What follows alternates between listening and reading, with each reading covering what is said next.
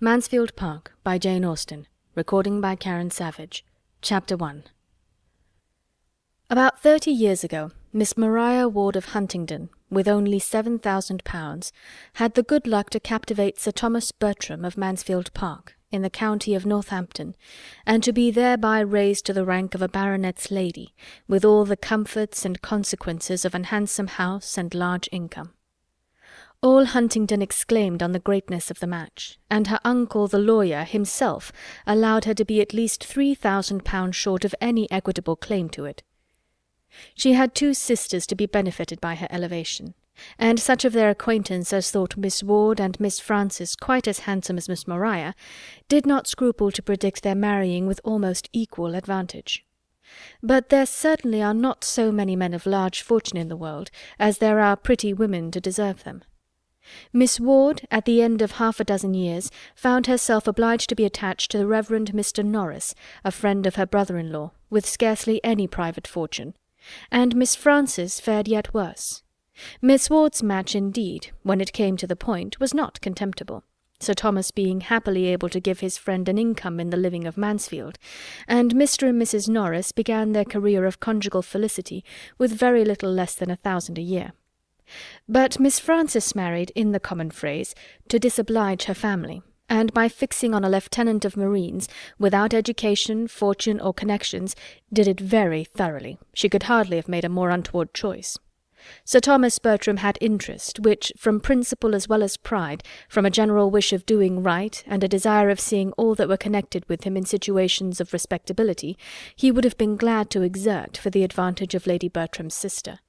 But her husband's profession was such as no interest could reach, and before he had time to devise any other method of assisting them, an absolute breach between the sisters had taken place. It was the natural result of the conduct of each party, and such as a very imprudent marriage almost always produces. To save herself from useless remonstrance, Mrs. Price never wrote to her family on the subject till actually married. Lady Bertram, who was a woman of very tranquil feelings, and a temper remarkably easy and indolent, would have contented herself with merely giving up her sister, and thinking no more of the matter. But Mrs. Norris had a spirit of activity, which could not be satisfied till she had written a long and angry letter to Fanny to point out the folly of her conduct, and threaten her with all its possible ill consequences.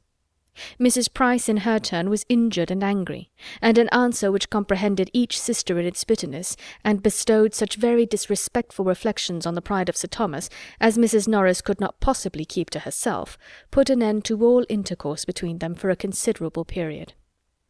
Their homes were so distant, and the circles in which they moved so distinct, as almost to preclude the means of ever hearing of each other's existence during the 11 following years, or at least to make it very wonderful to Sir Thomas that Mrs. Norris should ever have it in her power to tell them, as she now and then did in an angry voice, that Fanny had got another child.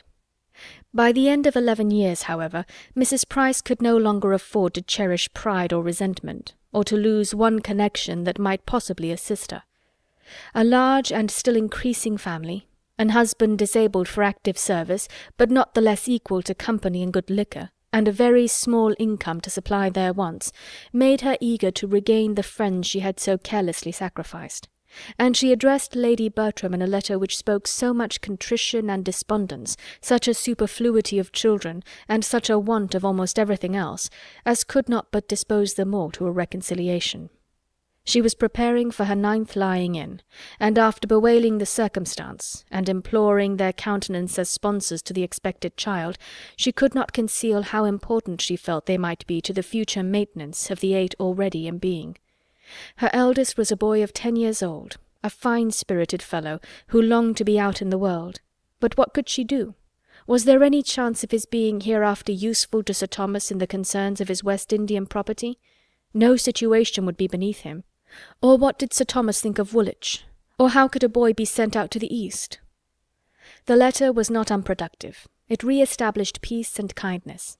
Sir Thomas sent friendly advice and professions, Lady Bertram dispatched money and baby linen, and Mrs. Norris wrote the letters. Such were its immediate effects, and within a 12-month a more important advantage to Mrs. Price resulted from it.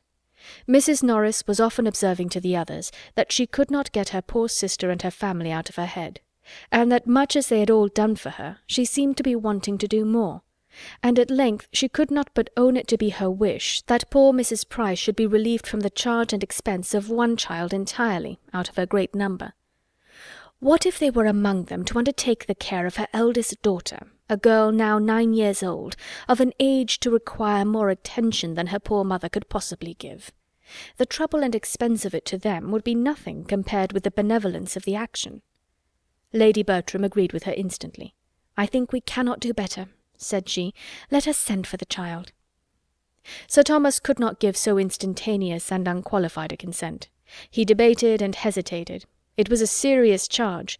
A girl so brought up must be adequately provided for, or there would be cruelty instead of kindness in taking her from her family.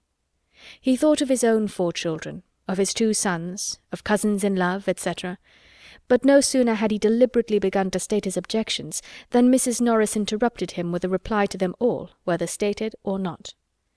"My dear Sir Thomas, I perfectly comprehend you, and do justice to the generosity and delicacy of your notions, which indeed are quite of a piece with your general conduct, and I entirely agree with you in the main as to the propriety of doing everything one could by way of providing for a child one had in a manner taken into one's own hands, and I am sure I should be the last person in the world to withhold my mite upon such an occasion.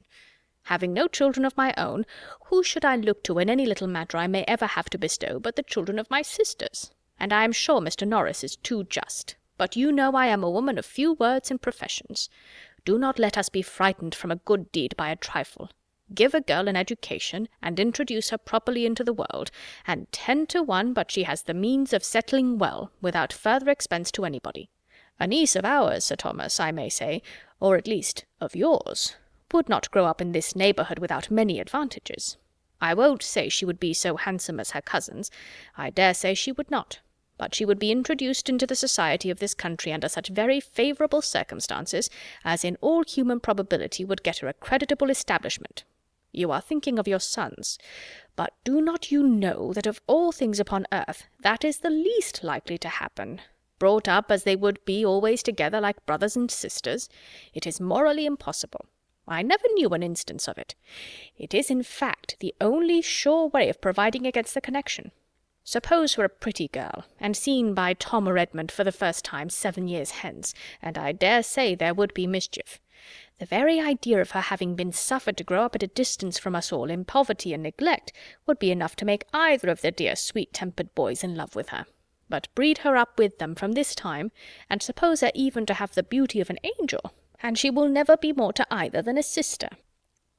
"There is a great deal of truth in what you say," replied Sir Thomas, "and far be it from me to throw any fanciful impediment in the way of a plan which would be so consistent with the relative situations of each. I only meant to observe that it ought not to be lightly engaged in, and that to make it really serviceable to Mrs. Price, and creditable to ourselves, we must secure to the child, or consider ourselves engaged to secure to her hereafter, as circumstances may arise, the provision of a gentlewoman, if no such establishment should offer as you are so sanguine in expecting." "I thoroughly understand you," cried Mrs. Norris. "You are everything that is generous and considerate, and I am sure we shall never disagree on this point. Whatever I can do, as you well know, I am always ready enough to do for the good of those I love. And though I could never feel for this little girl the 100th part of the regard I bear your own dear children, nor consider her in any respect so much my own, I should hate myself if I were capable of neglecting her. Is not she a sister's child? And could I bear to see her want while I had a bit of bread to give her? My dear Sir Thomas, with all my faults, I have a warm heart, and poor as I am, would rather deny myself the necessaries of life than do an ungenerous thing. So if you are not against it, I will write to my poor sister to-morrow and make the proposal, and as soon as matters are settled, I will engage to get the child to Mansfield. You shall have no trouble about it. My own trouble, you know, I never regard. I will send Nanny to London on purpose, and she may have a bed at her cousin the saddler's, and the child be appointed to meet her there. They may easily get her from Portsmouth to town by the coach, under the care of any creditable person that may chance to be going. I dare say there is always some reputable tradesman's wife or other going up."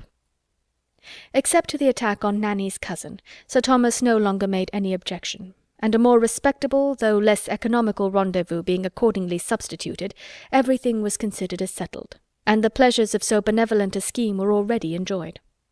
The division of gratifying sensations ought not, in strict justice, to have been equal, for Sir Thomas was fully resolved to be the real and consistent patron of the selected child, and Mrs. Norris had not the least intention of being at any expense whatever in her maintenance. As far as walking, talking, and contriving reached, she was thoroughly benevolent, and nobody knew better how to dictate liberality to others.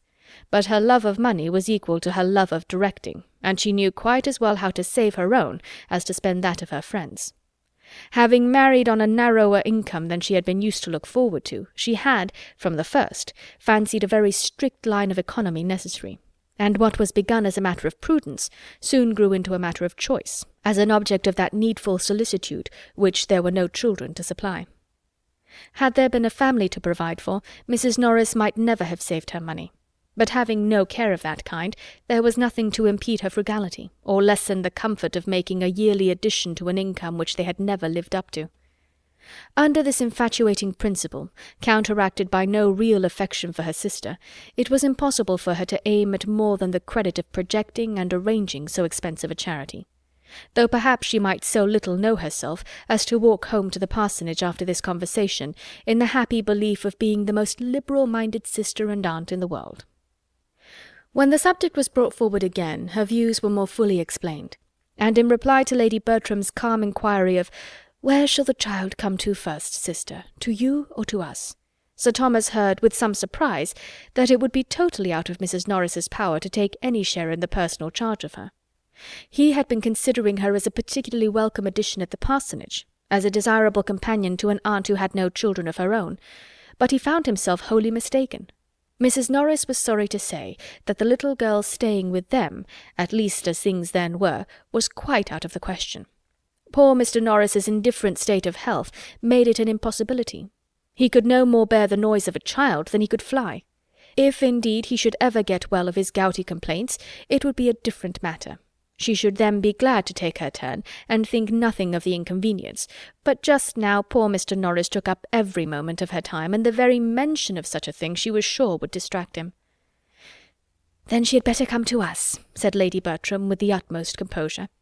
After a short pause, Sir Thomas added with dignity, "Yes, let her home be in this house. We will endeavour to do our duty by her, and she will at least have the advantage of companions of her own age, and of a regular instructress."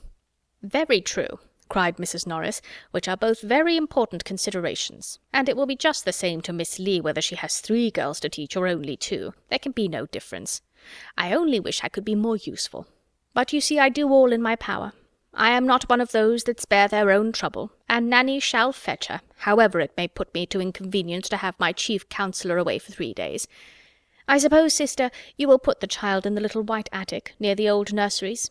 It will be much the best place for her, so near Miss Lee, and not far from the girls, and close by the housemaids, who could either of them help dress her, you know, and take care of her clothes. For I suppose you would not think it fair to expect Ellis to wait on her as well as the others. Indeed, I do not see that you could possibly place her anywhere else." Lady Bertram made no opposition. "I hope she will prove a well-disposed girl," continued Mrs. Norris, "and be sensible of her uncommon good fortune in having such friends." "Should her disposition be really bad," said Sir Thomas, "we must not, for our own children's sake, continue her in the family. But there is no reason to expect so great an evil.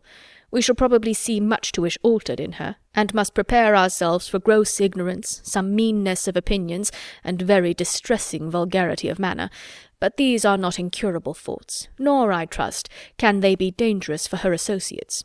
Had my daughters been younger than herself, I should have considered the introduction of such a companion as a matter of very serious moment, but as it is, I hope there can be nothing to fear for them, and everything to hope for her from the association."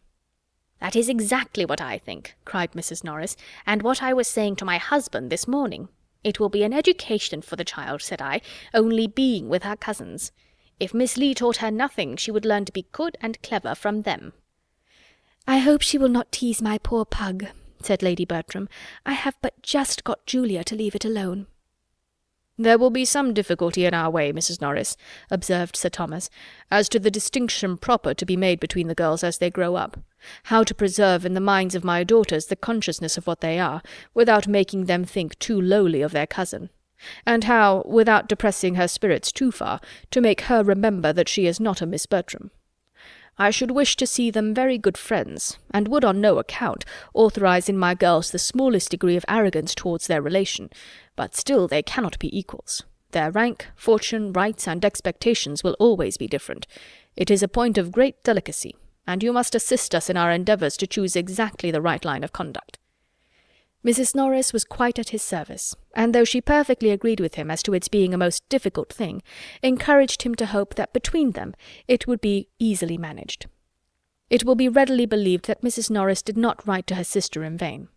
Mrs. Price seemed rather surprised that a girl should be fixed on, when she had so many fine boys, but accepted the offer most thankfully, assuring them of her daughter's being a very well-disposed, good-humoured girl, and trusting they would never have cause to throw her off. She spoke of her further as somewhat delicate and puny, but was sanguine in the hope of her being materially better for change of air. Poor woman!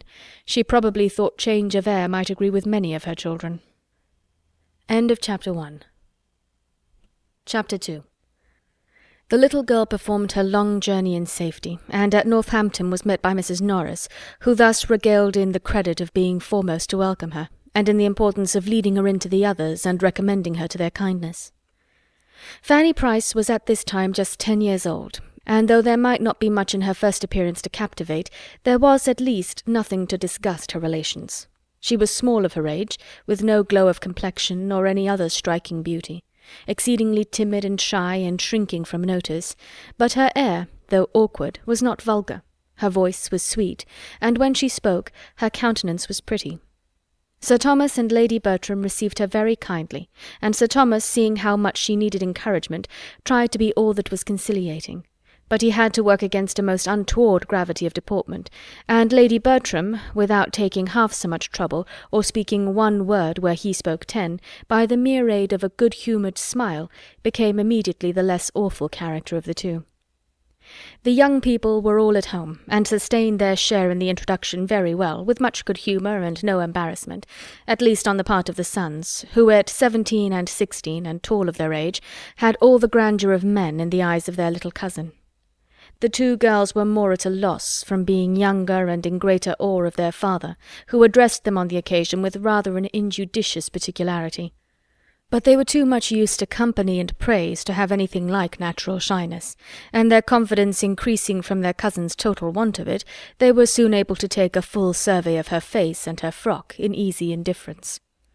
They were a remarkably fine family, the sons very well-looking, the daughters decidedly handsome, and all of them well-grown and forward of their age, which produced as striking a difference between the cousins in person as education had given to their address, and no one would have supposed the girls so nearly of an age as they really were.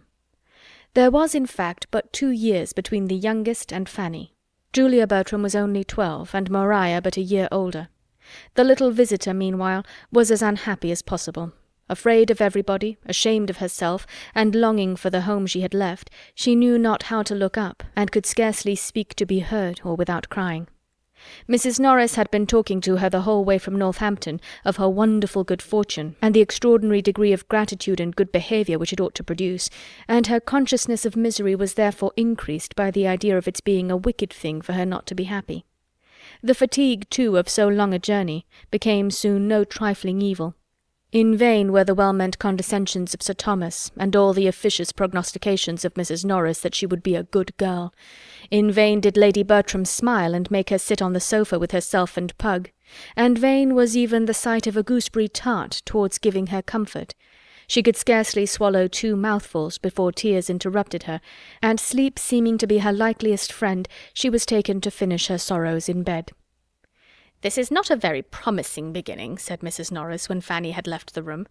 "After all that I said to her as we came along, I thought she would have behaved better. I told her how much might depend upon her acquitting herself well at first. I wish there may not be a little sulkiness of temper. Her poor mother had a good deal, but we must make allowances for such a child, and I do not know that her being sorry to leave her home was really against her, for with all its faults it was her home, and she cannot as yet understand how much she has changed for the better. But then there is moderation in all things." It required a longer time, however, than Mrs. Norris was inclined to allow, to reconcile Fanny to the novelty of Mansfield Park, and the separation from everybody she had been used to. Her feelings were very acute, and too little understood to be properly attended to. Nobody meant to be unkind, but nobody put themselves out of their way to secure her comfort. The holiday allowed to the Miss Bertrams the next day on purpose to afford leisure for getting acquainted with and entertaining their young cousin, produced little union. They could not but hold her cheap on finding that she had but 2 sashes and had never learnt French, and when they perceived her to be little struck with the duet they were so good as to play, they could do no more than make her a generous present of some of their least valued toys, and leave her to herself, while they adjourned to whatever might be their favourite holiday sport of the moment, making artificial flowers or wasting gold paper. Fanny, whether near or from her cousins, whether in the schoolroom, the drawing-room, or the shrubbery, was equally forlorn, finding something to fear in every person and place. She was disheartened by Lady Bertram's silence, awed by Sir Thomas's grave looks, and quite overcome by Mrs. Norris's admonitions. Her elder cousins mortified her by reflections on her sighs, and abashed her by noticing her shyness. Miss Lee wondered at her ignorance, and the maid-servants sneered at her clothes. And when to these sorrows was added the idea of the brothers and sisters among whom she had always been important as playfellow, instructress, and nurse, the despondence that sunk her little heart was severe. The grandeur of the house astonished but could not console her. The rooms were too large for her to move in with ease. Whatever she touched she expected to injure, and she crept about in constant terror of something or other, often retreating towards her own chamber to cry. And the little girl who was spoken of in the drawing-room when she left it at night, as seeming so desirably sensible of her peculiar good fortune, ended every day's sorrows by sobbing herself to sleep. A week had passed in this way, and no suspicion of it conveyed by her quiet, passive manner, when she was found one morning by her cousin Edmund, the youngest of the sons, sitting crying on the attic stairs. "My dear little cousin," said he with all the gentleness of an excellent nature, "what can be the matter?" And sitting down by her, was at great pains to overcome her shame in being so surprised, and persuade her to speak openly.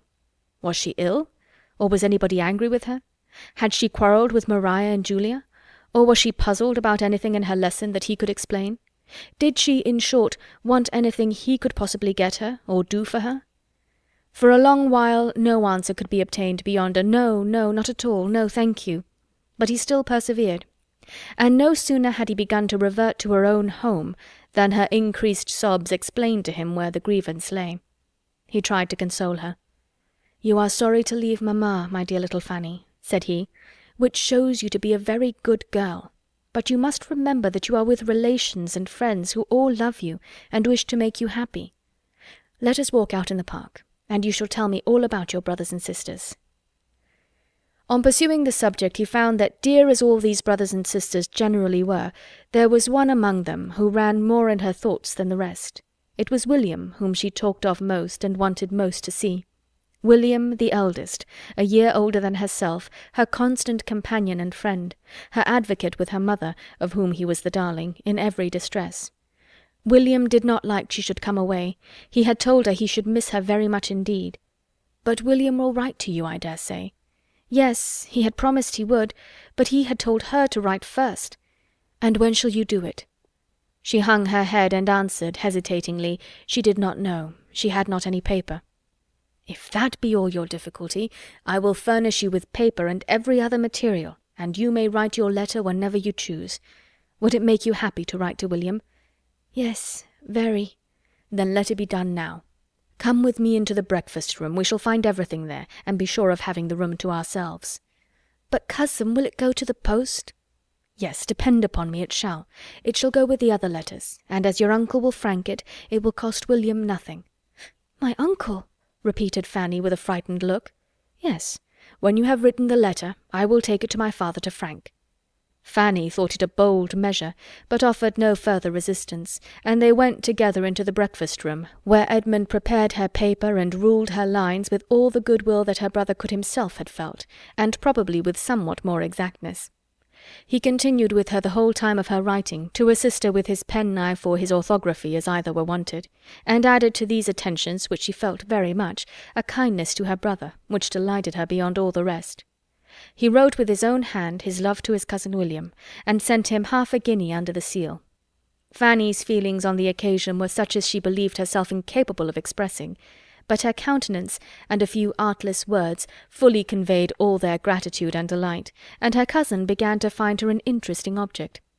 He talked to her more, and from all that she said was convinced of her having an affectionate heart, and a strong desire of doing right, and he could perceive her to be further entitled to attention by great sensibility of her situation and great timidity.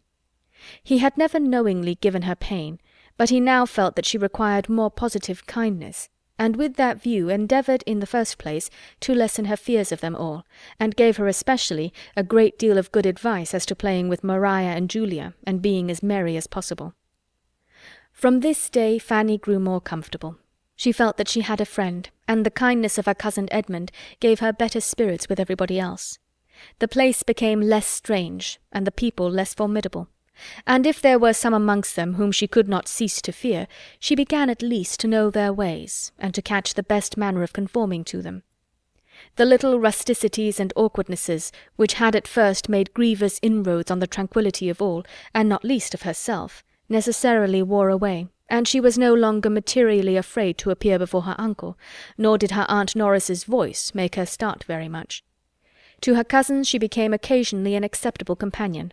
Though unworthy, from inferiority of age and strength, to be their constant associate, their pleasures and schemes were sometimes of a nature to make a third very useful, especially when that third was of an obliging, yielding temper, and they could not but own, when their aunt inquired into her faults, or their brother Edmund urged her claims to their kindness, that Fanny was good-natured enough. Edmund was uniformly kind himself, and she had nothing worse to endure on the part of Tom than that sort of merriment which a young man of 17 will always think fair with a child of 10. He was just entering into life, full of spirits, and with all the liberal dispositions of an eldest son, who feels born only for expense and enjoyment. His kindness to his little cousin was consistent with his situation and rights. He made her some very pretty presents, and laughed at her. As her appearance and spirits improved, Sir Thomas and Mrs. Norris thought with greater satisfaction of their benevolent plan, and it was pretty soon decided between them that, though far from clever, she showed a tractable disposition, and seemed likely to give them little trouble. A mean opinion of her abilities was not confined to them. Fanny could read, work, and write, but she had been taught nothing more, and as her cousins found her ignorant of many things with which they had been long familiar, they thought her prodigiously stupid, and for the first 2 or 3 weeks were continually bringing some fresh report of it into the drawing-room. "Dear mamma, only think, my cousin cannot put the map of Europe together," or "My cousin cannot tell the principal rivers in Russia," or "She never heard of Asia Minor," or "She does not know the difference between water-colours and crayons. How strange! Did you ever hear anything so stupid?" "My dear," their considerate aunt would reply, "it is very bad, but you must not expect everybody to be as forward and quick at learning as yourself." "But, aunt, she is really so very ignorant. Do you know, we asked her last night which way she would go to get to Ireland, and she said she should cross to the Isle of Wight. She thinks of nothing but the Isle of Wight, and she calls it the island, as if there were no other island in the world. I am sure I should have been ashamed of myself if I had not known better long before I was so old as she is. I cannot remember the time when I did not know a great deal that she has not the least notion of yet. How long ago is it, aunt, since we used to repeat the chronological order of the kings of England, with the dates of their accession, and most of the principal events of their reigns?" "Yes," added the other, "and of the Roman emperors as low as Severus, besides a great deal of the heathen mythology, and all the metals, semi-metals, planets, and distinguished philosophers." "Very true indeed, my dears, but you are blessed with wonderful memories, and your poor cousin has probably none at all. There is a vast deal of difference in memories as well as in everything else, and therefore you must make allowance for your cousin and pity her deficiency, and remember that if you are ever so forward and clever yourselves, you should always be modest, for much as you know already, there is a great deal more for you to learn." "Yes, I know there is till I am 17. But I must tell you another thing of Fanny, so odd and so stupid. Do you know, she says she does not want to learn either music or drawing." "To be sure, my dear, that is very stupid indeed, and shows a great want of genius and emulation. But all things considered, I do not know whether it is not as well that it should be so. For though you know, owing to me, your papa and mamma are so good as to bring her up with you, it is not at all necessary that she should be as accomplished as you are. On the contrary, it is much more desirable that there should be a difference." Such were the counsels by which Mrs. Norris assisted to form her nieces' minds, and it is not very wonderful that with all their promising talents and early information they should be entirely deficient in the less common acquirements of self-knowledge, generosity, and humility. In everything but disposition they were admirably taught. Sir Thomas did not know what was wanting, because, though a truly anxious father, he was not outwardly affectionate, and the reserve of his manner repressed all the flow of their spirits before him. To the education of her daughters Lady Bertram paid not the slightest attention. She had not time for such cares. She was a woman who spent her days in sitting nicely dressed on a sofa, doing some long piece of needlework, of little use and no beauty, thinking more of her pug than her children, but very indulgent to the latter when it did not put herself to inconvenience, guided in everything important by Sir Thomas, and in smaller concerns by her sister. Had she possessed greater leisure for the service of her girls, she would probably have supposed it unnecessary, for they were under the care of a governess with proper masters, and could want nothing more. As for Fanny's being stupid at learning, she could only say it was very unlucky, but some people were stupid, and Fanny must take more pains. She did not know what else was to be done, and except her being so dull, she must add, she saw no harm in the poor little thing, and always found her very handy and quick in carrying messages and fetching what she wanted.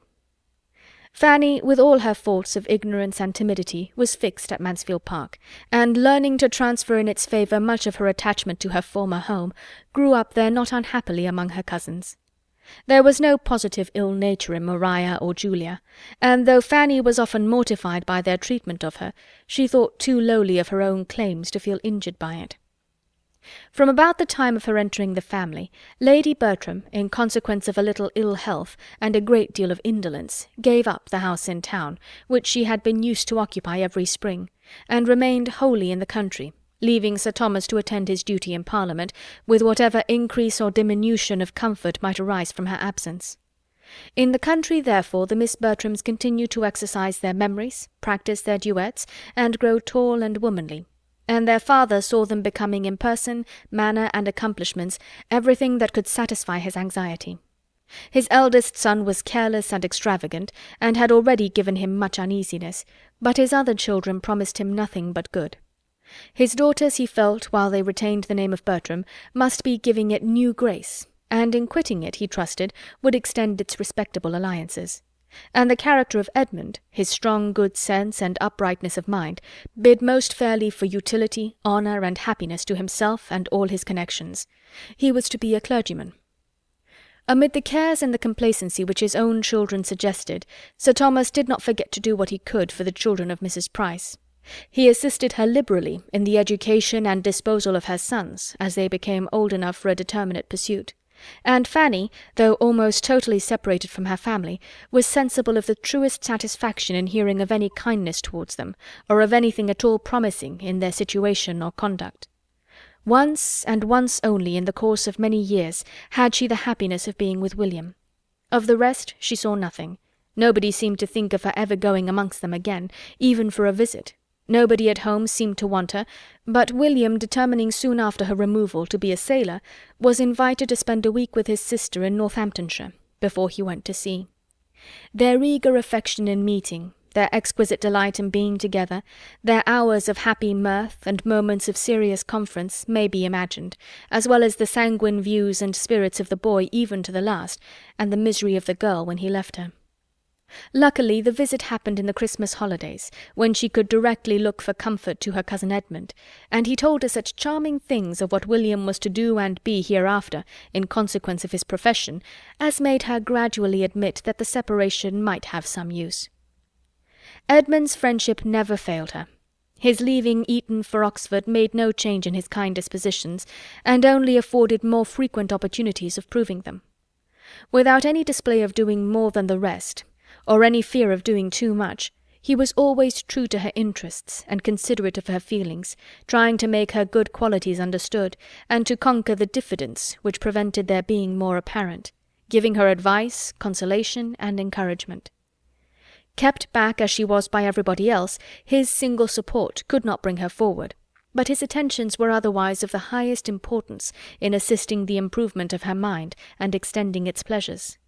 He knew her to be clever, to have a quick apprehension as well as good sense, and a fondness for reading, which, properly directed, must be an education in itself. Miss Lee taught her French, and heard her read the daily portion of history, but he recommended the books which charmed her leisure hours. He encouraged her taste, and corrected her judgment.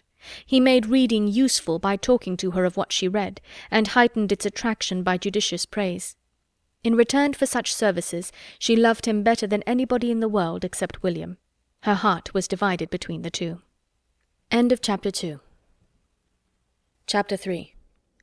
The first event of any importance in the family was the death of Mr. Norris, which happened when Fanny was about 15, and necessarily introduced alterations and novelties. Mrs. Norris, on quitting the parsonage, removed first to the park, and afterwards to a small house of Sir Thomas's in the village, and consoled herself for the loss of her husband by considering that she could do very well without him, and for her reduction of income by the evident necessity of stricter economy. The living was hereafter for Edmund, and had his uncle died a few years sooner, it would have been duly given to some friend to hold till he were old enough for orders. But Tom's extravagance had, previous to that event, been so great as to render a different disposal of the next presentation necessary, and the younger brother must help to pay for the pleasures of the elder. There was another family living, actually held for Edmund, but though this circumstance had made the arrangement somewhat easier to Sir Thomas's conscience, he could not but feel it to be an act of injustice, and he earnestly tried to impress his eldest son with the same conviction, in the hope of its producing a better effect than anything he had yet been able to say or do. "I blush for you, Tom," said he, in his most dignified manner. "I blush for the expedient which I am driven on, and I trust I may pity your feelings as a brother on the occasion. You have robbed Edmund for 10, 20, 30 years, perhaps for life, of more than half the income which ought to be his. It may hereafter be in my power, or in yours, I hope it will, to procure him a better preferment, but it must not be forgotten that no benefit of that sort would have been beyond his natural claims on us, and that nothing can, in fact, be an equivalent for the certain advantage which he is now obliged to forego through the urgency of your debts."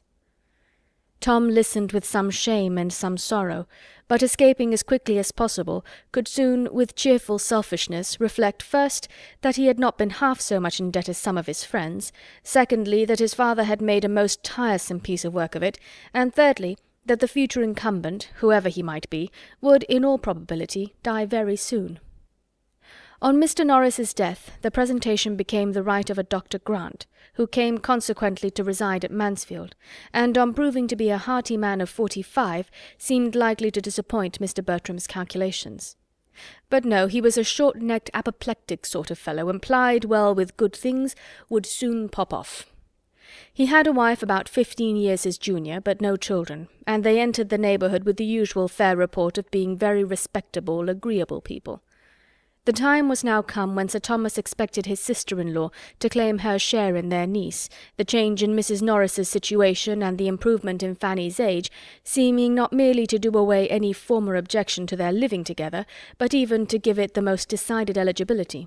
And as his own circumstances were rendered less fair than heretofore by some recent losses on his West India estate, in addition to his eldest son's extravagance, it became not undesirable to himself to be relieved from the expense of her support and the obligation of her future provision. In the fullness of his belief that such a thing must be, he mentioned its probability to his wife, and the first time of the subject's occurring to her again, happening to be when Fanny was present, she calmly observed to her, "So, Fanny, you are going to leave us and live with my sister. How shall you like it?" Fanny was too much surprised to do more than repeat her aunt's words. "Going to leave you?" "Yes, my dear. Why should you be astonished? You have been 5 years with us, and my sister always meant to take you when Mr. Norris died. But you must come up and tack on my pattens all the same." The news was as disagreeable to Fanny as it had been unexpected. She had never received kindness from her Aunt Norris, and could not love her. "I shall be very sorry to go away," said she with a faltering voice. "Yes, I dare say you will. That's natural enough. I suppose you have had as little to vex you since you came into this house as any creature in the world." "I hope I am not ungrateful, aunt," said Fanny modestly. "No, my dear, I hope not. I have always found you a very good girl." "And am I never to live here again?" "Never, my dear. But you are sure of a comfortable home. It can make very little difference to you, whether you are in one house or the other." Fanny left the room with a very sorrowful heart. She could not feel the difference to be so small. She could not think of living with her aunt with anything like satisfaction. As soon as she met with Edmund, she told him her distress. "Cousin," said she, "something is going to happen which I do not like at all, and though you have often persuaded me into being reconciled to things that I disliked at first, you will not be able to do it now. I am going to live entirely with my Aunt Norris." "Indeed?" "Yes, my Aunt Bertram has just told me so. It is quite settled. I am to leave Mansfield Park and go to the White House, I suppose as soon as she is removed there." "Well, Fanny, and if the plan were not unpleasant to you, I should call it an excellent one." "Oh, cousin!" "It has everything else in its favour. My aunt is acting like a sensible woman in wishing for you. She is choosing a friend and companion exactly where she ought, and I am glad her love of money does not interfere. You will be what you ought to be to her. I hope it does not distress you very much, Fanny." "Indeed it does. I cannot like it. I love this house and everything in it. I shall love nothing there. You know how uncomfortable I feel with her." "I can say nothing for her manner to you as a child, but it was the same with us all, or nearly so.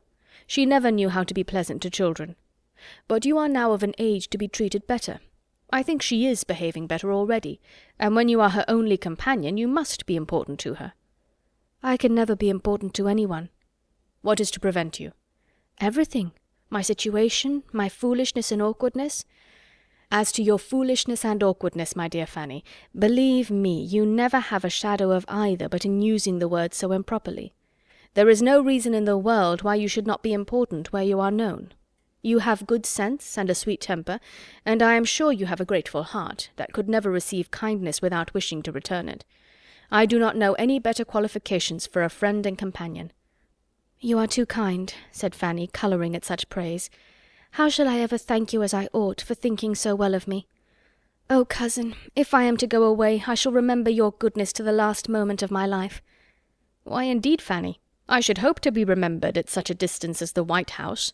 You speak as if you were going 200 miles off, instead of only across the park.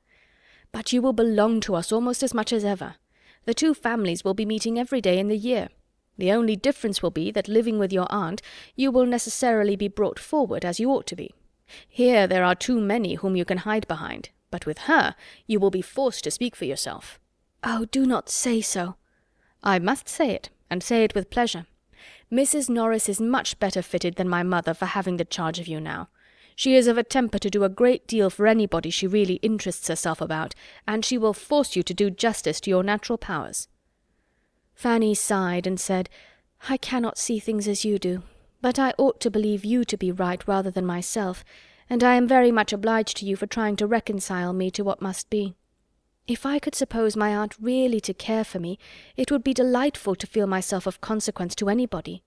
Here I know I am of none, and yet I love the place so well." "The place, Fanny, is what you will not quit, though you quit the house. You will have as free a command of the park and gardens as ever. Even your constant little heart need not take fright at such a nominal change. You will have the same walks to frequent, the same library to choose from, the same people to look at, the same horse to ride." "Very true. Yes, dear old grey pony. Ah, cousin, when I remember how much I used to dread riding, what terrors it gave me to hear it talked of as likely to do me good. Oh, how I have trembled at my uncle's opening his lips if horses were talked of. And then think of the kind pains you took to reason and persuade me out of my fears, and convince me that I should like it after a little while, and how right you proved to be. I am inclined to hope you may always prophesy as well." "And I am quite convinced that your being with Mrs. Norris will be as good for your mind as riding has been for your health, and as much for your ultimate happiness too." So ended their discourse, which, for any very appropriate service it could render Fanny, might as well have been spared, for Mrs. Norris had not the smallest intention of taking her. It had never occurred to her on the present occasion, but as a thing to be carefully avoided. To prevent its being expected, she had fixed on the smallest habitation which could rank as genteel among the buildings of Mansfield parish, the white house being only just large enough to receive herself and her servants, and allow a spare room for a friend, of which she made a very particular point. The spare rooms at the parsonage had never been wanted, but the absolute necessity of a spare room for a friend was now never forgotten. Not all her precautions, however, could save her from being suspected of something better, or perhaps her very display of the importance of a spare room might have misled Sir Thomas to suppose it really intended for Fanny.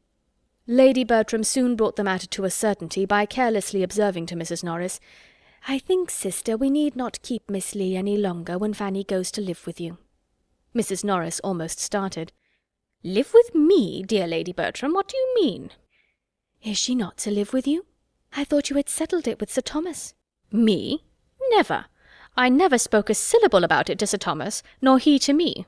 Fanny live with me? The last thing in the world for me to think of, or for anybody to wish that really knows us both. Good heaven! What could I do with Fanny? Me, a poor, helpless, forlorn widow, unfit for anything, my spirits quite broke down. What could I do with a girl at her time of life, a girl of 15, the very age of all others to need most attention and care, and put the cheerfullest spirits to the test? Sure Sir Thomas could not seriously expect such a thing. Sir Thomas is too much my friend. Nobody that wishes me well, I am sure, would propose it. How came Sir Thomas to speak to you about it?" "Indeed, I do not know. I suppose he thought it best." "But what did he say? He could not say he wished me to take Fanny. I am sure in his heart he could not wish me to do it." "No, he only said he thought it very likely, and I thought so too. We both thought it would be a comfort to you. But if you do not like it, there is no more to be said. She is no encumbrance here." "Dear sister, if you consider my unhappy state, how can she be any comfort to me? Here am I, a poor desolate widow, deprived of the best of husbands, my health gone in attending and nursing him, my spirits still worse, all my peace in this world destroyed, with barely enough to support me in the rank of a gentlewoman, and enable me to live so as not to disgrace the memory of the dear departed. What possible comfort could I have in taking such a charge upon me as Fanny? If I could wish it for my own sake, I would not do so unjust a thing by the poor girl. She is in good hands, and sure of doing well. I must struggle through my sorrows and difficulties as I can." "Then you will not mind living by yourself, quite alone?" "Lady Bertram, I do not complain. I know I cannot live as I have done, but I must retrench where I can, and learn to be a better manager. I have been a liberal housekeeper enough, but I shall not be ashamed to practice economy now. My situation is as much altered as my income. A great many things were due from poor Mr. Norris as a clergyman of the parish, that cannot be expected from me. It is unknown how much was consumed in our kitchen by odd comers and goers. At the White House matters must be better looked after. I must live within my income, or I shall be miserable, and I own it would give me great satisfaction to be able to do rather more, to lay by a little at the end of the year." "I dare say you will. You always do, don't you?" "My object, Lady Bertram, is to be of use to those that come after me. It is for your children's good that I wish to be richer. I have nobody else to care for, but I should be very glad to think that I could leave a little trifle among them worth their having." "You are very good, but do not trouble yourself about them. They are sure of being well provided for. Sir Thomas will take care of that." "Why, you know Sir Thomas's means will be rather straitened if the Antigua estate is to make such poor returns." "Oh, that will soon be settled. Sir Thomas has been writing about it, I know." "Well, Lady Bertram," said Mrs. Norris, moving to go, "I can only say that my sole desire is to be of use to your family, and so if Sir Thomas should ever speak again about my taking Fanny, you will be able to say that my health and spirits put it quite out of the question. Besides that, I really should not have a bed to give her, for I must keep a spare room for a friend." Lady Bertram repeated enough of this conversation to her husband to convince him how much he had mistaken his sister-in-law's views, and she was from that moment perfectly safe from all expectation or the slightest allusion to it from him. He could not but wonder at her refusing to do anything for a niece, whom she had been so forward to adopt, But as she took early care to make him as well as Lady Bertram understand that whatever she possessed was designed for their family, he soon grew reconciled to a distinction which, at the same time that it was advantageous and complimentary to them, would enable him better to provide for Fanny himself. Fanny soon learnt how unnecessary had been her fears of a removal, and her spontaneous untaught felicity on the discovery conveyed some consolation to Edmund for his disappointment in what he had expected to be so essentially serviceable to her. Mrs. Norris took possession of the White House, the Grants arrived at the parsonage, and these events over, everything at Mansfield went on for some time as usual. The Grants, showing a disposition to be friendly and sociable, gave great satisfaction in the main among their new acquaintance. They had their faults, and Mrs. Norris soon found them out. The doctor was very fond of eating, and would have a good dinner every day, and Mrs. Grant, instead of contriving to gratify him at little expense, gave her cook as high wages as they did at Mansfield Park, and was scarcely ever seen in her offices. Mrs. Norris could not speak with any temper of such grievances, nor of the quantity of butter and eggs that were regularly consumed in the house. Nobody loved plenty and hospitality more than herself, nobody more hated pitiful doings. The parsonage, she believed, had never been wanting in comforts of any sort, had never borne a bad character in her time, but this was a way of going on that she could not understand. A fine lady in a country parsonage was quite out of place. Her storeroom, she thought, might have been good enough for Mrs. Grant to go into. Inquire where she would, she could not find out that Mrs. Grant had ever had more than £5,000. Lady Bertram listened without much interest to this sort of invective. She could not enter into the wrongs of an economist, but she felt all the injuries of beauty in Mrs. Grant's being so well settled in life without being handsome, and expressed her astonishment on that point almost as often, though not so diffusely, as Mrs. Norris discussed the other. These opinions had been hardly canvassed a year before another event arose of such importance in the family as might fairly claim some place in the thoughts and conversation of the ladies. Sir Thomas found it expedient to go to Antigua himself for the better arrangement of his affairs, and he took his eldest son with him in the hope of detaching him from some bad connections at home. They left England with the probability of being nearly a 12-month absent. The necessity of the measure in a pecuniary light, and the hope of its utility to his son, reconciled Sir Thomas to the effort of quitting the rest of his family, and of leaving his daughters to the direction of others at their present most interesting time of life. He could not think Lady Bertram quite equal to supply his place with them, or rather to perform what should have been her own, but in Mrs. Norris's watchful attention, and in Edmund's judgment, he had sufficient confidence to make him go without fears for their conduct. Lady Bertram did not at all like to have her husband leave her, but she was not disturbed by any alarm for his safety or solicitude for his comfort, being one of those persons who think nothing can be dangerous or difficult or fatiguing to anybody but themselves. The Miss Bertrams were much to be pitied on the occasion, not for their sorrow, but for their want of it. Their father was no object of love to them. He had never seemed the friend of their pleasures, and his absence was unhappily most welcome. They were relieved by it from all restraint, and without aiming at one gratification that would probably have been forbidden by Sir Thomas, they felt themselves immediately at their own disposal, and to have every indulgence within their reach. Fanny's relief, and her consciousness of it, were quite equal to her cousin's, but a more tender nature suggested that her feelings were ungrateful, and she really grieved because she could not grieve. Sir Thomas, who had done so much for her and her brothers, and who was gone perhaps never to return, that she should see him go without a tear, it was a shameful insensibility. He had said to her, moreover, on the very last morning, that he hoped she might see William again in the course of the ensuing winter, and had charged her to write and invite him to Mansfield as soon as the squadron to which he belonged should be known to be in England. This was so thoughtful and kind, and would he only have smiled upon her, and called her my dear Fanny while he said it, every former frown or cold address might have been forgotten. But he had ended his speech in a way to sink her in sad mortification by adding, "If William does come to Mansfield, I hope you may be able to convince him that the many years which have passed since you parted have not been spent on your side entirely without improvement, though I fear he must find his sister at 16 in some respects too much like his sister at 10. She cried bitterly over this reflection when her uncle was gone, and her cousins, on seeing her with red eyes, set her down as a hypocrite. End of Chapter 3. Chapter 4.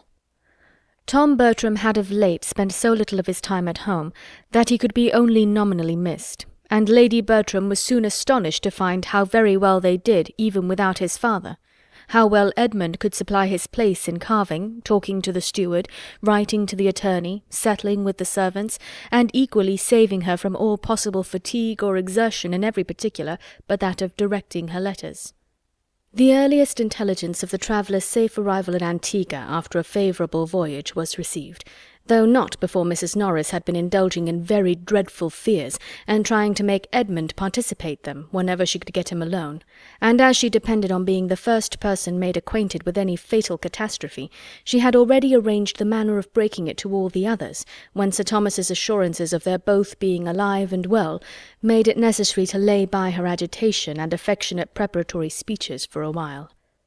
The winter came and passed without their being called for. The accounts continued perfectly good, and Mrs. Norris, in promoting gaieties for her nieces, assisting their toilettes, displaying their accomplishments, and looking about for their future husbands, had so much to do as, in addition to all her own household cares, some interference in those of her sister and Mrs. Grant's wasteful doings to overlook, left her very little occasion to be occupied even in fears for the absent. The Miss Bertrams were now fully established among the belles of the neighbourhood, and as they joined to beauty and brilliant acquirements a manner naturally easy and carefully formed to general civility and obligingness, they possessed its favour as well as its admiration. Their vanity was in such good order that they seemed to be quite free from it, and gave themselves no airs, while the praises attending such behaviour, secured and brought round by their aunt, served to strengthen them in believing they had no faults. Lady Bertram did not go into public with her daughters. She was too indolent even to accept a mother's gratification in witnessing their success and enjoyment at the expense of any personal trouble, and the charge was made over to her sister, who desired nothing better than a post of such honourable representation, and very thoroughly relished the means it afforded her of mixing in society without having horses to hire. Fanny had no share in the festivities of the season, but she enjoyed being avowedly useful as her aunt's companion when they called away the rest of the family, and as Miss Lee had left Mansfield, she naturally became everything to Lady Bertram during the night of a ball or a party. She talked to her, listened to her, read to her, and the tranquillity of such evenings, her perfect security in such a tete-a-tete from any sound of unkindness, was unspeakably welcome to a mind which had seldom known a pause in its alarms or embarrassments. As to her cousin's gaieties, she loved to hear an account of them, especially of the balls, and whom Edmund had danced with, but thought too lowly of her own situation to imagine she should ever be admitted to the same, and listened therefore without an idea of any nearer concern in them. Upon the whole, it was a comfortable winter to her, for though it brought no William to England, the never-failing hope of his arrival was worth much. The ensuing spring deprived her of her valued friend the old grey pony, and for some time she was in danger of feeling the loss in her health as well as in her affections, for in spite of the acknowledged importance of her riding on horseback, no measures were taken for mounting her again, because, as it was observed by her aunts, she might ride one of her cousins' horses at any time when they did not want them. And as the Miss Bertrams regularly wanted their horses every fine day, and had no idea of carrying their obliging manners to the sacrifice of any real pleasure, that time of course never came. They took their cheerful rides in the fine mornings of April and May, and Fanny either sat at home the whole day with one aunt, or walked beyond her strength at the instigation of the other, Lady Bertram holding exercise to be as unnecessary for everybody as it was unpleasant to herself, and Mrs. Norris, who was walking all day, thinking everybody ought to walk as much. Edmund was absent at this time, or the evil would have been earlier remedied. When he returned to understand how Fanny was situated, and perceive its ill effects, there seemed with him but one thing to be done, and that Fanny must have a horse was the resolute declaration with which he opposed whatever could be urged by the supineness of his mother or the economy of his aunt to make it appear unimportant. Mrs. Norris could not help thinking that some steady old thing might be found among the numbers belonging to the park that would do vastly well, or that one might be borrowed of the steward, or that perhaps Dr. Grant might now and then lend them the pony he sent to the post. She could not but consider it as absolutely unnecessary, and even improper, that Fanny should have a regular lady's horse of her own in the style of her cousins. She was sure Sir Thomas had never intended it, and she must say that to be making such a purchase in his absence, and adding to the great expenses of his stable at a time when a large part of his income was unsettled, seemed to her very unjustifiable. Fanny must have a horse, was Edmund's only reply. Mrs. Norris could not see it in the same light.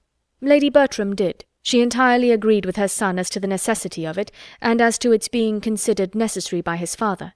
She only pleaded against there being any hurry. She only wanted him to wait till Sir Thomas's return, and then Sir Thomas might settle it all himself. He would be at home in September. Where would be the harm of only waiting till September? Though Edmund was much more displeased with his aunt than with his mother, as evincing least regard for her niece, he could not help paying more attention to what she said, and at length determined on a method of proceeding which would obviate the risk of his father's thinking he had done too much, and at the same time procure for Fanny the immediate means of exercise which he could not bear she should be without. He had 3 horses of his own, but not one that would carry a woman. 2 of them were hunters, the third a useful road horse. This third he resolved to exchange for one that his cousin might ride. He knew where such a one was to be met with, and having once made up his mind, the whole business was soon completed. The new mare proved a treasure. With a very little trouble she became exactly calculated for the purpose, and Fanny was then put in almost full possession of her. She had not supposed before that anything could ever suit her like the old grey pony, but her delight in Edmund's mare was far beyond any former pleasure of the sort, and the addition it was ever receiving in the consideration of that kindness from which her pleasure sprung was beyond all her words to express. She regarded her cousin as an example of everything good and great, as possessing worth which no one but herself could ever appreciate, and as entitled to such gratitude from her as no feelings could be strong enough to pay. Her sentiments toward him were compounded of all that was respectful, grateful, confiding, and tender. As the horse continued in name as well as fact the property of Edmund, Mrs. Norris could tolerate its being for Fanny's use, and had Lady Bertram ever thought about her own objection again, he might have been excused in her eyes for not waiting till Sir Thomas's return in September, for when September came, Sir Thomas was still abroad, and without any near prospect of finishing his business. Unfavourable circumstances had suddenly arisen at a moment when he was beginning to turn all his thoughts towards England, and the very great uncertainty in which everything was then involved determined him on sending home his son and waiting the final arrangement by himself. Tom arrived safely, bringing an excellent account of his father's health, but to very little purpose as far as Mrs. Norris was concerned. Sir Thomas's sending away his son seemed to her so like a parent's care, under the influence of a foreboding of evil to himself, that she could not help feeling dreadful presentiments, and as the long evenings of autumn came on, was so terribly haunted by these ideas, in the sad solitariness of her cottage, as to be obliged to take daily refuge in the dining-room of the park. The return of winter engagements, however, was not without its effect, and in the course of their progress her mind became so pleasantly occupied in superintending the fortunes of her eldest niece as tolerably to quiet her nerves. If poor Sir Thomas were fated never to return, it would be peculiarly consoling to see their dear Maria well married, she very often thought. Always when they were in the company of men of fortune, and particularly on the introduction of a young man who had recently succeeded to one of the largest estates and finest places in the country. Mr. Rushworth was from the first struck with the beauty of Miss Bertram, and being inclined to marry, soon fancied himself in love.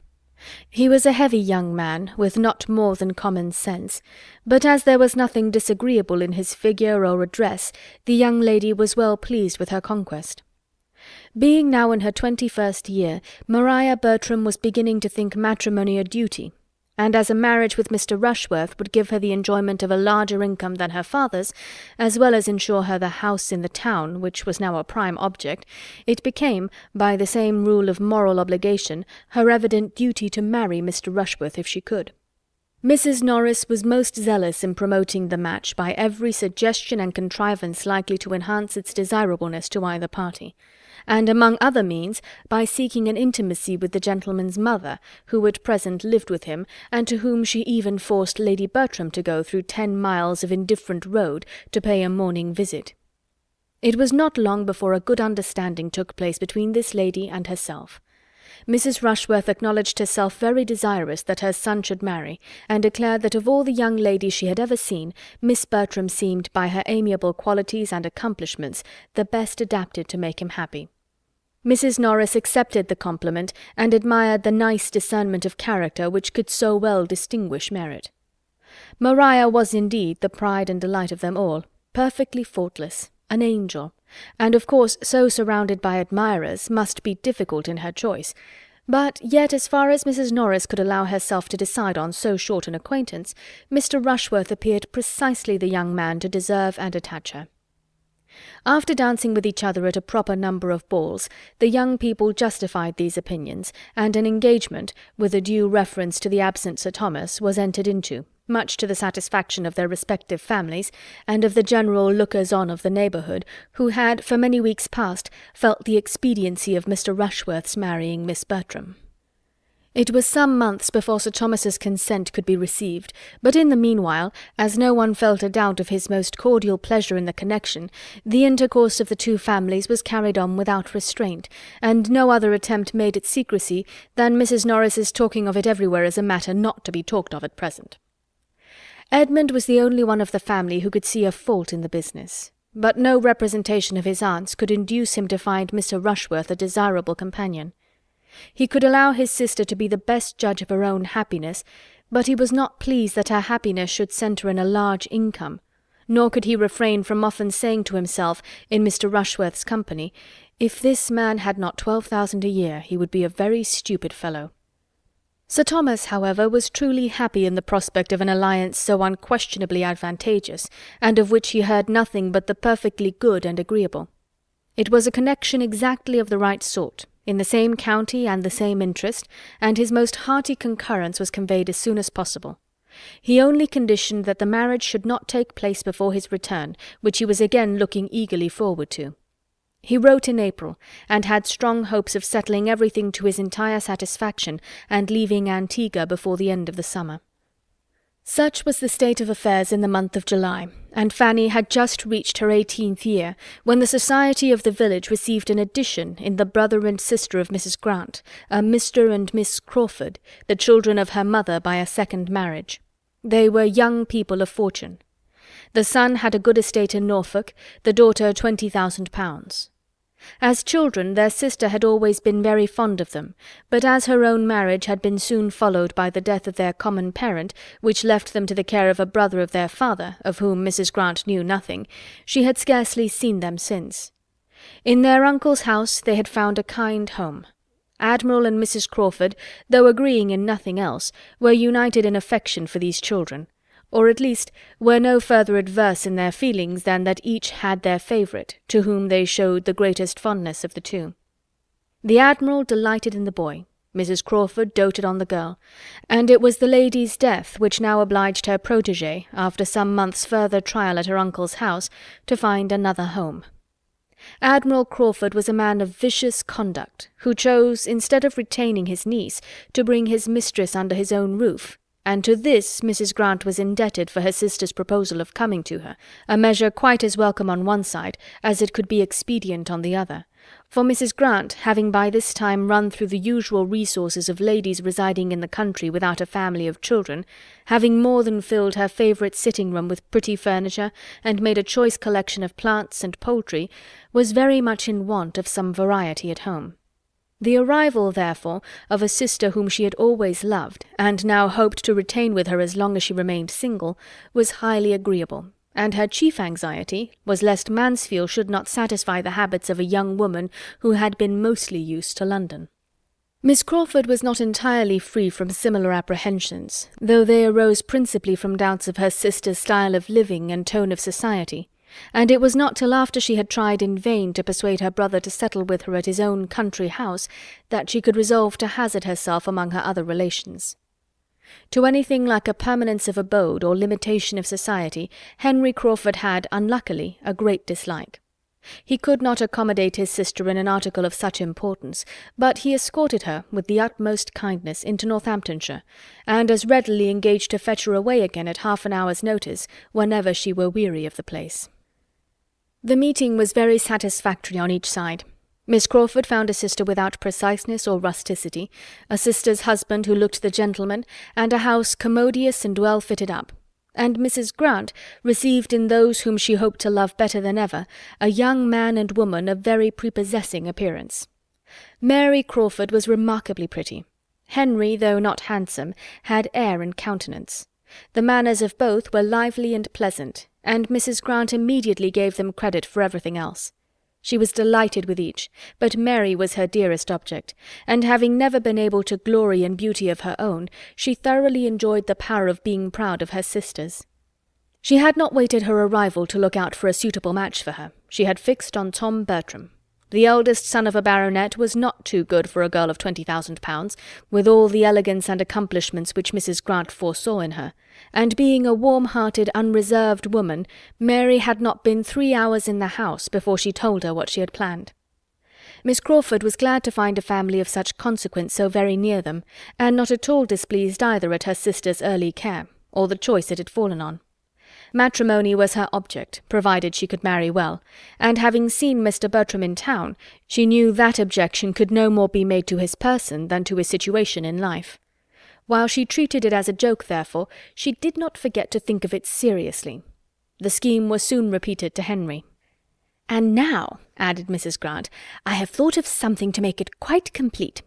I should dearly love to settle you both in this country, and therefore, Henry, you shall marry the youngest Miss Bertram, a nice, handsome, good-humoured, accomplished girl, who will make you very happy." Henry bowed and thanked her. "My dear sister," said Mary, "if you can persuade him into anything of the sort, it will be a fresh matter of delight to me to find myself allied to anybody so clever, and I shall only regret that you have not 6 daughters to dispose of.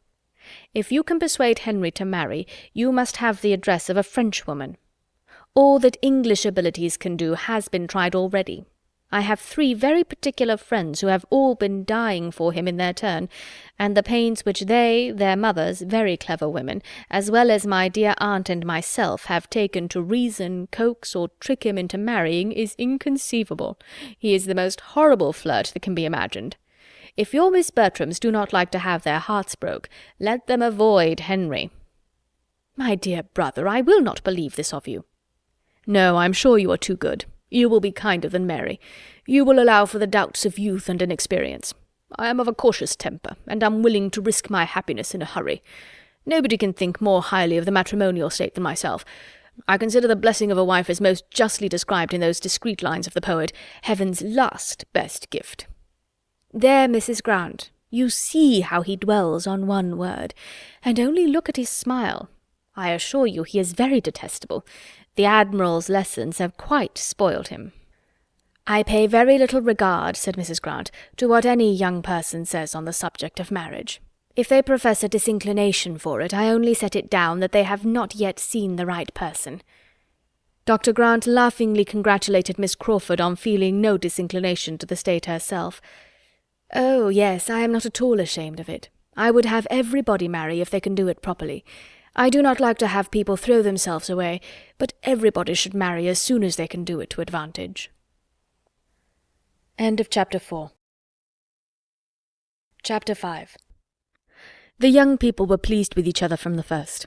On each side there was much to attract, and their acquaintance soon promised as early an intimacy as good manners would warrant.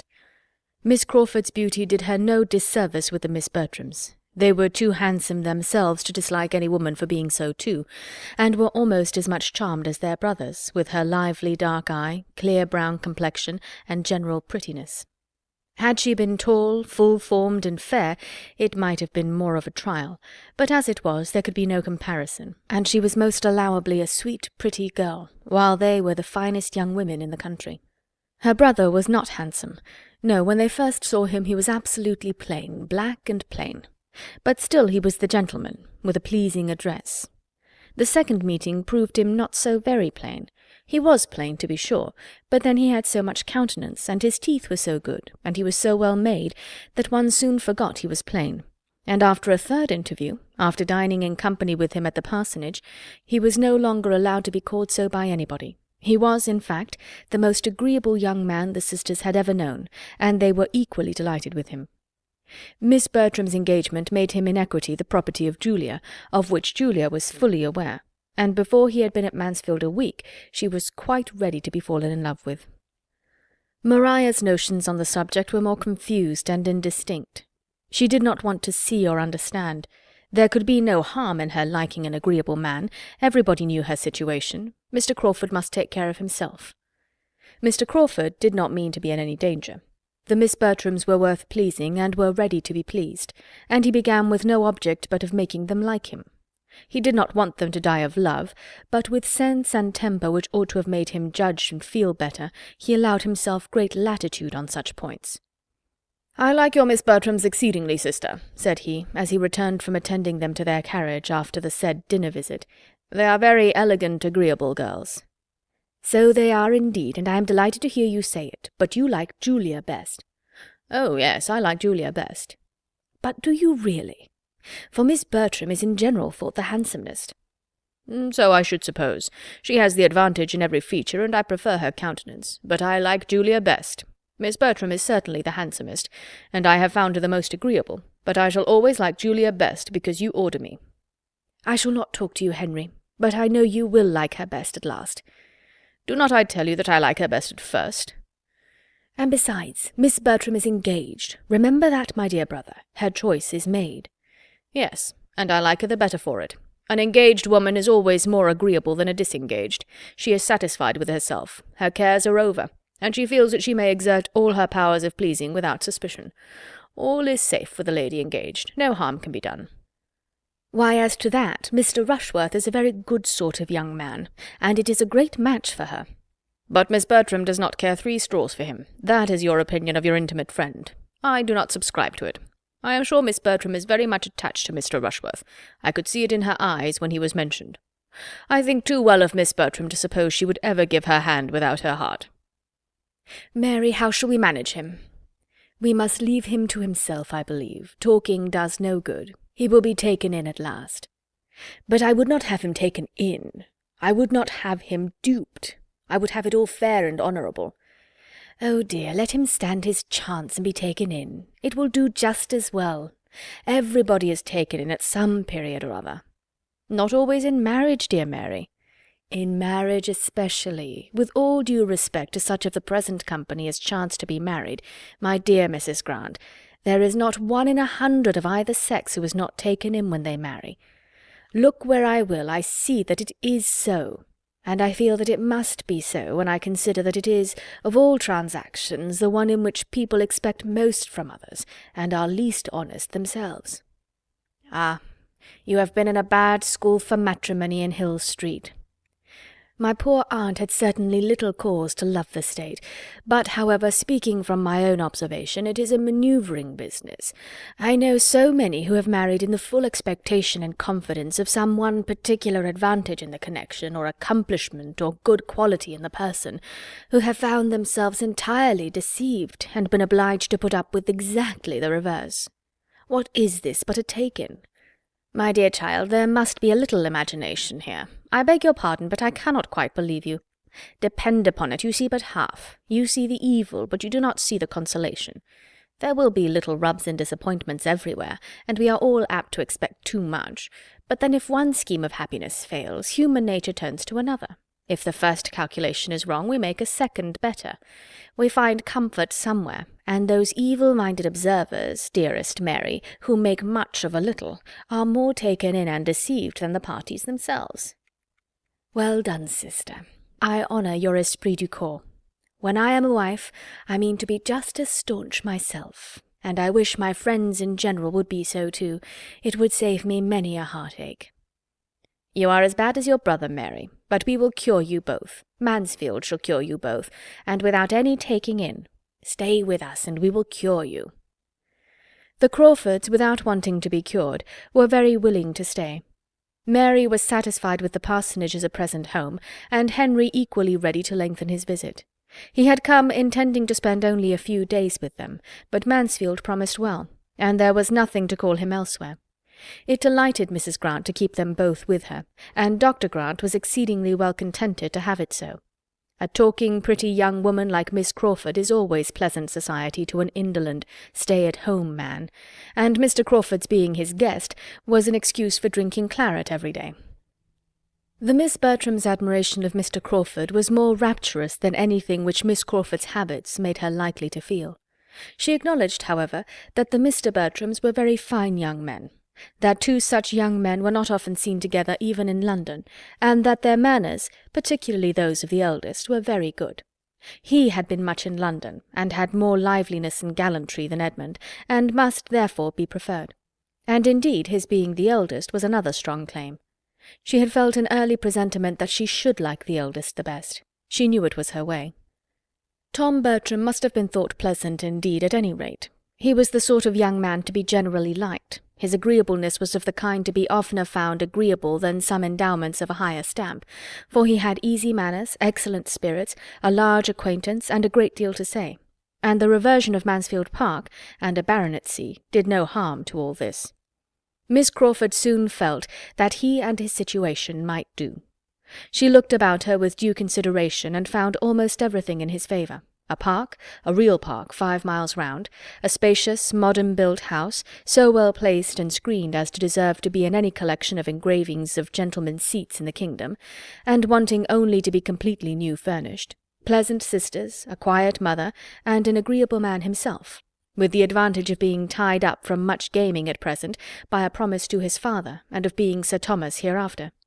It might do very well, and she believed she should accept him, and she began accordingly to interest herself a little about the horse which he had to run at the bee races.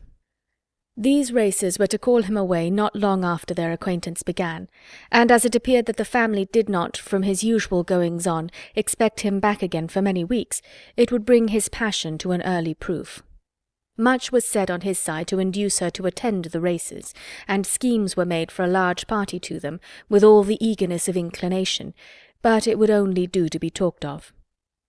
And Fanny, what was she doing and thinking all this while? And what was her opinion of the newcomers? Few young ladies of 18 could be called less on to speak their opinion than Fanny. In a quiet way, very little attended to, she paid her tribute of admiration to Miss Crawford's beauty.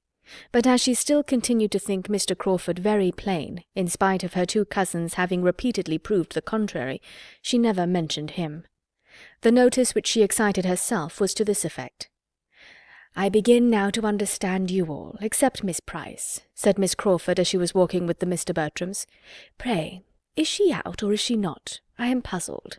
She dined at the parsonage with the rest of you, which seemed like being out, yet she says so little that I can hardly suppose she is." Edmund, to whom this was chiefly addressed, replied, "I believe I know what you mean, but I will not undertake to answer the question. My cousin is grown up. She has the age and sense of a woman, but the outs and not outs are beyond me. And yet in general nothing can be more easily ascertained. The distinction is so broad. Manners as well as appearance are, generally speaking, so totally different. Till now I could not have supposed it possible to be mistaken as to a girl's being out or not. A girl not out has always the same sort of dress. A close bonnet, for instance, looks very demure and never says a word. You may smile, but it is so, I assure you, and except that it is sometimes carried a little too far, it is all very proper. Girls should be quiet and modest. The most objectionable part is that the alteration of manners on being introduced into company is frequently too sudden. They sometimes pass in such very little time from reserve to quite the opposite, to confidence. That is the faulty part of the present system. One does not like to see a girl of 18 or 19 so immediately up to everything, and perhaps when one has seen her hardly able to speak the year before. Mr. Bertram, I dare say you have sometimes met with such changes." "I believe I have, but this is hardly fair. I see what you are at. You are quizzing me and Miss Anderson." "No, indeed. Miss Anderson? I do not know who or what you mean. I am quite in the dark. But I will quiz you with a great deal of pleasure if you will tell me what about." You carry it off very well, but I cannot be quite so imposed on. You must have had Miss Anderson in your eye in describing an altered young lady. You paint too accurately for mistake. It was exactly so. The Andersons of Baker Street. We were speaking of them the other day, you know. Edmund, you have heard me mention Charles Anderson. The circumstance was precisely as this lady has represented it. When Anderson first introduced me to his family about 2 years ago, his sister was not out, and I could not get her to speak to me.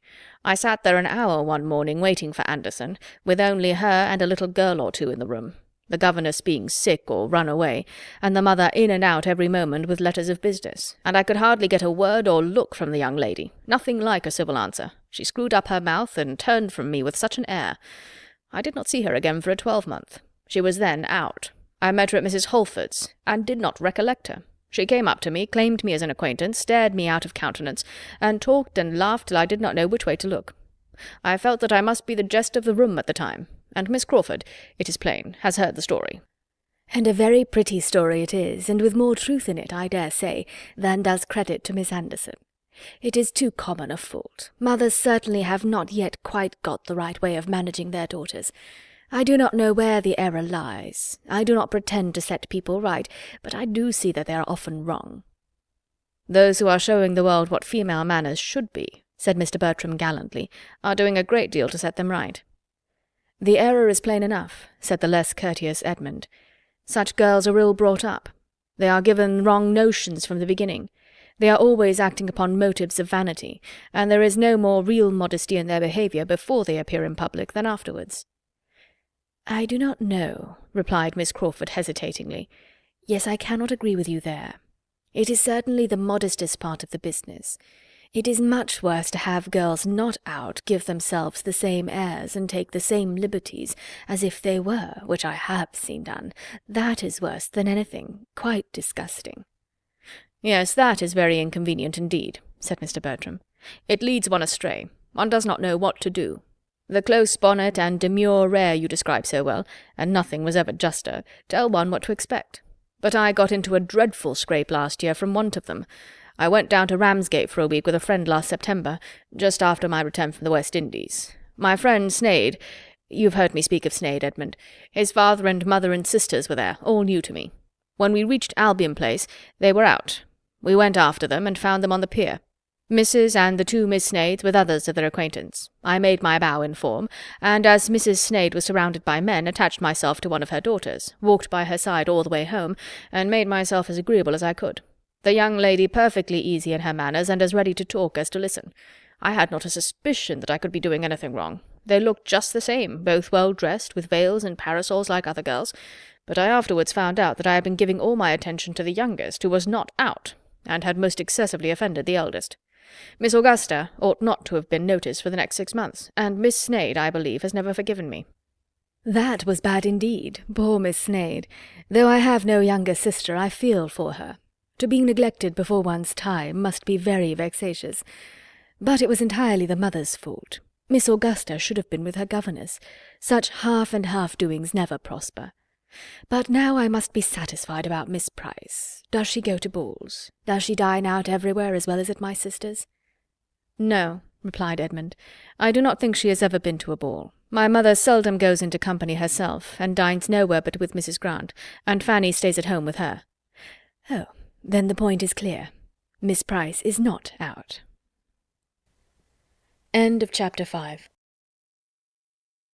Chapter 6. Mr. Bertram set off for, and Miss Crawford was prepared to find a great chasm in their society, and to miss him decidedly in the meetings which were now becoming almost daily between the families. And on their all dining together at the park soon after his going, she retook her chosen place near the bottom of the table, fully expecting to feel a most melancholy difference in the change of masters.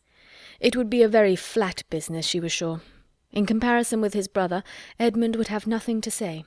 The soup would be sent round in a most spiritless manner, wine drank without any smiles or agreeable trifling, and the venison cut up without supplying one pleasant anecdote of any former haunch, or a single entertaining story about my friend such-a-one.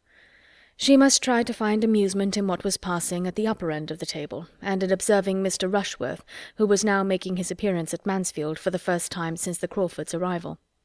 He had been visiting a friend in a neighbouring county, and that friend having recently had his grounds laid out by an improver, Mr. Rushworth was returned with his head full of the subject, and very eager to be improving his own place in the same way, and, though not saying much to the purpose, could talk of nothing else. The subject had been already handled in the drawing-room. It was revived in the dining-parlour. Miss Bertram's attention and opinion was evidently his chief aim, and though her deportment showed rather conscious superiority than any solicitude to oblige him, the mention of Southerton Court, and the ideas attached to it, gave her a feeling of complacency, which prevented her from being very ungracious. "I wish you could see Compton," said he. "It is the most complete thing. I never saw a place so altered in my life. I told Smith I did not know where I was. The approach now is one of the finest things in the country. You see the house in the most surprising manner. I declare, when I got back to Southerton yesterday, it looked like a prison, quite a dismal old prison." "Oh, for shame!" cried Mrs. Norris. "A prison, indeed! Southerton Court is the noblest old place in the world." "It wants improvement, ma'am, beyond anything. I never saw a place that wanted so much improvement in my life, and it is so forlorn that I do not know what can be done with it."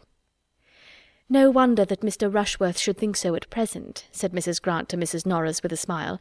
"But depend upon it, Southerton will have every improvement in time which his heart can desire." "I must try to do something with it," said Mr. Rushworth, "but I do not know what. I hope I shall have some good friend to help me."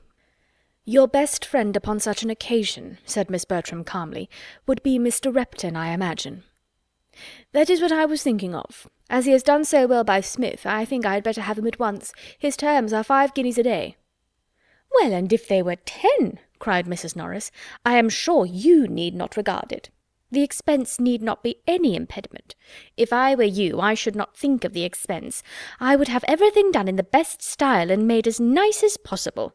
Such a place as Southerton Court deserves everything that taste and money can do. You have space to work upon there, and grounds that will well reward you.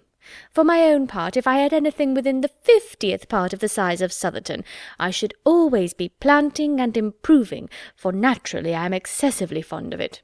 It would be too ridiculous for me to attempt anything where I am now, with my little half-acre. It would be quite a burlesque. But if I had more room, I should take a prodigious delight in improving and planting. We did a vast deal in that way at the parsonage. We made it quite a different place from what it was when we first had it. You young ones do not remember much about it, perhaps, but if dear Sir Thomas were here, he could tell you what improvements we made, and a great deal more would have been done, but for poor Mr. Norris's sad state of health. He could hardly ever get out, poor man, to enjoy anything, and that disheartened me from doing several things that Sir Thomas and I used to talk of. If it had not been for that, we should have carried on the garden wall, and made the plantation to shut out the churchyard, just as Dr. Grant has done. We were always doing something as it was. It was only the spring 12-month before Mr. Norris's death that we put in the apricot against the stable wall, which is now grown such a noble tree, and getting to such perfection, sir," addressing herself then to Dr. Grant. "The tree thrives well beyond a doubt, madam," replied Dr. Grant. "The soil is good, and I never pass it without regretting that the fruit should be so little worth the trouble of gathering." "Sir, it is a moor park. We bought it as a moor park, and it cost us— That is, it was a present from Sir Thomas, but I saw the bill, and I know it cost 7 shillings and was charged as a moor park." "You were imposed on, ma'am," replied Dr. Grant. "These potatoes have as much the flavour of a moor park apricot as the fruit from that tree. It is an insipid fruit at the best, but a good apricot is eatable, which none from my garden are." "The truth is, ma'am," said Mrs. Grant, pretending to whisper across the table to Mrs. Norris, "that Dr. Grant hardly knows what the natural taste of our apricot is. He has scarcely ever indulged with one, for it is so valuable a fruit, with a little assistance, and ours is such a remarkably large, fair sort, that what with early tarts and preserves, my cook contrives to get them all." Mrs. Norris, who had begun to redden, was appeased, and for a little while other subjects took place of the improvements of Southerton. Dr. Grant and Mrs. Norris were seldom good friends. Their acquaintance had begun in dilapidations, and their habits were totally dissimilar. After a short interruption, Mr. Rushworth began again. "Smith's place is the admiration of all the country, and it was a mere nothing before Repton took it in hand. I think I shall have Repton." "Mr. Rushworth," said Lady Bertram, "if I were you, I would have a very pretty shrubbery. One likes to get out into a shrubbery in fine weather."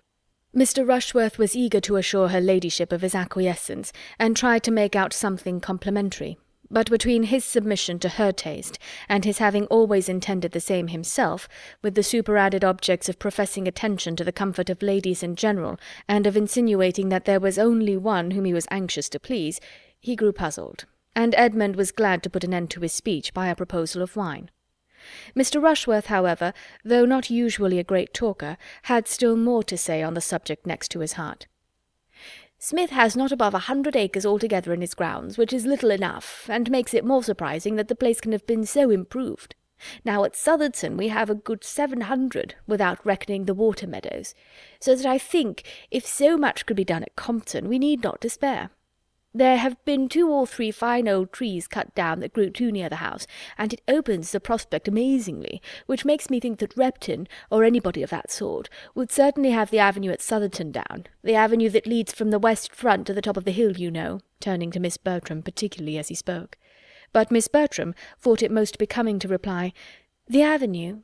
Oh, I do not recollect it. I really know very little of Southerton." Fanny, who was sitting on the other side of Edmund, exactly opposite Miss Crawford, and who had been attentively listening, now looked at him, and said in a low voice, "Cut down an avenue? What a pity! Does not it make you think of Cowper? Ye fallen avenues, once more I mourn your fate unmerited." He smiled as he answered, "I am afraid the avenue stands a bad chance, Fanny. I should like to see Southerton before it is cut down, to see the place as it is now, in its old state, but I do not suppose I shall." "Have you never been there?" "No, you never can, and unluckily it is out of distance for a ride. I wish we could contrive it. Oh, it does not signify. Whenever I do see it, you will tell me how it has been altered." "I collect," said Miss Crawford, "that Southerton is an old place, and a place of some grandeur. In any particular style of building?" "The house was built in Elizabeth's time, and is a large, regular brick building, heavy but respectable looking, and has many good rooms. It is ill-placed. It stands in one of the lowest spots of the park, in that respect unfavourable for improvement, but the woods are fine, and there is a stream which, I dare say, might be made a good deal of. Mr. Rushworth is quite right, I think, in meaning to give it a modern dress, and I have no doubt that it will be all done extremely well." Miss Crawford listened with submission, and said to herself, "He is a well-bred man. He makes the best of it." "I do not wish to influence Mr. Rushworth," he continued, "but had I a place to new fashion, I should not put myself into the hands of an improver. I would rather have an inferior degree of beauty of my own choice, and acquired progressively. I would rather abide by my own blunders than by his." "You would know what you were about, of course, but that would not suit me. I have no eye or ingenuity for such matters, but as they are before me, and had I a place of my own in the country, I should be most thankful to any Mr. Repton who would undertake it, and give me as much beauty as he could for my money, and I should never look at it till it was complete." "It would be delightful to me to see the progress of it all," said Fanny. "Aye, you have been brought up to it. It was no part of my education, and the only dose I ever had, being administered by not the first favourite in the world, has made me consider improvements in hand as the greatest of nuisances. 3 years ago the Admiral, my honoured uncle, bought a cottage at Twickenham for us all to spend our summers in, and my aunt and I went down to it quite in raptures, but it being excessively pretty, it was soon found necessary to be improved, and for 3 months we were all dirt and confusion, without a gravel walk to step on, or a bench fit for use. I would have everything as complete as possible in the country, shrubberies and flower gardens and rustic seats innumerable, but it must be all done without my care. Henry is different. He loves to be doing." Edmund was sorry to hear Miss Crawford, whom he was much disposed to admire, speak so freely of her uncle. It did not suit his sense of propriety, and he was silenced, till induced by further smiles and liveliness to put the matter by for the present. "Mr. Bertram," said she, "I have tidings of my harp at last. I am assured that it is safe at Northampton, and there it has probably been these 10 days, in spite of the solemn assurances we have so often received to the contrary." Edmund expressed his pleasure and surprise. "The truth is that our inquiries were too direct. We sent a servant, we went ourselves. This will not do 70 miles from London, but this morning we heard of it in the right way. It was seen by some farmer, and he told the miller, and the miller told the butcher, and the butcher's son-in-law left word at the shop." I am very glad that you have heard of it, by whatever means, and hope there will be no further delay. I am to have it tomorrow. But how do you think it is to be conveyed? Not by a waggon or cart. Oh no, nothing of that kind could be hired in the village. I might as well have asked for porters and a hand-barrow. You would find it difficult, I dare say, just now, in the middle of a very late hay-harvest, to hire a horse and cart. I was astonished to find what a piece of work was made of it. To want a horse and cart in the country seemed impossible, so I told my maid to speak for one directly, and as I cannot look out of my dressing-closet without seeing one farmyard, nor walk in the shrubbery without passing another, I thought it would be only ask and have, and was rather grieved that I could not give the advantage to all. Guess my surprise when I found that I had been asking the most unreasonable, most impossible thing in the world, had offended all the farmers, all the labourers, all the hay in the parish. As for Dr. Grant's bailiff, I believe I had better keep out of his way, and my brother-in-law himself, who is all kindness in general, looked rather black upon me when he found what I had been at. You could not be expected to have thought on the subject before, but when you do think of it, you must see the importance of getting in the grass. The hire of a cart at any time might not be so easy as you suppose. Our farmers are not in the habit of letting them out, but in harvest it must be quite out of their power to spare a horse. I shall understand all your ways in time, but coming down with the true London maxim that everything is to be got with money, I was a little embarrassed at first by the sturdy independence of your country customs. However, I am to have my harp fetched tomorrow. Henry, who is good nature itself, has offered to fetch it in his barouche. Will it not be honourably conveyed? Edmund spoke of the harp as his favourite instrument, and hoped to be soon allowed to hear her. Fanny had never heard the harp at all, and wished for it very much. I shall be most happy to play to you both, said Miss Crawford, at least as long as you can like to listen.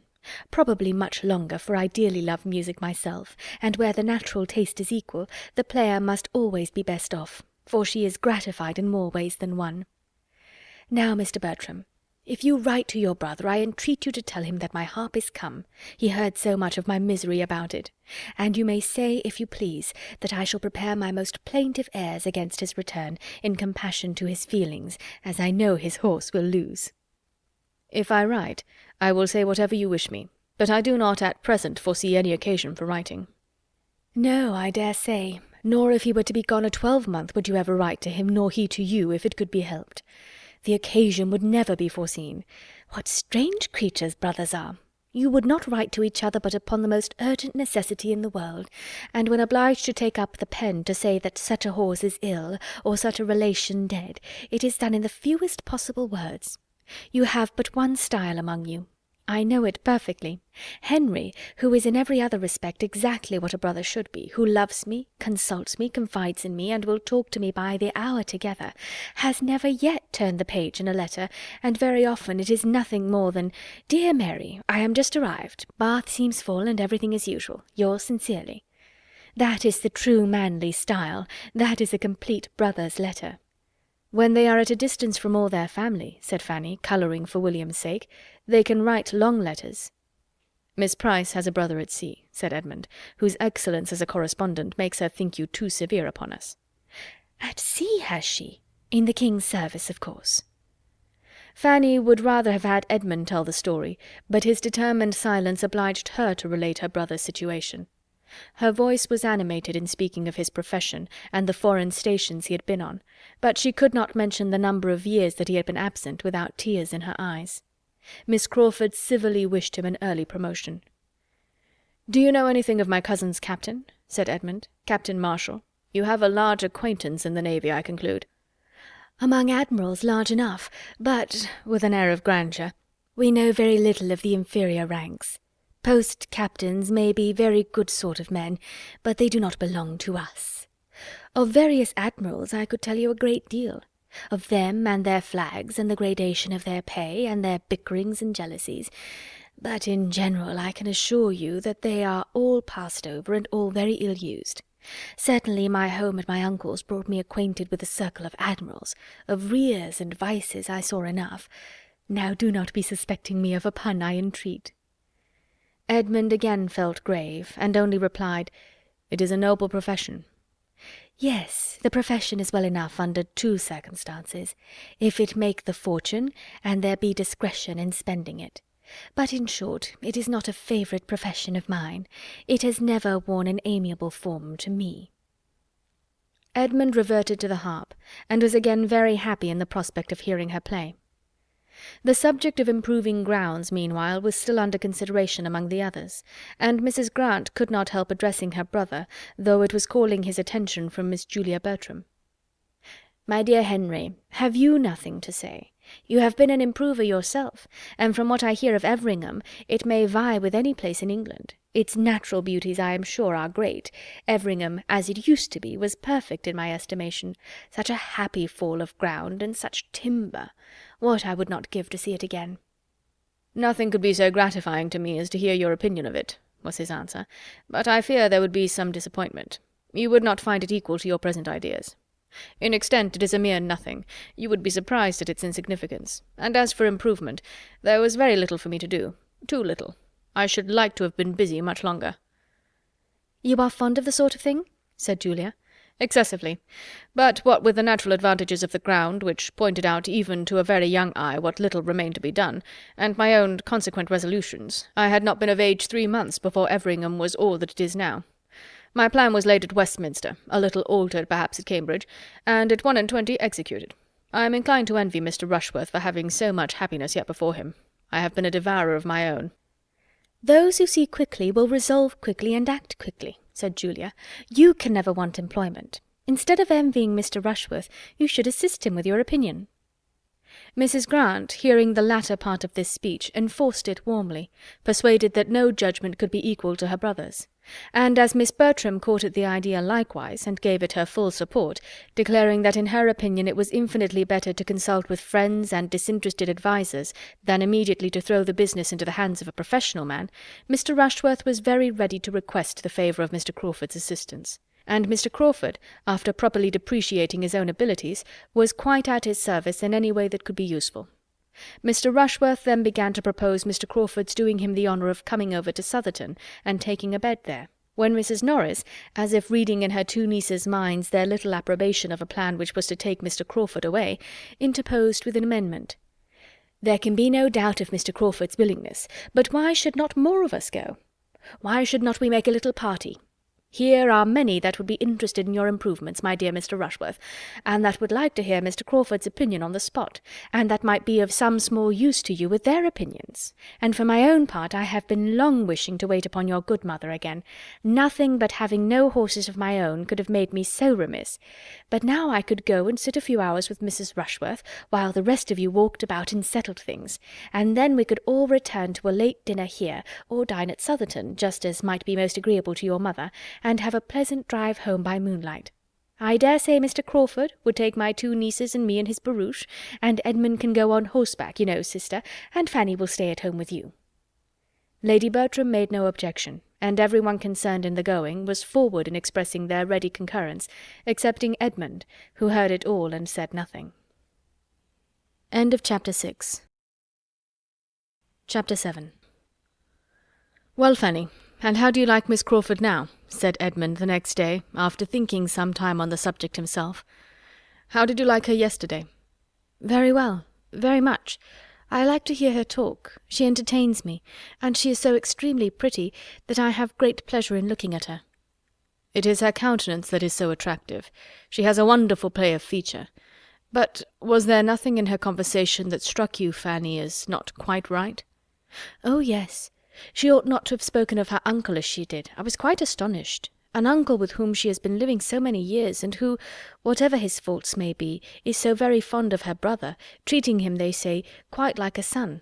I could not have believed it." "I thought you would be struck. It was very wrong, very indecorous." "And very ungrateful, I think." "Ungrateful is a strong word. I do not know that her uncle has any claim to her gratitude.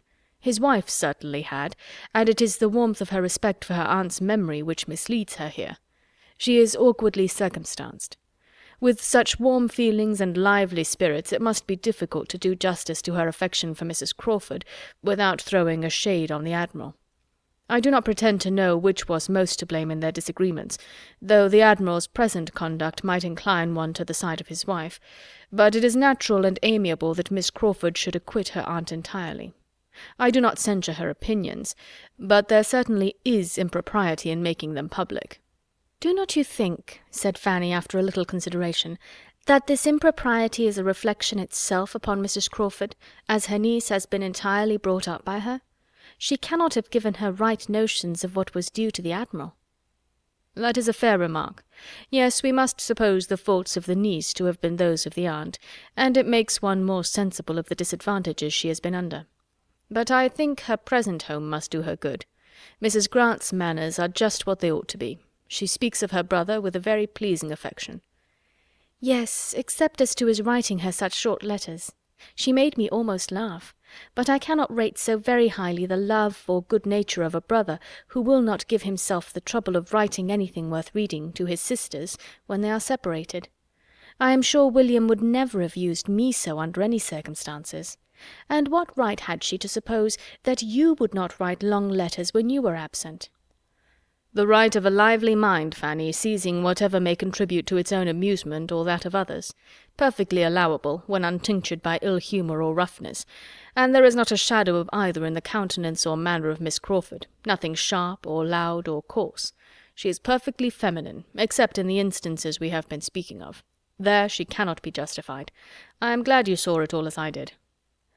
Having formed her mind and gained her affections, he had a good chance of her thinking like him, though at this period, and on this subject, there began now to be some danger of dissimilarity, for he was in a line of admiration of Miss Crawford which might lead him where Fanny could not follow.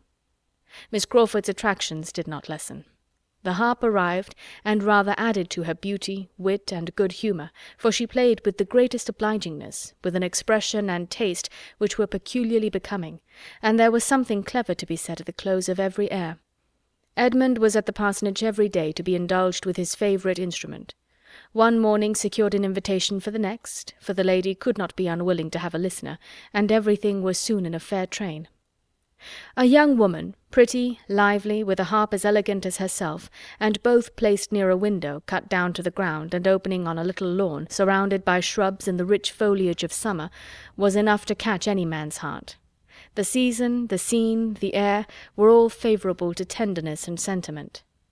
Mrs. Grant and her tambour frame were not without their use. It was all in harmony, and as everything will turn to account when love is once set going, even the sandwich tray, and Dr. Grant doing the honours of it, were worth looking at.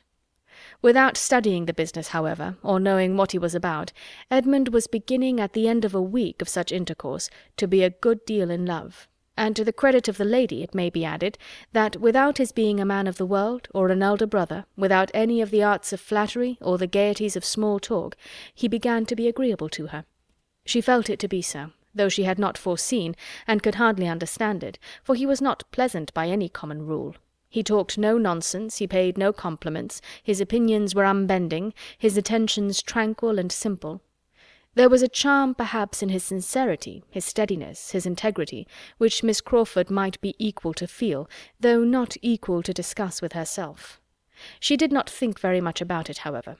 He pleased her for the present. She liked to have him near her. It was enough.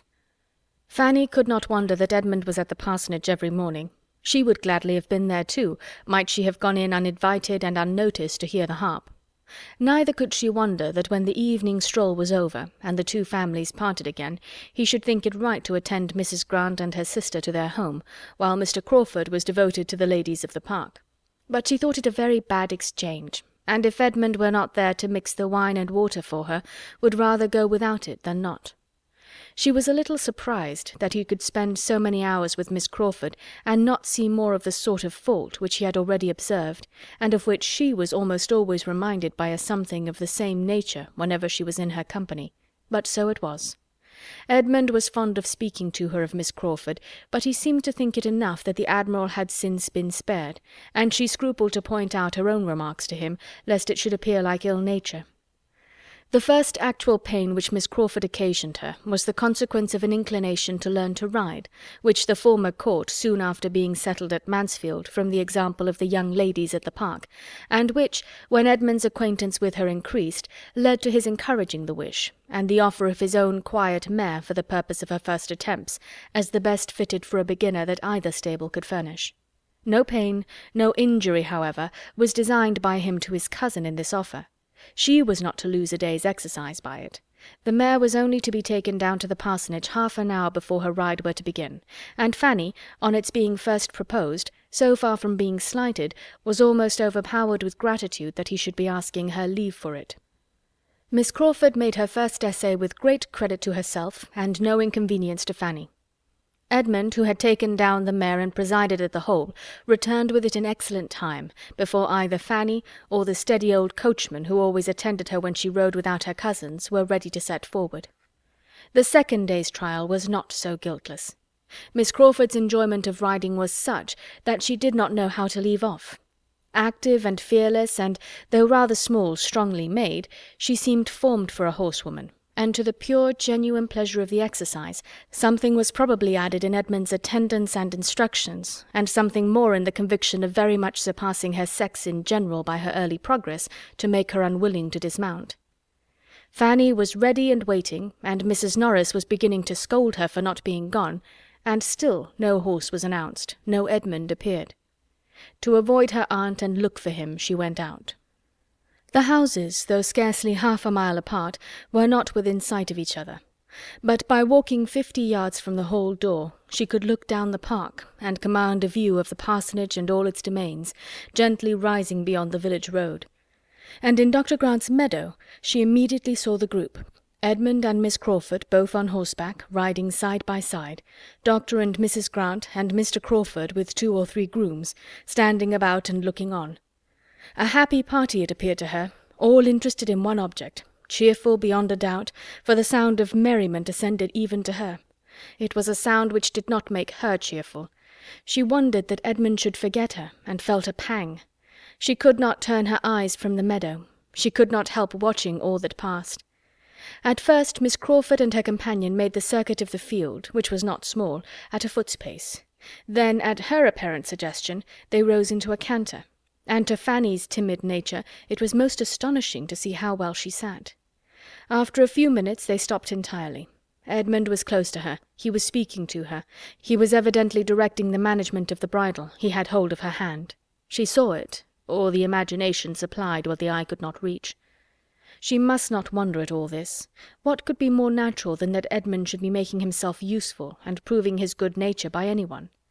She could not but think indeed that Mr. Crawford might as well have saved him the trouble, that it would have been particularly proper and becoming in a brother to have done it himself, but Mr. Crawford, with all his boasted good nature and all his coachmanship, probably knew nothing of the matter, and had no active kindness in comparison of Edmund. She began to think it rather hard upon the mare to have such double duty. If she were forgotten, the poor mare should be remembered. Her feelings for one and the other were soon a little tranquillized by seeing the party in the meadow disperse, and Miss Crawford, still on horseback, but attended by Edmund on foot, pass through a gate into the lane, and so into the park, and make towards the spot where she stood. She began then to be afraid of appearing rude and impatient, and walked to meet them with a great anxiety to avoid the suspicion. "My dear Miss Price," said Miss Crawford as soon as she was at all within hearing, "I am come to make my own apologies for keeping you waiting, but I have nothing in the world to say for myself. I knew it was very late, and that I was behaving extremely ill, and therefore, if you please, you must forgive me. Selfishness must always be forgiven, you know, because there is no hope of a cure." Fanny's answer was extremely civil, and Edmund added his conviction that she could be in no hurry. "For there is more than time enough for my cousin to ride twice as far as she ever goes," said he, "and you have been promoting her comfort by preventing her from setting off half an hour sooner. Clouds are now coming up, and she will not suffer from the heat as she would have done then. I wish you may not be fatigued by so much exercise. I wish you had saved yourself this walk home." "No part of it fatigues me but getting off this horse, I assure you," said she, as she sprang down with his help. "I am very strong. Nothing ever fatigues me but doing what I do not like. Miss Price, I give way to you with a very bad grace, but I sincerely hope you will have a pleasant ride, and that I may have nothing but good to hear of this dear, delightful, beautiful animal." The old coachman, who had been waiting about with his own horse, now joining them, Fanny was lifted on hers, and they set off across another part of the park, her feelings of discomfort not lightened by seeing, as she looked back, that the others were walking down the hill together to the village. Nor did her attendant do her much good by his comments on Miss Crawford's great cleverness as a horsewoman, which he had been watching with an interest almost equal to her own. "It is a pleasure to see a lady with such a good heart for riding," said he. "I never see one sit a horse better. She did not seem to have a thought of fear. Very different from you, miss, when you first began 6 years ago come next Easter. Lord bless me, how you did tremble when Sir Thomas first had you put on." In the drawing-room Miss Crawford was also celebrated. Her merit in being gifted by nature with strength and courage was fully appreciated by the Miss Bertrams. Her delight in riding was like their own. Her early excellence in it was like their own, and they had great pleasure in praising it. "I was sure she would ride well," said Julia. "She has the make for it. Her figure is as neat as her brother's." "Yes," added Maria, "and her spirits are as good, and she has the same energy of character. I cannot but think that good horsemanship has a great deal to do with the mind." When they parted at night, Edmund asked Fanny whether she meant to ride the next day. "No, I do not know, not if you want the mare," was her answer. "I do not want her at all for myself," said he, "but whenever you are next inclined to stay at home, I think Miss Crawford would be glad to have her for a longer time, for a whole morning, in short. She has a great desire to get as far as Mansfield Common. Mrs. Grant has been telling her of its fine views, and I have no doubt of her being perfectly equal to it. But any morning will do for this. She would be extremely sorry to interfere with you. It would be very wrong if she did. She rides only for pleasure, you for health." "I shall not ride to-morrow, certainly," said Fanny. "I have been out very often lately, and would rather stay at home. You know I am strong enough now to walk very well." Edmund looked pleased, which must be Fanny's comfort, and the ride to Mansfield Common took place the next morning. The party included all the young people but herself, and was much enjoyed at the time, and doubly enjoyed again in the evening discussion. A successful scheme of this sort generally brings on another, and the having been to Mansfield Common disposed them all for going somewhere else the day after. There were many other views to be shown, and though the weather was hot, there were shady lanes wherever they wanted to go. A young party is always provided with a shady lane. 4 fine mornings successively were spent in this manner, in showing the Crawfords the country, and doing the honours of its finest spots. Everything answered. It was all gaiety and good humour, the heat only supplying inconvenience enough to be talked of with pleasure, till the 4th day, when the happiness of one of the party was exceedingly clouded. Miss Bertram was the one. Edmund and Julia were invited to dine at the parsonage, and she was excluded. It was meant and done by Mrs. Grant, with perfect good humour, on Mr. Rushworth's account, who was partly expected at the park that day. But it was felt as a very grievous injury, and her good manners were severely taxed to conceal her vexation and anger till she reached home. As Mr. Rushworth did not come, the injury was increased, and she had not even the relief of showing her power over him. She could only be sullen to her mother, aunt, and cousin, and throw as great a gloom as possible over their dinner and dessert. Between 10 and 11 Edmund and Julia walked into the drawing-room, fresh with the evening air, glowing and cheerful, the very reverse of what they found in the 3 ladies sitting there, for Maria would scarcely raise her eyes from her book, and Lady Bertram was half asleep, and even Mrs. Norris, discomposed by her niece's ill humour, and having asked 1 or 2 questions about the dinner which were not immediately attended to, seemed almost determined to say no more. For a few minutes the brother and sister were too eager in their praise of the night and their remarks on the stars to think beyond themselves. But when the first pause came, Edmund, looking around, said, "But where is Fanny? Is she gone to bed?" "No, not that I know of," replied Mrs. Norris. "She was here a moment ago." Her own gentle voice, speaking from the other end of the room, which was a very long one, told them that she was on the sofa. Mrs. Norris began scolding. "That is a very foolish trick, Fanny, to be idling away all the evening upon a sofa. Why cannot you come and sit here and employ yourself as we do? If you have no work of your own, I can supply you from the poor basket." There is all the new calico that was bought last week not touched yet. I am sure I almost broke my back by cutting it out. You should learn to think of other people, and take my word for it, it is a shocking trick for a young person to be always lolling upon a sofa." Before half this was said, Fanny was returned to her seat at the table, and had taken up her work again, and Julia, who was in high good humour from the pleasures of the day, did her the justice of exclaiming, "I must say, ma'am, that Fanny is as little upon the sofa as anybody in the house." "Fanny," said Edmund, after looking at her attentively, "I am sure you have the headache." She could not deny it, but said it was not very bad. "I can hardly believe you," he replied. "I know your looks too well. How long have you had it?" "Since a little before dinner. It is nothing but the heat." "Did you go out in the heat?" "Go out? To be sure she did," said Mrs. Norris. "Would you have her stay within such a fine day as this? Were not we all out? Even your mother was out to-day for above an hour." "Yes, indeed, Edmund," added her ladyship, who had been thoroughly awakened by Mrs. Norris's sharp reprimand to Fanny. "I was out above an hour.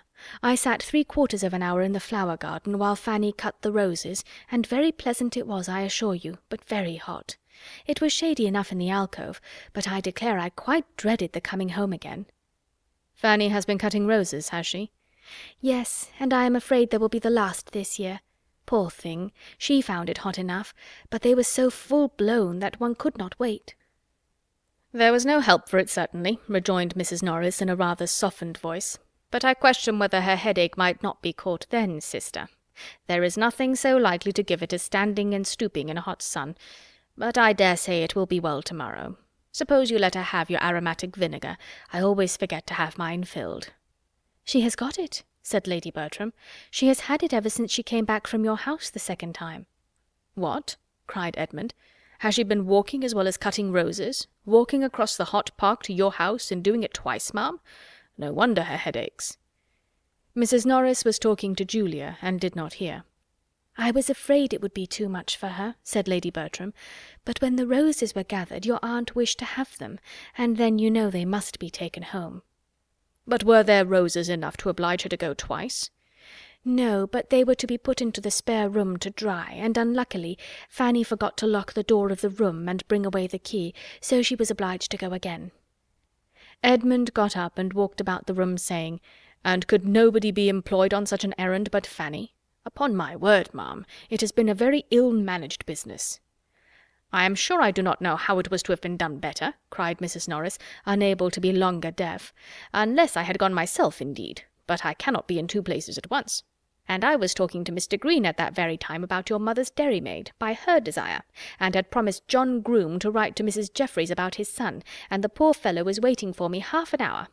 I think nobody can justly accuse me of sparing myself upon any occasion, but really I cannot do everything at once. And as for Fanny's just stepping down to my house for me, it is not much above 1/4 of a mile. I cannot think I was unreasonable to ask it. How often do I pace it 3 times a day, early and late, aye, and in all weathers too, and say nothing about it?" "I wish Fanny had half your strength, ma'am." "If Fanny would be more regular in her exercise, she would not be knocked up so soon. She has not been out on horseback now this long while, and I am persuaded that when she does not ride she ought to walk. If she had been riding before, I should not have asked it of her.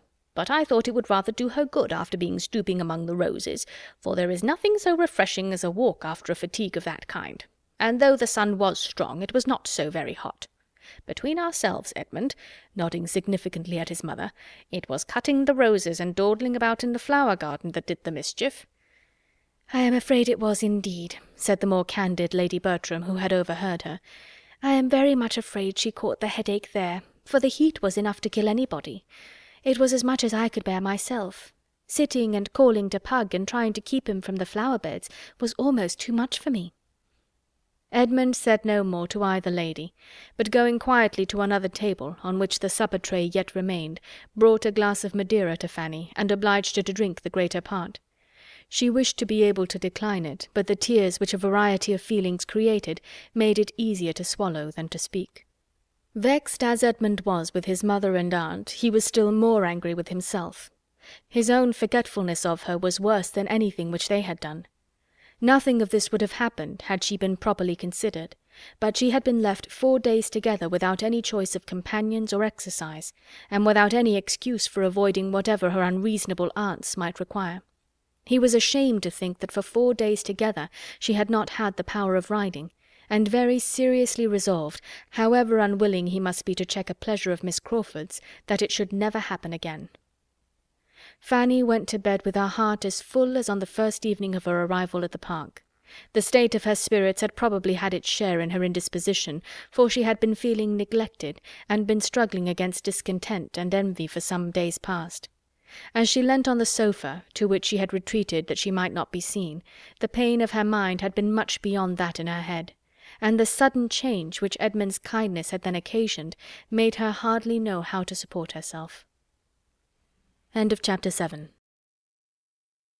Chapter 8.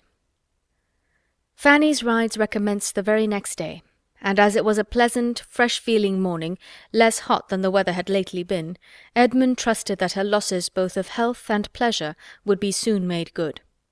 While she was gone, Mr. Rushworth arrived, escorting his mother, who came to be civil, and to show her civility especially in urging the execution of the plan for visiting Southerton, which had been started a fortnight before, and which, in consequence of her subsequent absence from home, had since lain dormant. Mrs. Norris and her nieces were all well pleased with its revival, and an early day was named, and agreed to, provided Mr. Crawford should be disengaged. The young ladies did not forget that stipulation, and though Mrs. Norris would willingly have answered for his being so, they would neither authorize the liberty nor run the risk, and at last, on a hint from Miss Bertram, Mr. Rushworth discovered that the properest thing to be done was for him to walk down to the parsonage directly and call on Mr. Crawford, and inquire whether Wednesday would suit him or not. Before his return, Mrs. Grant and Miss Crawford came in. Having been out some time and taken a different route to the house, they had not met him. Comfortable hopes, however, were given that he would find Mr. Crawford at home. The Southerton scheme was mentioned, of course. It was hardly possible, indeed, that anything else should be talked of, for Mrs. Norris was in high spirits about it, and Mrs. Rushworth, a well-meaning, civil, prosing, pompous woman who thought nothing of consequence but as it related to her own and her son's concerns, had not yet given over pressing Lady Bertram to be of the party. Lady Bertram constantly declined it, but her placid manner of refusal made Mrs. Rushworth still think she wished to come, till Mrs. Norris's more numerous words and louder tone convinced her of the truth. "The fatigue would be too much for my sister, a great deal too much, I assure you, my dear Mrs. Rushworth. 10 miles there and 10 back, you know. You must excuse my sister on this occasion, and accept of our 2 dear girls and myself without her. Southerton is the only place that could give her a wish to go so far, but it cannot be indeed. She will have a companion in Fanny Price, you know, so it will all do very well. And as for Edmund, as he is not here to speak for himself, I will answer for his being most happy to join the party. He can go on horseback, you know." Mrs. Rushworth, being obliged to yield to Lady Bertram's staying at home, could only be sorry. The loss of her ladyship's company would be a great drawback, and she would have been extremely happy to have seen the young lady too, Miss Price, who had never been at Southerton yet, and it was a pity she should not see the place. "You are very kind, you are all kindness, my dear madam," cried Mrs. Norris, "but as to Fanny, she will have opportunities in plenty of seeing Southerton. She has time enough before her, and her going now is quite out of the question. Lady Bertram could not possibly spare her." "Oh, no, I cannot do without Fanny." Mrs. Rushworth proceeded next, under the conviction that everybody must be wanting to see Southerton, to include Miss Crawford in the invitation. And though Mrs. Grant, who had not been at the trouble of visiting Mrs. Rushworth on her coming into the neighbourhood, civilly declined it on her own account, she was glad to secure any pleasure for her sister, and Mary, properly pressed and persuaded, was not long in accepting her share of the civility. Mr. Rushworth came back from the parsonage successful, and Edmund made his appearance just in time to learn what had been settled for Wednesday, to attend Mrs. Rushworth to her carriage, and walk half-way down the park with the other 2 ladies. On his return to the breakfast-room he found Mrs. Norris trying to make up her mind as to whether Miss Crawford's being of the party were desirable or not, or whether her brother's barouche would not be full without her. The Miss Bertrams laughed at the idea, assuring her that the barouche would hold 4 perfectly well, independent of the box, on which one might go with him. "But why is it necessary," said Edmund, "that Crawford's carriage, or his only, should be employed? Why is no use to be made of my mother's chaise? I could not, when the scheme was first mentioned the other day, understand why a visit from the family were not to be made in the carriage of the family." "What!" cried Julia, "go boxed up 3 in a post-chaise with this weather, when we may have seats in a barouche? No, my dear Edmund, that will not quite do." "Besides," said Maria, "I know that Mr. Crawford depends upon taking us. After what passed at first, he would claim it as a promise." "And, my dear Edmund," added Mrs. Norris, "taking out 2 carriages when 1 will do would be trouble for nothing. And between ourselves, Coachman is not very fond of the roads between this and Southerton. He always complains bitterly of the narrow lanes scratching his carriage, and you know one should not like to have dear Sir Thomas, when he comes home, find all the varnish scratched off." "That would not be a very handsome reason for using Mr. Crawford's," said Maria, "but the truth is that Wilcox is a stupid old fellow, and does not know how to drive. I will answer for it that we shall find no inconvenience from narrow roads on Wednesday." "There is no hardship, I suppose, nothing unpleasant," said Edmund, "in going on the barouche box." "Unpleasant!" cried Maria. "Oh dear, I believe it would be generally thought the favourite seat. There can be no comparison as to one's view of the country. Probably Miss Crawford will choose the barouche box herself." "There can be no objection, then, to Fanny's going with you. There can be no doubt of your having room for her." "Fanny!" repeated Mrs. Norris. "My dear Edmund, there is no idea of her going with us. She stays with her aunt. I told Mrs. Rushworth so. She is not expected." "You can have no reason, I imagine, madam," said he, addressing his mother, "for wishing Fanny not to be of the party.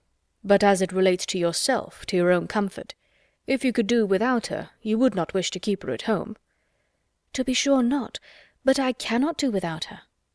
"You can, if I stay at home with you, as I mean to do." There was a general cry out at this. "Yes," he continued, "there is no necessity for my going, and I mean to stay at home. Fanny has a great desire to see Southerton. I know she wishes it very much. She has not often a gratification of the kind, and I am sure, ma'am, you would be glad to give her the pleasure now." "Oh yes, very glad, if your aunt sees no objection." Mrs. Norris was very ready with the only objection which could remain, their having positively assured Mrs. Rushworth that Fanny could not go, and the very strange appearance there would consequently be in taking her, which seemed to her a difficulty quite impossible to be got over. It must have the strangest appearance. It would be something so very unceremonious, so bordering on disrespect for Mrs. Rushworth, whose own manners were such a pattern of good breeding and attention, that she really did not feel equal to it. Mrs. Norris had no affection for Fanny, and no wish of procuring her any pleasure at any time, but her opposition to Edmund now arose more from partiality for her own scheme because it was her own than from anything else. She felt that she had arranged everything extremely well, and that any alteration must be for the worse. When Edmund therefore told her in reply, as he did when she would give him the hearing, that she need not distress herself on Mrs. Rushworth's account, because he had taken the opportunity, as he walked her through the hall, of mentioning Miss Price as one who would probably be of the party, and had directly received a very sufficient invitation for his cousin, Mrs. Norris was too much vexed to submit with a good grace, and would only say, very well, just as you choose. Settle it your own way. I'm sure I do not care about it." "It seems very odd," said Maria, "that you should be staying at home instead of Fanny."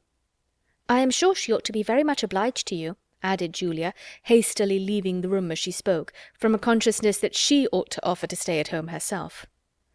"Fanny will be quite as grateful as the occasion requires," was Edmund's only reply, and the subject was dropped. Fanny's gratitude when she heard the plan was in fact much greater than her pleasure. She felt Edmund's kindness with all, and more than all, the sensibility which he, unsuspicious of her fond attachment, could be aware of. But that he should forego any enjoyment on her account gave her pain, and her own satisfaction in seeing Southerton would be nothing without him. The next meeting of the 2 Mansfield families produced another alteration in the plan, and one that was admitted with general approbation. Mrs. Grant offered herself as companion for the day to Lady Bertram in lieu of her son, and Dr. Grant was to join them at dinner. Lady Bertram was very well pleased to have it so, and the young ladies were in spirits again. Even Edmund was very thankful for an arrangement which restored him to his share of the party, and Mrs. Norris thought it an excellent plan, and had it at her tongue's end, and was on the point of proposing it when Mrs. Grant spoke. Wednesday was fine, And soon after breakfast the barouche arrived, Mr. Crawford driving his sisters, and as everybody was there was nothing to be done but for Mrs. Grant to alight and the others to take their places. The place of all places, the envied seat, the post of honour, was unappropriated. To whose happy lot was it to fall? While each of the Miss Bertrams were meditating how best, and with most appearance of obliging the others, to secure it, the matter was settled by Mrs. Grant's saying, as she stepped from the carriage, "As there are 5 of you, it will be better that one should sit with Henry, and as you were saying lately that you wished you could drive, Julia, I think this will be a good opportunity for you to take a lesson." Happy Julia, unhappy Maria. The former was on the barouche box in a moment, the latter took her seat within, in gloom and mortification, and the carriage drove off, amid the good wishes of the 2 remaining ladies, and the barking of the pug in his mistress's arms. Their road was through a pleasant country, and Fanny, whose rides had never been extensive, was soon beyond her knowledge, and was very happy in observing all that was new, and admiring all that was pretty. She was not often invited to join in the conversation of the others, nor did she desire it. Her own thoughts and reflections were habitually her best companions, and in observing the appearance of the country, the bearings of the roads, the difference of soil, the state of the harvest, the cottages, the cattle, the children, she found entertainment that could only have been heightened by having Edmund to speak to of what she felt. That was the only point of resemblance between her and the lady who sat by her. In everything but a value for Edmund, Miss Crawford was very unlike her. She had none of Fanny's delicacy of taste, of mind, of feeling. She saw nature, inanimate nature, with little observation. Her attention was all for men and women, her talents for the light and lively. In looking back after Edmund, however, when there was any stretch of road behind them, or when he gained on them in ascending a considerable hill, they were united, and "There he is," broke at the same moment from them both, more than once. For the first 7 miles Miss Bertram had very little real comfort. Her prospect always ended in Mr. Crawford and her sister sitting side by side, full of conversation and merriment, and to see only his expressive profile as he turned with a smile to Julia, or to catch the laugh of the other, was a perpetual source of irritation, which her own sense of propriety could but just smooth over. When Julia looked back, it was with a countenance of delight, and whenever she spoke to them, it was in the highest spirits. Her view of the country was charming, she wished they could all see it, etc. But her only offer of exchange was addressed to Miss Crawford, as they gained the summit of a long hill, and was not more inviting than this: "Here is a fine burst of country. I wish you had my seat, but I dare say you will not take it, let me press you ever so much." And Miss Crawford could hardly answer before they were moving again at a good pace. When they came within the influence of Southerton associations, it was better for Miss Bertram, who might be said to have 2 strings to her bow. She had Rushworth feelings and Crawford feelings, and in the vicinity of Southerton the former had considerable effect. Mr. Rushworth's consequence was hers. She could not tell Miss Crawford that those woods belonged to Southerton. She could not carelessly observe that she believed it was now all Mr. Rushworth's property on each side of the road, without elation of heart. And it was a pleasure to increase with their approach to the capital freehold mansion, and ancient manorial residence of the family, with all its rights of court-leet and court-baron. "Now we shall have no more rough road, Miss Crawford. Our difficulties are over. The rest of the way is such as it ought to be. Mr. Rushworth has made it since he succeeded to the estate. Here begins the village. Those cottages are really a disgrace. The church spire is reckoned remarkably handsome. I am glad the church is not so close to the great house as often happens in old places. The annoyance of the bells must be terrible. There is the parsonage, a tidy-looking house, and I understand the clergyman and his wife are very decent people. Those are almshouses, built by some of the family. To the right is the steward's house. He is a very respectable man. Now we are coming to the lodge gates, but we have nearly a mile through the park still. It is not ugly, you see, at this end. There is some fine timber, but the situation of the house is dreadful. We go downhill to it for half a mile, and it is a pity, for it would not be an ill-looking place if it had a better approach." Miss Crawford was not slow to admire. She pretty well guessed Miss Bertram's feelings, and made it a point of honour to promote her enjoyment to the utmost.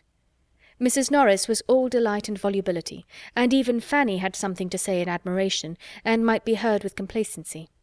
Her eye was eagerly taking in everything within her reach, and after being at some pains to get a view of the house, and observing that it was a sort of building which she could not look at but with respect, she added, "Now where is the avenue? The house fronts the east, I perceive. The avenue therefore must be at the back of it. Mr. Rushworth talked of the west front. Yes, it is exactly behind the house, begins at a little distance, and ascends for half a mile to the extremity of the grounds. You may see something of it here, something of the more distant trees. It is oak entirely. Miss Bertram could now speak with decided information of what she had known nothing about when Mr. Rushworth had asked her opinion, and her spirits were in as happy a flutter as vanity and pride could furnish, when they drove up to the spacious stone steps before the principal entrance. End of Chapter 8. Chapter 9. Mr. Rushworth was at the door to receive his fair lady, and the whole party were welcomed by him with due attention. In the drawing-room they were met with equal cordiality by the mother, and Miss Bertram had all the distinction with each that she could wish. After the business of arriving was over, it was first necessary to eat, and the doors were thrown open to admit them through one or two intermediate rooms into the appointed dining-parlour, where a collation was prepared, with abundance and elegance. Much was said, and much was ate, and all went well. The particular object of the day was then considered. How would Mr. Crawford like, in what manner would he choose, to take a survey of the grounds? Mr. Rushworth mentioned his curricle. Mr. Crawford suggested the greater desirableness of some carriage which might convey more than two. To be depriving themselves of the advantage of other eyes and other judgments might be an evil even beyond the loss of present pleasure. Mrs. Rushworth proposed that the chaise should be taken also, but this was scarcely received as an amendment. The young ladies neither smiled nor spoke. Her next proposition, of showing the house to such of them as had not been there before, was more acceptable, for Miss Bertram was pleased to have its size displayed, and all were glad to be doing something. The whole party rose accordingly, and under Mrs. Rushworth's guidance were shown through a number of rooms, all lofty and many large, and amply furnished in the taste of 50 years back, with shining floors, solid mahogany, rich damask, marble, gilding, and carving, each handsome in its way. Of pictures there were abundance, and some few good, but the larger part were family portraits, no longer anything to anybody but Mrs. Rushworth, who had been at great pains to learn all that the housekeeper could teach, and was now almost equally qualified to show the house.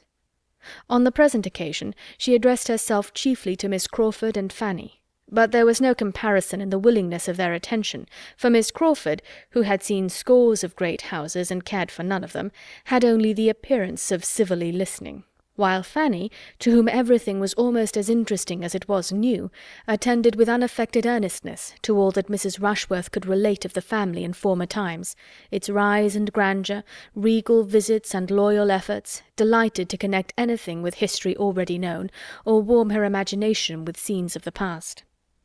The situation of the house excluded the possibility of much prospect from any of the rooms, and while Fanny and some of the others were attending Mrs. Rushworth, Henry Crawford was looking grave and shaking his head at the windows.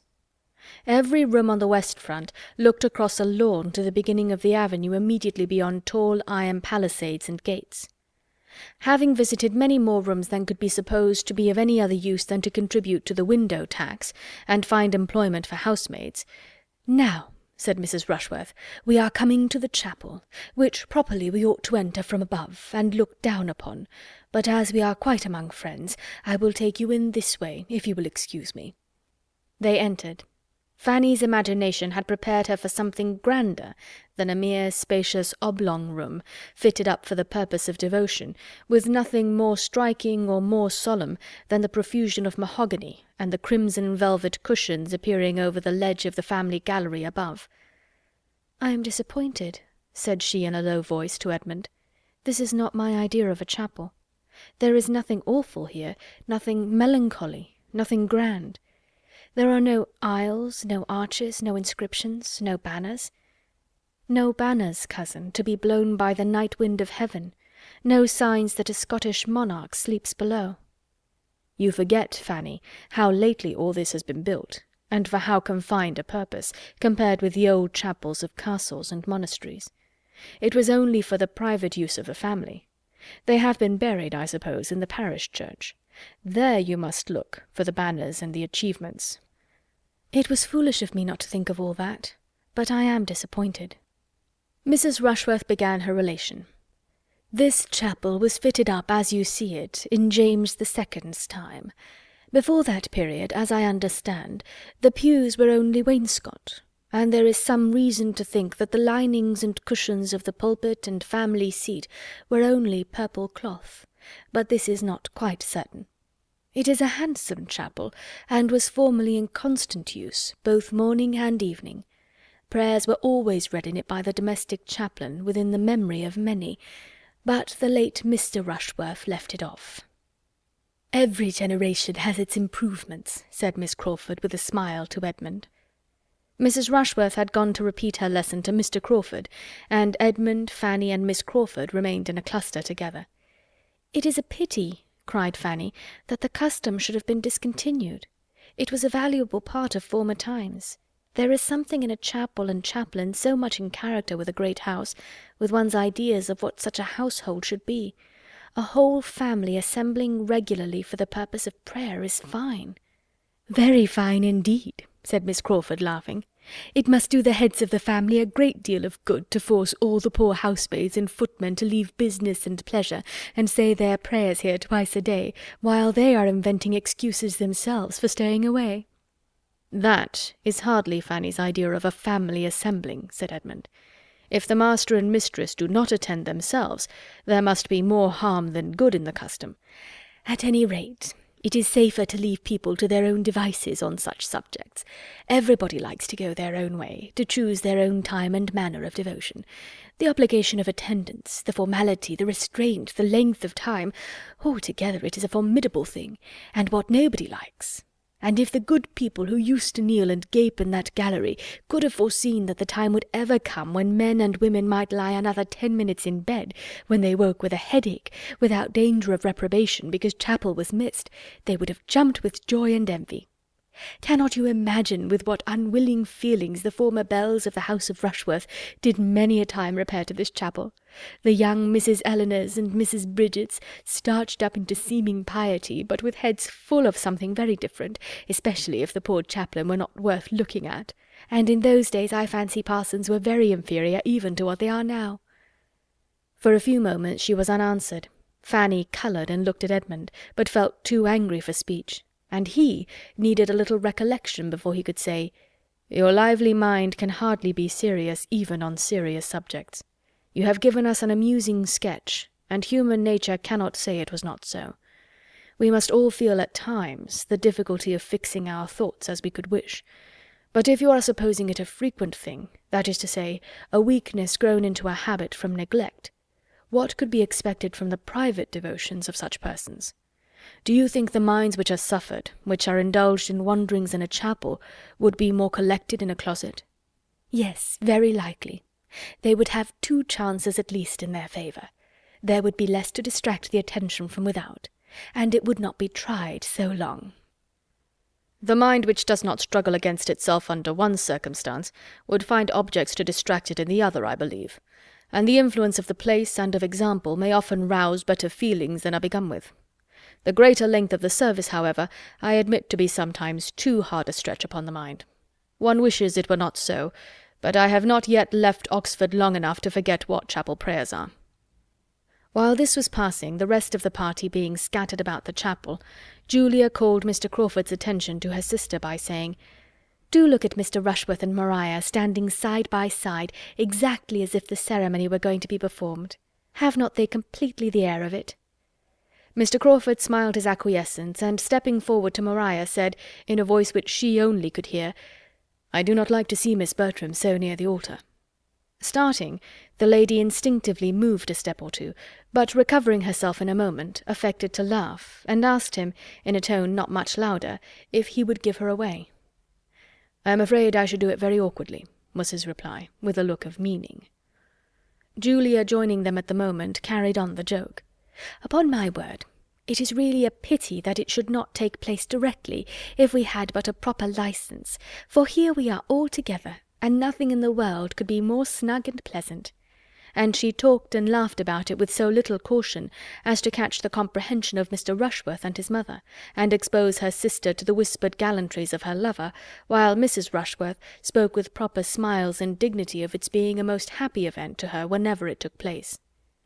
"If Edmund were but in orders," cried Julia, and running to where he stood with Miss Crawford and Fanny, "my dear Edmund, if you were but in orders now, you might perform the ceremony directly. How unlucky that you are not ordained!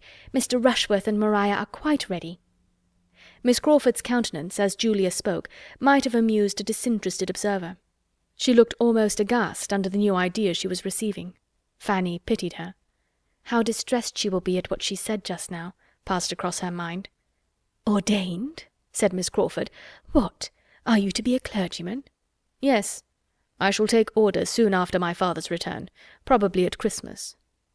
Miss Crawford, rallying her spirits and recovering her complexion, replied only, "If I had known this before, I would have spoken of the cloth with more respect," and turned the subject.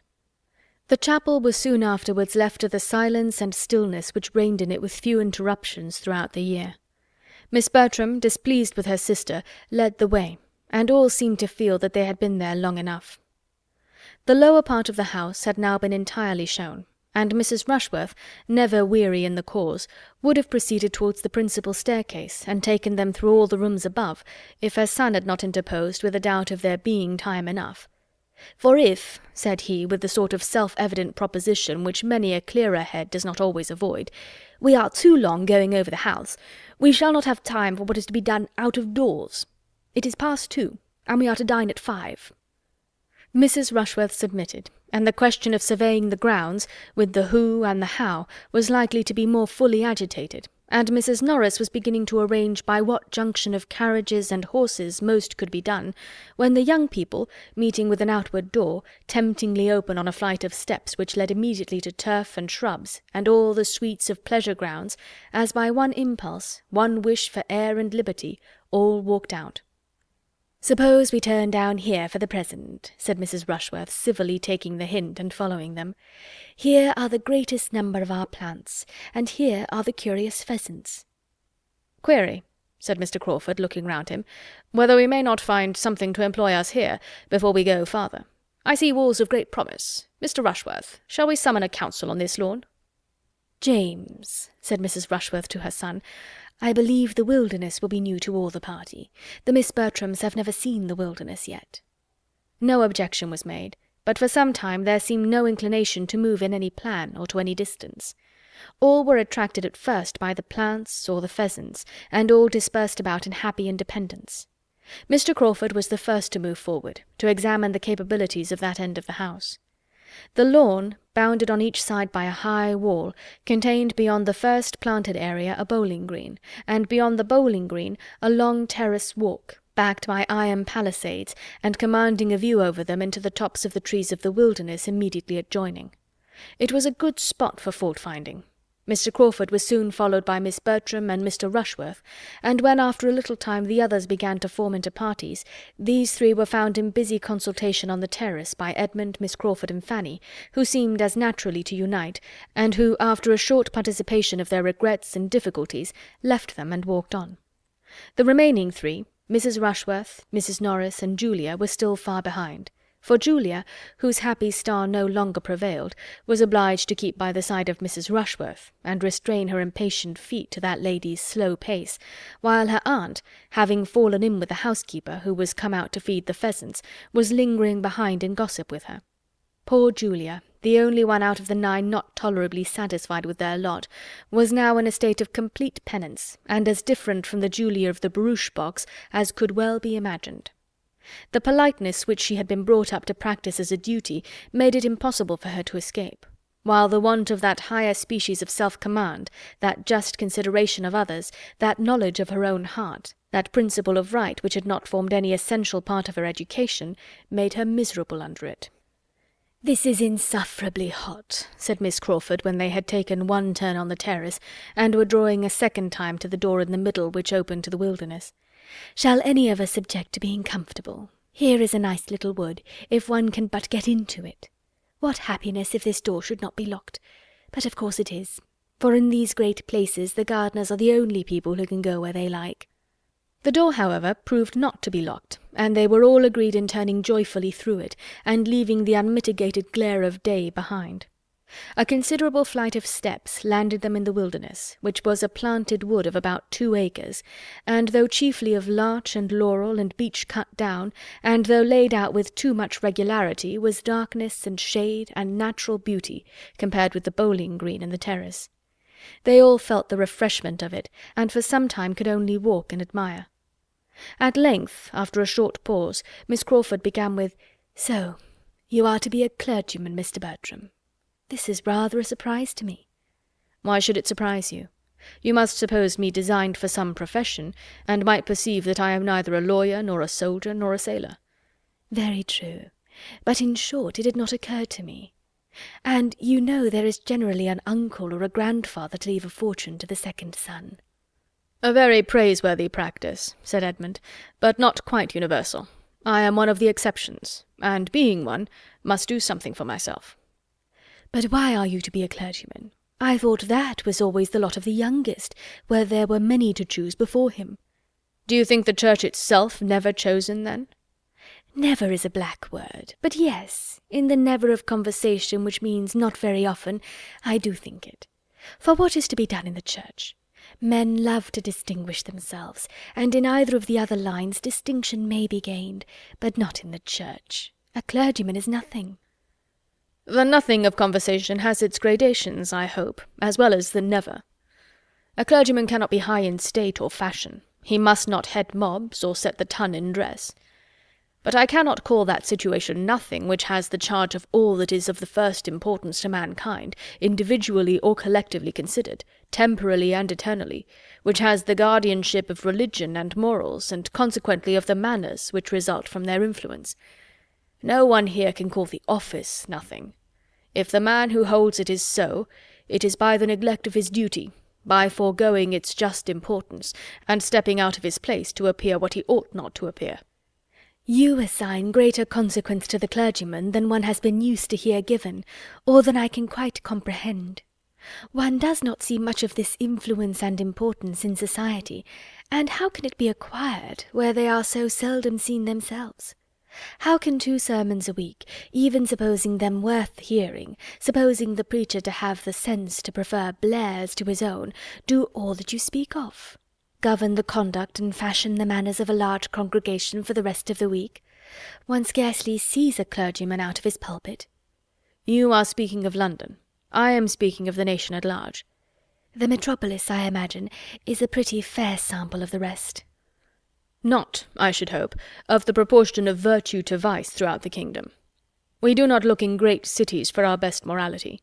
It is not there that respectable people of any denomination can do most good, and it certainly is not there that the influence of the clergy can be most felt. A fine preacher is followed and admired, but it is not in fine preaching only that a good clergyman will be useful in his parish and his neighbourhood, where the parish and neighbourhood are of a size capable of knowing his private character and observing his general conduct, which in London can rarely be the case. The clergy are lost there in the crowds of their parishioners. They are known to the largest part only as preachers, and with regard to their influencing public manners, Miss Crawford must not misunderstand me, or suppose I mean to call them the arbiters of good breeding, the regulators of refinement and courtesy, the masters of the ceremonies of life. The manners I speak of might rather be called conduct, perhaps, the result of good principles, the effect, in short, of those doctrines which it is their duty to teach and recommend. And it will, I believe, be everywhere found that as the clergy are or are not what they ought to be, so are the rest of the nation." "Certainly," said Fanny, with gentle earnestness. "There," cried Miss Crawford, "you have quite convinced Miss Price already." "I wish I could convince Miss Crawford too." "I do not think you ever will," said she with an arch smile. "I am just as much surprised now as I was at first that you should intend to take orders. You really are fit for something better. Come, do change your mind. It is not too late. Go into the law." "Go into the law, with as much ease as I was told to go into this wilderness." "Now you are going to say something about law being the worst wilderness of the 2, but I forestall you. Remember, I have forestalled you." "You need not hurry when the object is only to prevent my saying a bon mot, for there is not the least wit in my nature. I am a very matter-of-fact, plain-spoken being, and may blunder on the borders of a repartee for half an hour together without striking it out. A general silence succeeded. Each was thoughtful. Fanny made the first interruption by saying, "I wonder that I should be tired with only walking in this sweet wood, but the next time we come to a seat, if it is not disagreeable to you, I should be glad to sit down for a little while." "My dear Fanny," cried Edmund, immediately drawing her arm within his, "how thoughtless I have been! I hope you are not very tired. Perhaps," turning to Miss Crawford, "my other companion may do me the honour of taking an arm." "Thank you, but I am not at all tired." She took it, however, as she spoke, and the gratification of having her do so, of feeling such a connection for the first time, made him a little forgetful of Fanny. "You scarcely touch me," said he. "You do not make me of any use. What a difference in the weight of a woman's arm from that of a man! At Oxford I have been a good deal used to have a man lean on me for the length of a street, and you are only a fly in the comparison." "I am really not tired, which I almost wonder at, for we must have walked at least a mile in this wood. Do not you think we have?" "Not half a mile," was his sturdy answer, for he was not yet so much in love as to measure distance or reckon time with feminine lawlessness. "Oh, you do not consider how much we have wound about. We have taken such a very serpentine course, and the wood itself must be half a mile long in a straight line, for we have never seen the end of it yet, since we left the first great path." "But if you remember, before we left that first great path, we saw directly to the end of it. We looked down the whole vista, and saw it closed by iron gates, and it could not have been more than a furlong in length." "Oh, I know nothing of your furlongs, but I am sure it is a very long wood, and that we have been winding in and out ever since we came into it, and therefore when I say that we have walked a mile in it, I must speak within compass." "We have been exactly a quarter of an hour here," said Edmund, taking out his watch. "Do you think we are walking 4 miles an hour?" "Oh, do not attack me with your watch. A watch is always too fast or too slow. I cannot be dictated to by a watch." A few steps further brought them out at the bottom of the very walk they had been talking of, and standing back, well shaded and sheltered, and looking over a ha-ha into the park, was a comfortable-sized bench, on which they all sat down. "I am afraid you are very tired, Fanny," said Edmund, observing her. "Why would not you speak sooner? This will be a bad day's amusement for you, if you are to be knocked up. Every sort of exercise fatigues her so soon, Miss Crawford, except riding."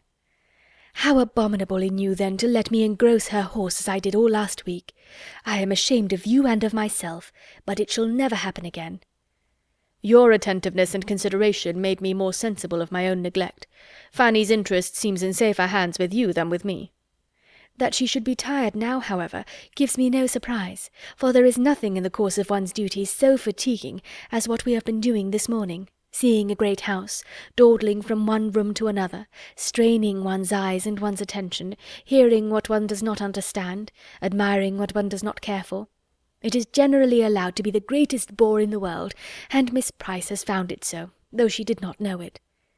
"I shall soon be rested," said Fanny. "To sit in the shade on a fine day and look upon verdure is the most perfect refreshment." After sitting a little while, Miss Crawford was up again. "I must move," said she. "Resting fatigues me. I have looked across the ha-ha till I am weary. I must go and look through that iron gate at the same view, without being able to see it so well." Edmund left the seat likewise. "Now, Miss Crawford, if you will look up the walk, you will convince yourself that it cannot be half a mile long, or half a mile." "It is an immense distance," said she. "I see that with a glance." He still reasoned with her, but in vain. She would not calculate, she would not compare. She would only smile and assert. The greatest degree of rational consistency could not have been more engaging, and they talked with mutual satisfaction. At last it was agreed that they should endeavour to determine the dimensions of the wood by walking a little more about it. They would go to one end of it, in the line they were then in, for there was a straight green walk along the bottom by the side of the ha-ha, and perhaps turn a little way in some other direction, if it seemed likely to assist them, and be back in a few minutes. Fanny said she was rested, and would have moved too, but this was not suffered. Edmund urged her remaining where she was with an earnestness which she could not resist, and she was left on the bench to think with pleasure of her cousin's care, but with great regret that she was not stronger. She watched them till they had turned the corner, and listened till all sound of them had ceased. End of Chapter 9. Chapter 10. A quarter of an hour, 20 minutes passed away, and Fanny was still thinking of Edmund, Miss Crawford, and herself, without interruption from anyone. She began to be surprised at being left so long, and to listen with an anxious desire of hearing their steps and their voices again. She listened, and at length she heard. She heard voices and feet approaching, but she had just satisfied herself that it was not those she wanted, when Miss Bertram, Mr. Rushworth, and Mr. Crawford issued from the same path which she had trod herself, and were before her. Miss Price all alone, and "My dear Fanny, how comes this?" were the first salutations. She told her story. "Poor dear Fanny," cried her cousin, "how ill you have been used by them! You had better have stayed with us." Then, seating herself with a gentleman on each side, she resumed the conversation which had engaged them before, and discussed the possibility of improvements with much animation. Nothing was fixed on, but Henry Crawford was full of ideas and projects, and generally speaking, whatever he proposed was immediately approved, first by her, and then by Mr. Rushworth, whose principal business seemed to be to hear the others, and who scarcely risked an original thought of his own, beyond a wish that they had seen his friend Smith's place. After some minutes spent in this way, Miss Bertram, observing the iron gate, expressed a wish of passing through it into the park, that their views and their plans might be more comprehensive. It was the very thing of all others to be wished. It was the best, it was the only way of proceeding with any advantage, in Henry Crawford's opinion, and he directly saw a knoll not half a mile off, which would give them exactly the requisite command of the house. Go therefore they must to that knoll, and through that gate, but the gate was locked. Mr. Rushworth wished he had brought the key. He had been very near thinking whether he should not bring the key. He was determined that he should never come without the key again, but still this did not remove the present evil. They could not get through, and as Miss Bertram's inclination for so doing did by no means lessen, it ended in Mr. Rushworth's declaring outright that he would go and fetch the key. He set off accordingly. "It is undoubtedly the best thing we can do now, as we are so far from the house already," said Mr. Crawford when he was gone. "Yes, there is nothing else to be done. But now, sincerely, do not you find the place altogether worse than you expected?" "No, indeed, far otherwise. I find it better, grander, more complete in its style, though that style may not be the best. And to tell you the truth," speaking rather lower, "I do not think that I shall ever see Sotherton again with so much pleasure as I do now. Another summer will hardly improve it to me." After a moment's embarrassment, the lady replied, "You are too much a man of the world not to see with the eyes of the world. If other people think Sotherton improved, I have no doubt that you will." "I am afraid I am not quite so much the man of the world as might be good for me in some points. My feelings are not quite so evanescent, nor my memory of the past under such easy dominion as one finds to be the case with men of the world." This was followed by a short silence. Miss Bertram began again. "You seemed to enjoy your drive here very much this morning. I was glad to see you so well entertained. You and Julia were laughing the whole way." "Were we? Yes, I believe we were. But I have not the least recollection at what. Oh, I believe I was relating to her some ridiculous stories of an old Irish groom of my uncle's. Your sister loves to laugh." "You think her more light-hearted than I am?" "More easily amused," he replied. "Consequently, you know," smiling, "better company. I could not have hoped to entertain you with Irish anecdotes during a 10-miles drive." "Naturally, I believe, I am as lively as Julia, but I have more to think of now." "You have undoubtedly. And there are situations in which very high spirits would denote insensibility. Your prospects, however, are too fair to justify want of spirits. You have a very smiling scene before you." "Do you mean literally or figuratively?" "Literally, I conclude." "Yes, certainly the sun shines, and the park looks very cheerful. But unluckily that iron gate, that ha-ha, give me a feeling of restraint and hardship. I cannot get out, as the starling said." As she spoke, and it was with expression, she walked to the gate. He followed her. "Mr. Rushworth is so long fetching this key." "And for the world you would not get out without the key and without Mr. Rushworth's authority and protection, or I think you might with little difficulty pass round the edge of the gate, here, with my assistance. I think it might be done, if you really wish to be more at large, and could allow yourself to think it not prohibited." "Prohibited? Nonsense! I certainly can get out that way, and I will. Mr. Rushworth will be here in a moment, you know. We shall not be out of sight." "Or if we are, Miss Price will be so good as to tell him that he will find us near that knoll, that grove of oak on the knoll." Fanny, feeling all this to be wrong, could not help making an effort to prevent it. "You will hurt yourself, Miss Bertram," she cried. "You will certainly hurt yourself against those spikes. You will tear your gown. You will be in danger of slipping into the ha-ha. You had better not go." Her cousin was safe on the other side while these words were spoken, and smiling with all the good humour of success, she said, "Thank you, my dear Fanny, but I and my gown are alive and well, and so good-bye." Fanny was again left to her solitude, and with no increase of pleasant feelings, for she was sorry for almost all that she had seen and heard, astonished at Miss Bertram, and angry with Mr. Crawford.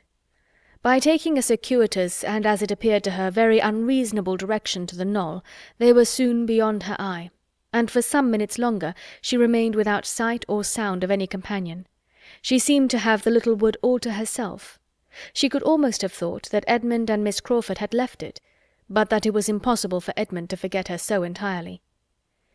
She was again roused from disagreeable musings by sudden footsteps. Somebody was coming at a quick pace down the principal walk. She expected Mr. Rushworth, but it was Julia, who, hot and out of breath, and with a look of disappointment, cried out on seeing her, "Hey day! Where are the others? I thought Maria and Mr. Crawford were with you." Fanny explained. "A pretty trick, upon my word! I cannot see them anywhere," looking eagerly into the park. "But they cannot be very far off, and I think I am equal to as much as Maria, even without help." "But, Julia, Mr. Rushworth will be here in a moment with the key. Do wait for Mr. Rushworth." "Not I, indeed. I have had enough of the family for one morning. Why, child, I have but this moment escaped from his horrible mother. Such a penance as I have been enduring, while you were sitting here so composed and so happy. It might have been as well, perhaps, if you had been in my place, but you always contrive to keep out of these scrapes." This was a most unjust reflection, but Fanny could allow for it, and let it pass. Julia was vexed, and her temper was hasty, but she felt that it would not last, and therefore, taking no notice, only asked her if she had not seen Mr. Rushworth. Yes, we saw him. He was posting away as if upon life and death, and could but just spare time to tell us his errand, and where you all were." "It is a pity that you should have so much trouble for nothing." "That is Miss Maria's concern. I am not obliged to punish myself for her sins. The mother I could not avoid, as long as my tiresome aunt was dancing about with the housekeeper, but the son I can get away from." And she immediately scrambled across the fence and walked away, not attending to Fanny's last question of whether she had seen anything of Miss Crawford and Edmund. The sort of dread in which Fanny now sat, of seeing Mr. Rushworth, prevented her thinking so much of their continued absence, however, as she might have done. She felt that he had been very ill-used, and was quite unhappy in having to communicate what had passed. He joined her within 5 minutes after Julia's exit, and though she made the best of the story, he was evidently mortified and displeased in no common degree. At first he scarcely said anything. His looks only expressed his extreme surprise and vexation, and he walked to the gate and stood there without seeming to know what to do.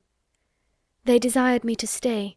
My cousin Maria charged me to say that you would find them at that knoll, or thereabouts." "I do not believe I shall go any further," said he sullenly. "I see nothing of them. By the time I get to the knoll they may have gone somewhere else. I've had walking enough." And he sat down with a most gloomy countenance by Fanny.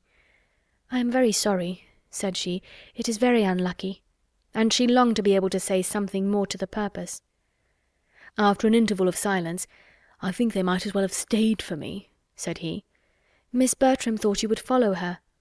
"I should not have had to follow her if she had stayed." This could not be denied, and Fanny was silenced. After another pause he went on, "Pray, Miss Price, are you such a great admirer of this Mr. Crawford as some people are? For my part, I can see nothing in him." "I do not think him at all handsome." "Handsome? Nobody can call such an undersized man handsome. He is not 5'9". I should not wonder if he was not more than 5'8". I think he is an ill-looking fellow. In my opinion, these Crawfords are no addition at all. We did very well without them." A small sigh escaped Fanny here, and she did not know how to contradict him. "If I had made any difficulty about fetching the key, there might have been some excuse, but I went the very moment she said she wanted it." "Nothing could be more obliging than your manner, I am sure, and I dare say you walked as fast as you could. But still it is some distance, you know, from this spot to the house, quite into the house, and when people are waiting, they are bad judges of time, and every half-minute seems like 5. He got up and walked to the gate again, and wished he had had the key about him at the time. Fanny thought she discerned in his standing there an indication of relenting, which encouraged her to another attempt, and she said therefore, "It is a pity that you should not join them. They expected to have a better view of the house from that part of the park, and will be thinking how it may be improved, and nothing of that sort, you know, can be settled without you." She found herself more successful in sending away than in retaining a companion. Mr. Rushworth was worked on. "Well," said he, "if you really think I'd better go, it would be foolish to bring the key for nothing." And letting himself out, he walked off without further ceremony. Fanny's thoughts were now all engrossed by the two who had left her so long ago, and getting quite impatient, she resolved to go in search of them. She followed their steps along the bottom walk, and had just turned up into another, when the voice and the laugh of Miss Crawford once more caught her ear. The sound approached, and a few more windings brought them before her. They were just returned into the wilderness from the park, to which a side gate, not fastened, had tempted them very soon after their leaving her, and they had been across a portion of the park into the very avenue which Fanny had been hoping the whole morning to reach at last, and had been sitting down under one of the trees. This was their history. It was evident that they had been spending their time pleasantly, and were not aware of the length of their absence. Fanny's best consolation was in being assured that Edmund had wished for her very much, and that he should certainly have come back for her, had she not been tired already. But this was not quite sufficient to do away the pain of having been left a whole hour, when he had talked of only a few minutes, nor to banish the sort of curiosity she felt to know what they had been conversing about all that time, and the result of the whole was to her disappointment and depression, as they prepared by general agreement to return to the house. On reaching the bottom of the steps to the terrace, Mrs. Rushworth and Mrs. Norris presented themselves at the top, just ready for the wilderness, at the end of an hour and a half from their leaving the house. Mrs. Norris had been too well employed to move faster. Whatever cross accidents had occurred to intercept the pleasures of her nieces, she had found a morning of complete enjoyment, for the housekeeper, after a great many courtesies on the subject of pheasants, had taken her to the dairy, told her all about their cows, and given her the receipt for a famous cream cheese, and since Julia's leaving them, they had been met by the gardener, with whom she had made a most satisfactory acquaintance, for she had set him right as to his grandson's illness, convinced him it was an ague, and promised him a charm for it, and he, in return, had shown her all his choicest nursery of plants, and actually presented her with a very curious specimen of heath. On this rencontre they all returned to the house together, there to lounge away the time as they could with sofas and chit-chat and quarterly reviews, till the return of the others, and the arrival of dinner. It was late before the Miss Bertrams and the two gentlemen came in, and their ramble did not appear to have been more than partially agreeable, or at all productive of anything useful with regard to the object of the day. By their own accounts, they had been all walking after each other, and the junction which had taken place at last seemed, to Fanny's observation, to have been as much too late for re-establishing harmony as it confessedly had been for determining on any alteration. She felt, as she looked at Julia and Mr. Rushworth, that hers was not the only dissatisfied bosom amongst them. There was gloom on the face of each. Mr. Crawford and Miss Bertram were much more gay, and she thought that he was taking particular pains during dinner to do away any little resentment of the other two, and restore general good humour. Dinner was soon followed by tea and coffee. A 10 miles drive home allowed no waste of hours, and from the time of their sitting down to table it was a quick succession of busy nothings till the carriage came to the door, and Mrs. Norris, having fidgeted about, and obtained a few pheasants' eggs and a cream cheese from the housekeeper, and made abundance of civil speeches to Mrs. Rushworth, was ready to lead the way. At the same moment Mr. Crawford, approaching Julia, said, "I hope I am not to lose my companion, unless she is afraid of the evening air in so exposed a seat." The request had not been foreseen, but was very graciously received, and Julia's day was likely to end almost as well as it began. Miss Bertram had made up her mind to something different, and was a little disappointed, but her conviction of being really the one preferred comforted her under it, and enabled her to receive Mr. Rushworth's parting attentions as she ought. He was certainly better pleased to hand her into the barouche than to assist her in ascending the box, and his complacency seemed confirmed by the arrangement. "Well, Fanny, this has been a fine day for you, upon my word," said Mrs. Norris as they drove through the park. "Nothing but pleasure from beginning to end. I am sure you ought to be very much obliged to your Aunt Bertram and me for contriving to let you go. A pretty good day's amusement you have had." Maria was just discontented enough to say directly, "I think you have done pretty well yourself, ma'am. Your lap seems full of good things, and here is a basket of something between us, which has been knocking my elbow unmercifully."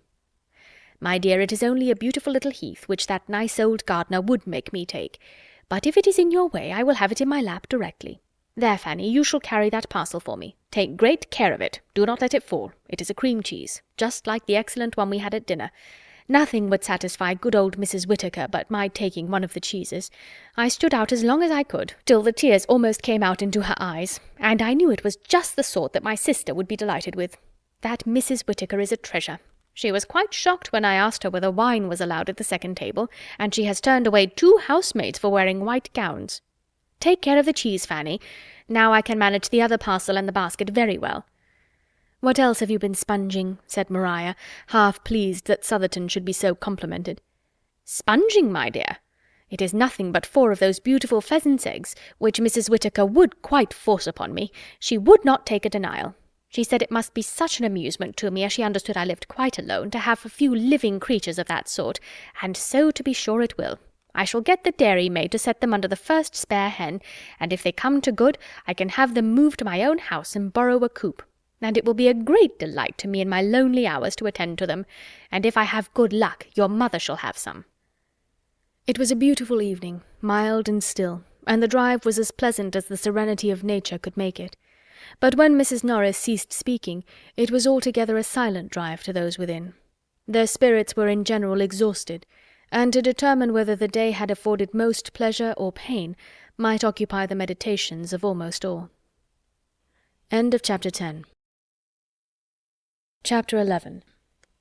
The day at Southerton, with all its imperfections, afforded the Miss Bertrams much more agreeable feelings than were derived from the letters from Antigua, which soon afterwards reached Mansfield. It was much pleasanter to think of Henry Crawford than of their father, and to think of their father in England again within a certain period, which these letters obliged them to do, was a most unwelcome exercise. November was the black month fixed for his return. Sir Thomas wrote of it with as much decision as experience and anxiety could authorize. His business was so nearly concluded as to justify him in proposing to take his passage in the September packet, and he consequently looked forward with the hope of being with his beloved family again early in November. Maria was more to be pitied than Julia, for to her the father brought a husband, and the return of the friend most solicitous for her happiness would unite her to the lover on whom she had chosen that happiness should depend. It was a gloomy prospect, and all that she could do was to throw a mist over it, and hope when the mist cleared away she should see something else. It would hardly be early in November. There were generally delays, a bad passage or something, that favouring something which everybody who shuts their eyes while they look, or their understandings while they reason, feels the comfort of. It would probably be the middle of November at least. The middle of November was 3 months off. 3 months comprised 13 weeks. Much might happen in 13 weeks. Sir Thomas would have been deeply mortified by a suspicion of half that his daughters felt on the subject of his return, and would hardly have found consolation in a knowledge of the interest it excited in the breast of another young lady. Miss Crawford, on walking up with her brother to spend the evening at Mansfield Park, heard the good news, and, though seeming to have no concern in the affair beyond politeness, and to have vented all her feelings in a quiet congratulation, heard it with an attention not so easily satisfied. Mrs. Norris gave the particulars of the letters, and the subject was dropped. But after tea, as Miss Crawford was standing at an open window with Edmund and Fanny, looking out on a twilight scene, while the Miss Bertrams, Mr. Rushworth, and Henry Crawford were all busy with candles at the pianoforte, she suddenly revived it by turning round towards the group and saying, "How happy Mr. Rushworth looks! He is thinking of November." Edmund looked round at Mr. Rushworth too, but had nothing to say. "Your father's return will be a very interesting event." "It will indeed after such an absence not only long, but including so many dangers." "It will be the forerunner also of other interesting events, your sister's marriage, and your taking orders." "Yes." "Don't be affronted," said she, laughing, "but it does put me in mind of some of the old heathen heroes, who after performing great exploits in a foreign land, offered sacrifices to the gods on their safe return." "There is no sacrifice in the case," replied Edmund with a serious smile, and glancing at the pianoforte again. "It is entirely her own doing." "Oh, yes, I know it is. I was merely joking. She has done no more than what every young woman would do, and I have no doubt of her being extremely happy. My other sacrifice, of course, you do not understand." "My taking orders, I assure you, is quite as voluntary as Maria's marrying." "It is fortunate that your inclination and your father's convenience should accord so well. There is a very good living kept for you, I understand, hereabouts." "Which you suppose has biased me." "But that I am sure it is not," cried Fanny. "Thank you for your good word, Fanny, but it is more than I would affirm myself. On the contrary, the knowing that there was such a provision for me probably did bias me, nor can I think it wrong that it should. There was no natural disinclination to be overcome, and I see no reason why a man should make a worse clergyman for knowing that he will have a competence early in life. I was in safe hands. I hope I should not have been influenced myself in a wrong way, and I am sure my father was too conscientious to have allowed it. I have no doubt that I was biased, but I think it was blamelessly." "It is the same sort of thing," said Fanny after a short pause, "as for the son of an admiral to go into the navy, or the son of a general to be in the army, and nobody sees anything wrong in that. Nobody wonders that they should prefer the line where their friends can serve them best, or suspects them to be less in earnest in it than they appear." "No, my dear Miss Price, and for reasons good. The profession, either navy or army, is its own justification. It has everything in its favour: heroism, danger, bustle, fashion. Soldiers and sailors are always acceptable in society. Nobody can wonder that men are soldiers and sailors." "But the motives of a man who takes orders with the certainty of preferment may be fairly suspected, you think?" said Edmund. "To be justified in your eyes, he must do it in the most complete uncertainty of any provision." "What? Take orders without a living? No, that is madness indeed, absolute madness." "Shall I ask you how the church is to be filled if a man is neither to take orders with a living nor without? No, for you certainly would not know what to say. But I must beg some advantage to the clergyman from your own argument. As he cannot be influenced by those feelings which you rank highly as temptation and reward to the soldier and sailor in their choice of a profession, as heroism and noise and fashion are all against him, he ought to be less liable to the suspicion of wanting sincerity or good intentions in the choice of his." "Oh, no doubt he is very sincere in preferring an income ready-made to the trouble of working for one, and has the best intentions of doing nothing all the rest of his days but eat, drink, and grow fat. It is indolence, Mr. Bertram, indeed.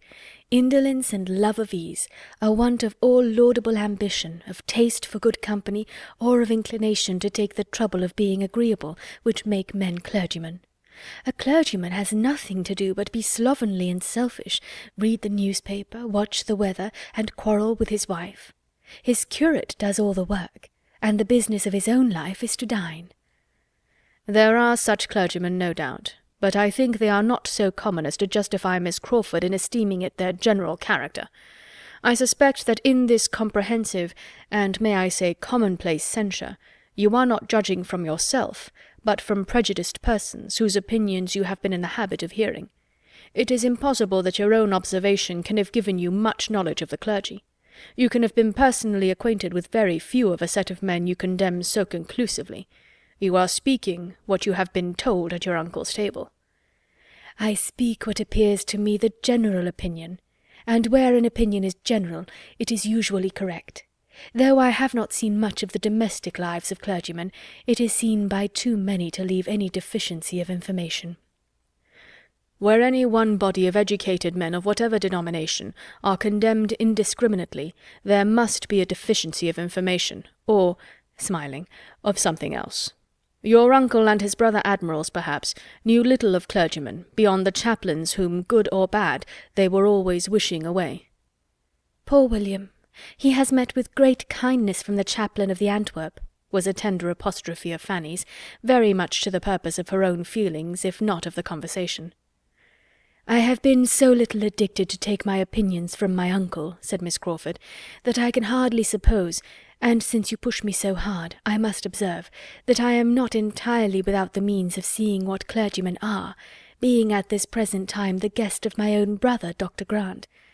And though Dr. Grant is most kind and obliging to me, and though he is really a gentleman, and I dare say a good scholar and clever, and often preaches good sermons, and is very respectable, I see him to be an indolent, selfish bon vivant, who must have his palate consulted in everything, who will not stir a finger for the convenience of anyone, and who, moreover, if the cook makes a blunder, is out of humour with his excellent wife.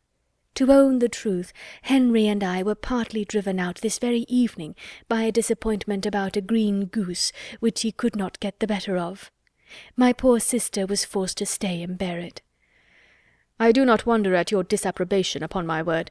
It is a great defect of temper, made worse by a very faulty habit of self-indulgence, and to see your sister suffering from it must be exceedingly painful to such feelings as yours. Fanny, it goes against us. We cannot attempt to defend Dr. Grant.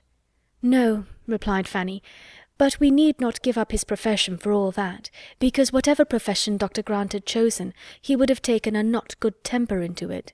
And as he must, either in the navy or army, have had a great many more people under his command than he has now, I think more would have been made unhappy by him as a sailor or soldier than as a clergyman.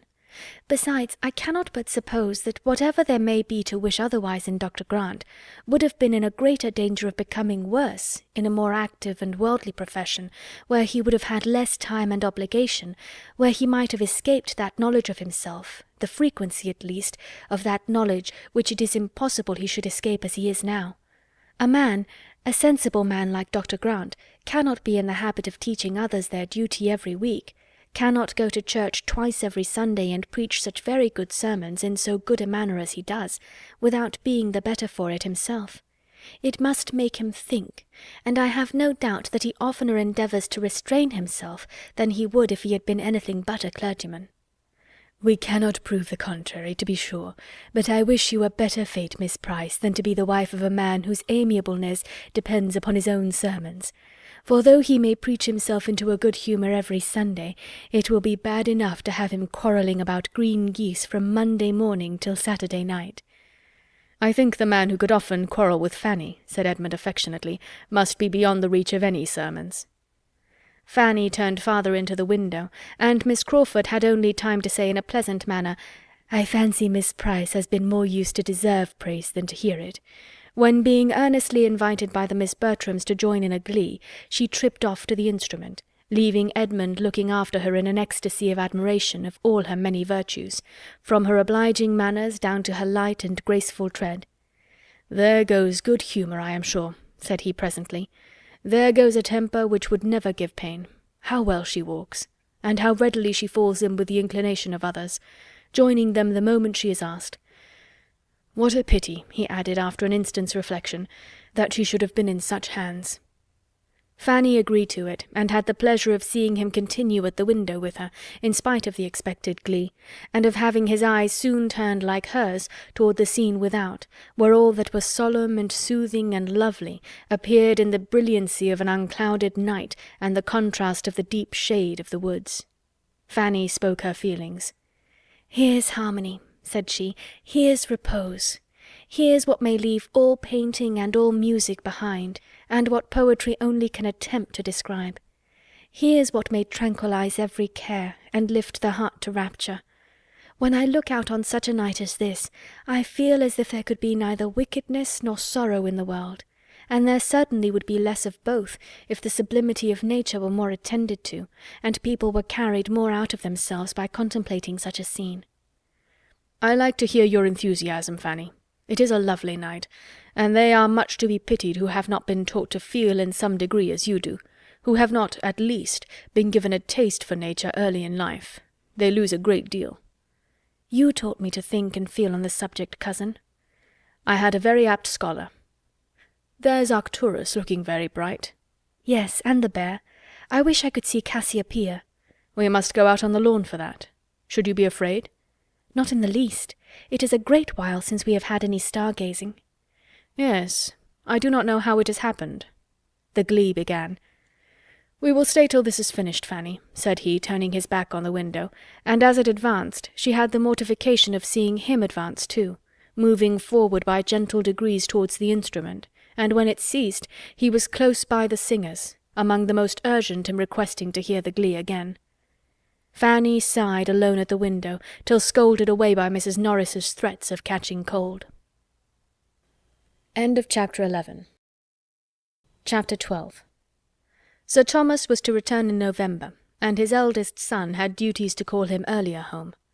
The approach of September brought tidings of Mr. Bertram first in a letter to the gamekeeper, and then in a letter to Edmund, and by the end of August he arrived himself, to be gay, agreeable, and gallant again as occasion served, or Miss Crawford demanded, to tell of races and Weymouth, and parties and friends, to which she might have listened 6 weeks before with some interest, and altogether to give her the fullest conviction, by the power of actual comparison, of preferring his younger brother. It was very vexatious, and she was heartily sorry for it, but so it was, and so far now from meaning to marry the elder, she did not even want to attract him beyond what the simplest claims of conscious beauty required. His lengthened absence from Mansfield, without anything but pleasure in view and his own will to consult, made it perfectly clear that he did not care about her, and his indifference was so much more than equalled by her own, that, were he now to step forth the owner of Mansfield Park, the Sir Thomas complete, which he was to be in time, she did not believe she could accept him. The season and duties which brought Mr. Bertram back to Mansfield took Mr. Crawford into Norfolk. Everingham could not do without him in the beginning of September. He went for a fortnight of such dullness to the Miss Bertrams as ought to have put them both on their guard, and made even Julia admit in her jealousy of her sister the absolute necessity of distrusting his attentions, and wishing him not to return, and a fortnight of sufficient leisure in the intervals of shooting and sleeping to have convinced the gentleman that he ought to keep longer away, had he been more in the habit of examining his own motives, and of reflecting to what the indulgence of his idle vanity was tending. But, thoughtless and selfish from prosperity and bad example, he would not look beyond the present moment. The sisters, handsome, clever, and encouraging, were an amusement to his sated mind, and finding nothing in Norfolk to equal the social pleasures of Mansfield, he gladly returned to it at the time appointed, and was welcomed thither quite as gladly by those whom he came to trifle with farther. Maria, with only Mr. Rushworth to attend her, and doomed to the repeated details of his day's sport, good or bad, his boast of his dogs, his jealousy of his neighbours, his doubts of their qualification, and his zeal after poachers, subjects which will not find their way to female feelings without some talent on one side, or some attachment on the other, had missed Mr. Crawford grievously, and Julia, unengaged and unemployed, felt all the right of missing him much more. Each sister believed herself the favourite. Julia might be justified in so doing by the hints of Mrs. Grant, inclined to credit what she wished, and Maria by the hints of Mr. Crawford himself. Everything returned into the same channel as before his absence, his manners being to each so animated and agreeable as to lose no ground with either, and just stopping short of the consistence, the steadiness, the solicitude, and the warmth which might excite general notice.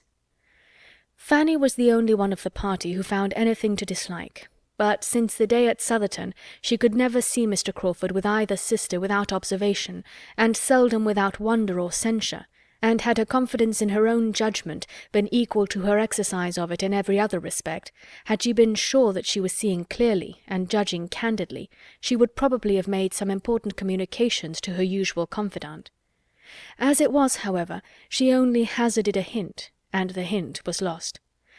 "I am rather surprised," said she, "that Mr. Crawford should come back again so soon, after being here so long before, full 7 weeks, for I had understood he was so very fond of change and moving about, that I thought something would certainly occur when he was once gone to take him elsewhere.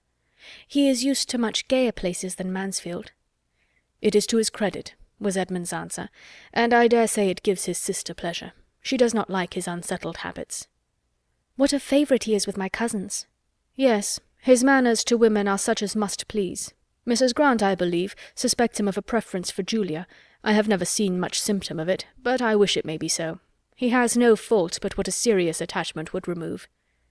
"If Miss Bertram were not engaged," said Fanny cautiously, "I could sometimes almost think that he admired her more than Julia." "Which is, perhaps, more in favour of his liking Julia best than you, Fanny, may be aware, For I believe it often happens that a man, before he has quite made up his own mind, will distinguish the sister or intimate friend of the woman he is really thinking of more than the woman herself. Crawford has too much sense to stay here if he found himself in any danger from Maria, and I am not at all afraid for her, after such a proof as she has given that her feelings are not strong." Fanny supposed she must have been mistaken, and meant to think differently in future. But with all that submission to Edmund could do, and all the help of the coinciding looks and hints which she occasionally noticed in some of the others, and which seemed to say that Julia was Mr. Crawford's choice, she knew not always what to think. She was privy one evening to the hopes of her Aunt Norris on the subject, as well as to her feelings and the feelings of Mrs. Rushworth on a point of some similarity, and could not help wondering as she listened, and glad she would have been not to be obliged to listen, for it was while all the other young people were dancing, and she sitting most unwillingly among the chaperons at the fire, longing for the re-entrance of her elder cousin, on whom all her own hopes of a partner then depended. It was Fanny's first ball, though without the preparation or splendour of many a young lady's first ball, being the thought only of the afternoon, built on the late acquisition of a violin-player in the servants' hall, and the possibility of raising 5 couples, with the help of Mrs. Grant and a new intimate friend of Mr. Bertram's, just arrived on a visit. It had, however, been a very happy one to Fanny through 4 dances, and she was quite grieved to be losing even a quarter of an hour. While waiting and wishing, looking now at the dancers and now at the door, this dialogue between the 2 above-mentioned ladies was forced on her. "I think, ma'am," said Mrs. Norris, her eyes directed towards Mr. Rushworth and Maria, who were partners for the second time, "we shall see some happy faces again now." "Yes, ma'am, indeed," replied the other, with a stately simper. "There will be some satisfaction in looking on now, and I think it was rather a pity they should have been obliged to part. Young folks in their situation should be excused complying with the common forms. I wonder my son did not propose it." "I dare say he did, ma'am. Mr. Rushworth is never remiss. But dear Maria has such a strict sense of propriety, so much of that true delicacy one seldom meets with nowadays, Mrs. Rushworth, that wish of avoiding particularity.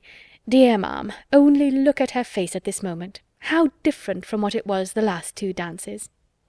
Miss Bertram did indeed look happy.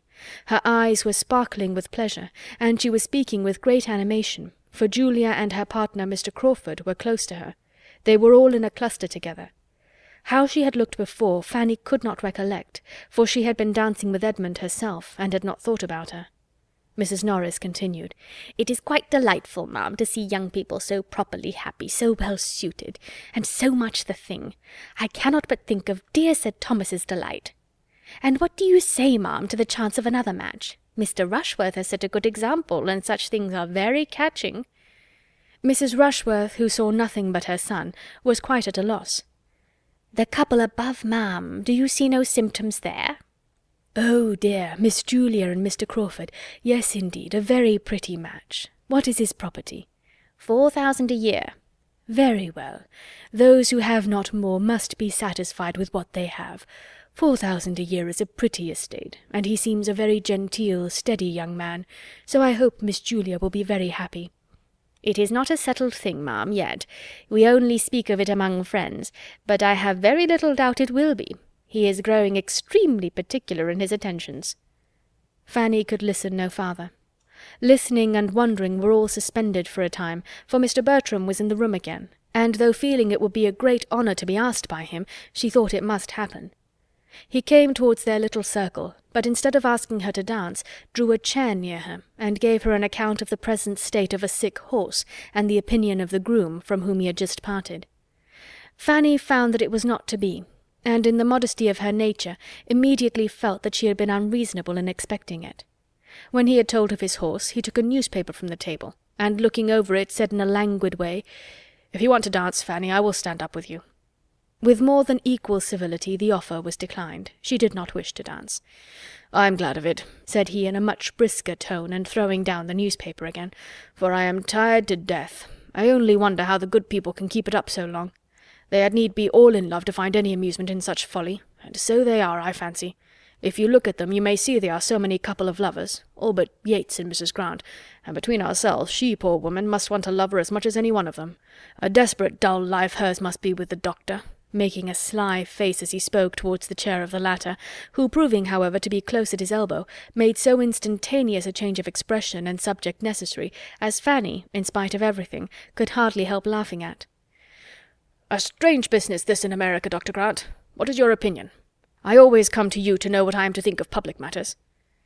"My dear Tom," cried his aunt soon afterwards, "as you are not dancing, I dare say you will have no objection to join us in a rubber, shall you?"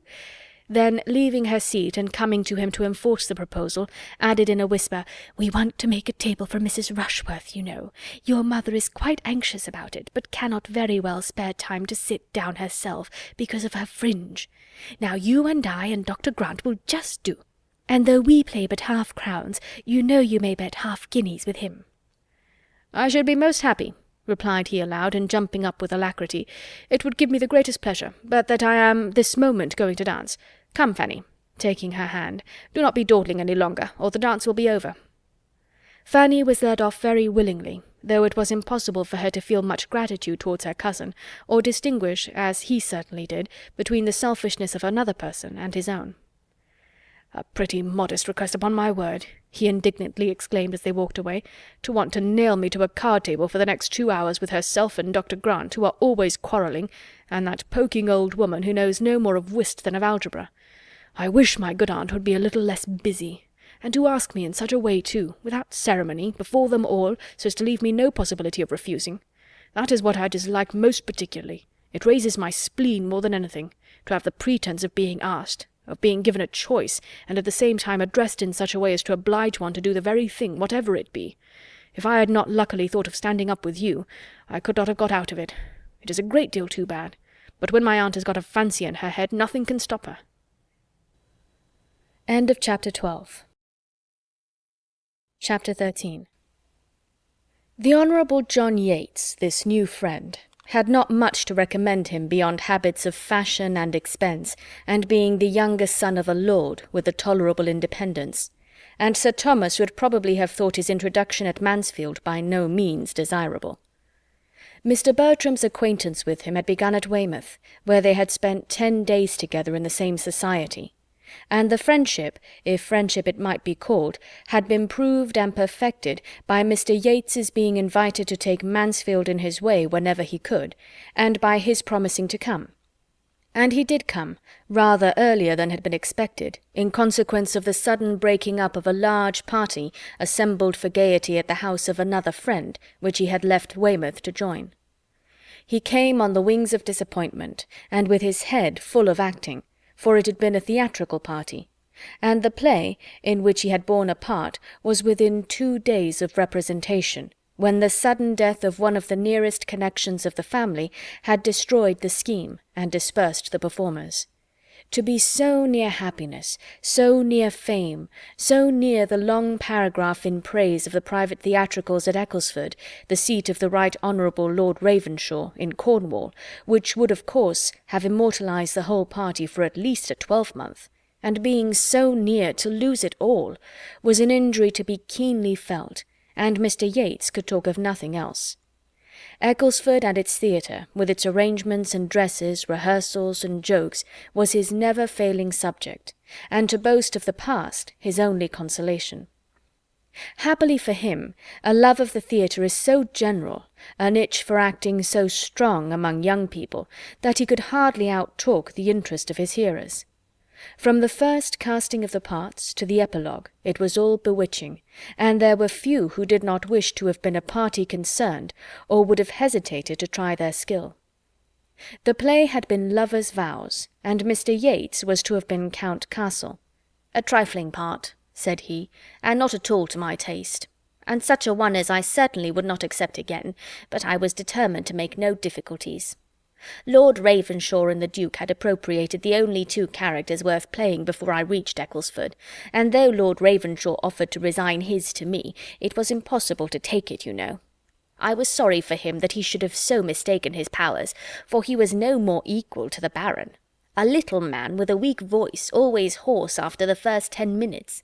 It must have injured the piece materially, but I was resolved to make no difficulties.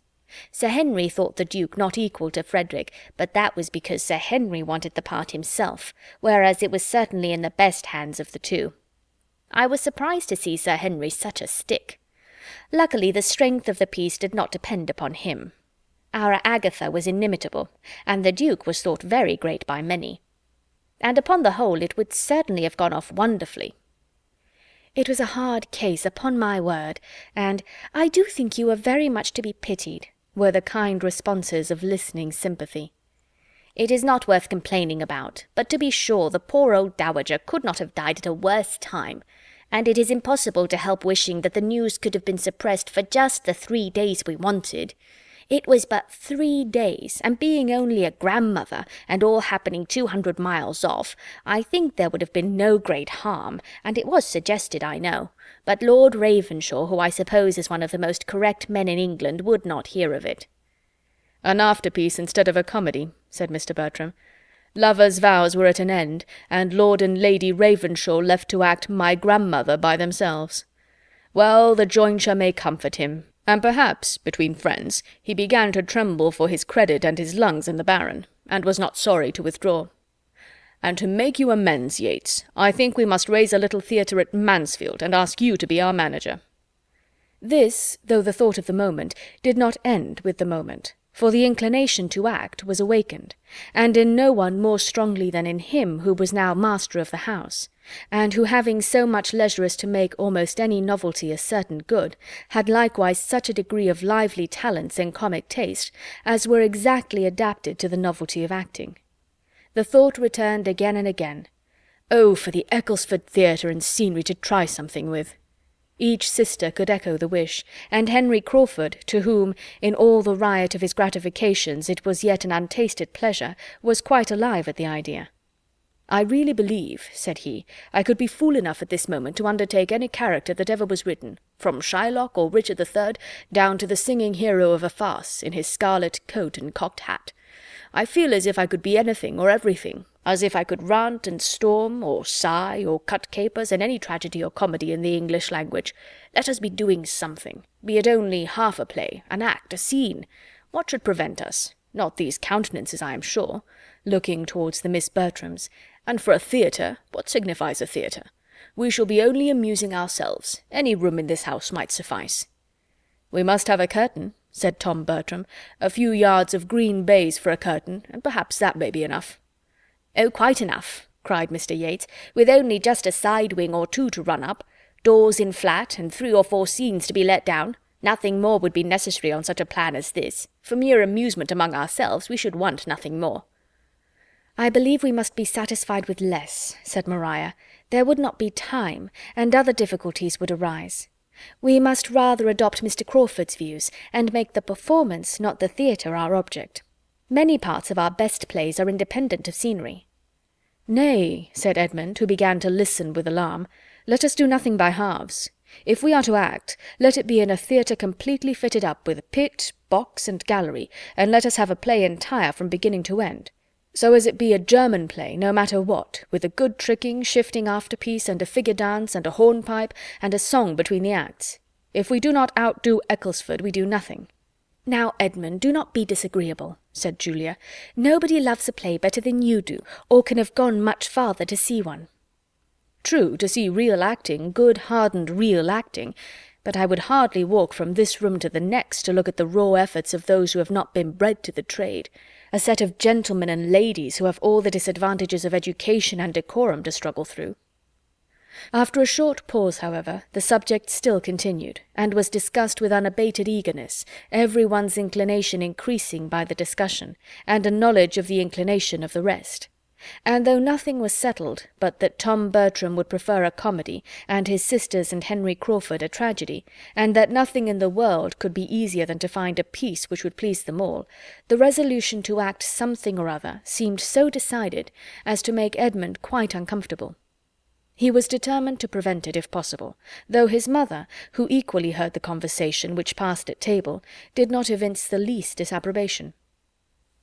The same evening afforded him an opportunity of trying his strength. Maria, Julia, Henry Crawford, and Mr. Yates were in the billiard-room.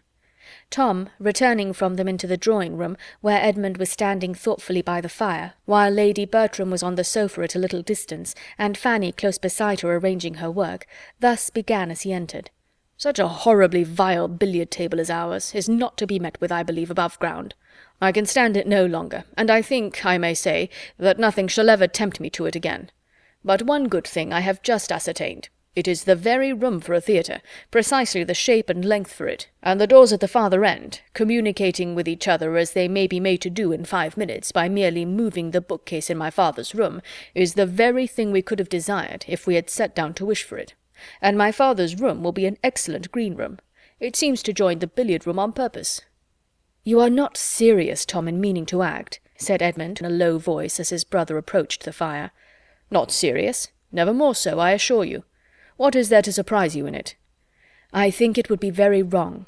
In a general light, private theatricals are open to some objections, but as we are circumstanced, I must think it would be highly injudicious, and more than injudicious, to attempt anything of the kind. It would show great want of feeling on my father's account, absent as he is, and in some degree of constant danger. And it would be imprudent, I think, with regard to Maria, whose situation is a very delicate one, considering everything extremely delicate."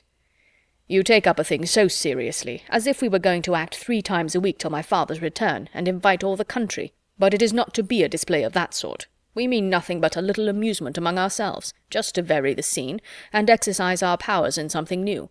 We want no audience, no publicity. We may be trusted, I think, in choosing some play most perfectly unexceptionable, and I can conceive no greater harm or danger to any of us in conversing in the elegant written language of some respectable author than in chattering in words of our own.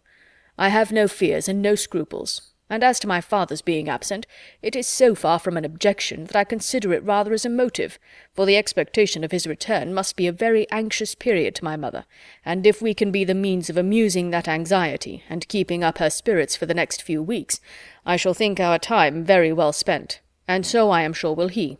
It is a very anxious period for her." As he said this, each looked towards their mother. Lady Bertram, sunk back in one corner of the sofa, the picture of health, wealth, ease, and tranquillity, was just falling into a gentle doze, while Fanny was getting through the few difficulties of her work for her. Edmund smiled and shook his head. "By Jove, this won't do," cried Tom, throwing himself into a chair with a hearty laugh. "To be sure, my dear mother, your anxiety, I was unlucky there." "What is the matter?" asked her ladyship in the heavy tone of one half-roused. "I was not asleep."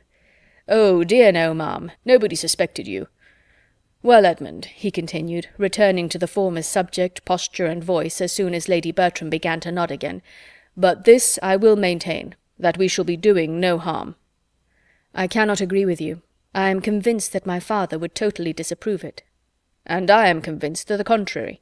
Nobody is fonder of the exercise of talent in young people, or promotes it more than my father, and for anything of the acting, spouting, reciting kind, I think he has always had a decided taste. I am sure he encouraged it in us as boys. How many a time have we mourned over the dead body of Julius Caesar, and to bead and not to bead, in this very room for his amusement, and I am sure my name was Norval every evening of my life through one Christmas holidays." "It was a very different thing. You must see the difference yourself. My father wished us, as schoolboys, to speak well, but he would never wish his grown-up daughters to be acting plays. His sense of decorum is strict." "I know all that," said Tom, displeased. "I know my father as well as you do, and I'll take care that his daughters do nothing to distress him. Manage your own concerns, Edmund, and I'll take care of the rest of the family." "If you are resolved on acting," replied the persevering Edmund, "I must hope it will be in a very small and quiet way. And I think a theatre ought not to be attempted.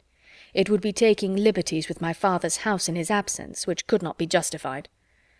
"For everything of that nature I will be answerable," said Tom in a decided tone. "His house shall not be hurt.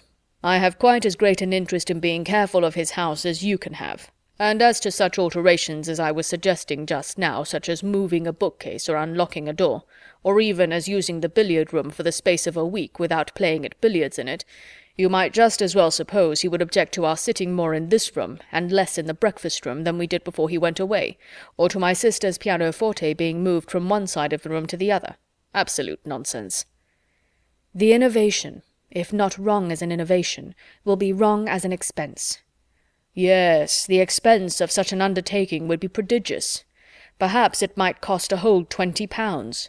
Something of a theatre we must have undoubtedly, but it will be on the simplest plan, a green curtain and a little carpenter's work, and that's all. And as the carpenter's work may be all done at home by Christopher Jackson himself, it will be too absurd to talk of expense. And as long as Jackson is employed, everything will be right with Sir Thomas. Don't imagine that nobody in this house can see or judge but yourself. Don't act yourself if you do not like it, but don't expect to govern everybody else." "No, as to acting myself," said Edmund, "that I absolutely protest against." Tom walked out of the room as he said it, and Edmund was left to sit down and stir the fire in thoughtful vexation. Fanny, who had heard it all, and borne Edmund company in every feeling throughout the whole, now ventured to say, in her anxiety to suggest some comfort, "Perhaps they may not be able to find any play to suit them. Your brother's taste and your sister's seem very different." "I have no hope there, Fanny. If they persist in the scheme, they will find something. I shall speak to my sisters and try to dissuade them, and that is all I can do." "I should think my Aunt Norris would be on your side."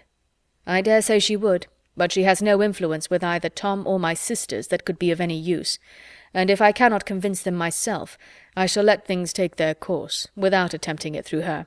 Family squabbling is the greatest evil of all, and we had better do anything than be altogether by the ears." His sisters, to whom he had an opportunity of speaking the next morning, were quite as impatient of his advice, quite as unyielding to his representation, quite as determined in the cause of pleasure as Tom. Their mother had no objection to the plan, and they were not in the least afraid of their father's disapprobation. There could be no harm in what had been done in so many respectable families, and by so many women of the first consideration, and it must be scrupulousness run mad that could see anything to censure in a plan like theirs, comprehending only brothers and sisters and intimate friends, which could never be heard of beyond themselves.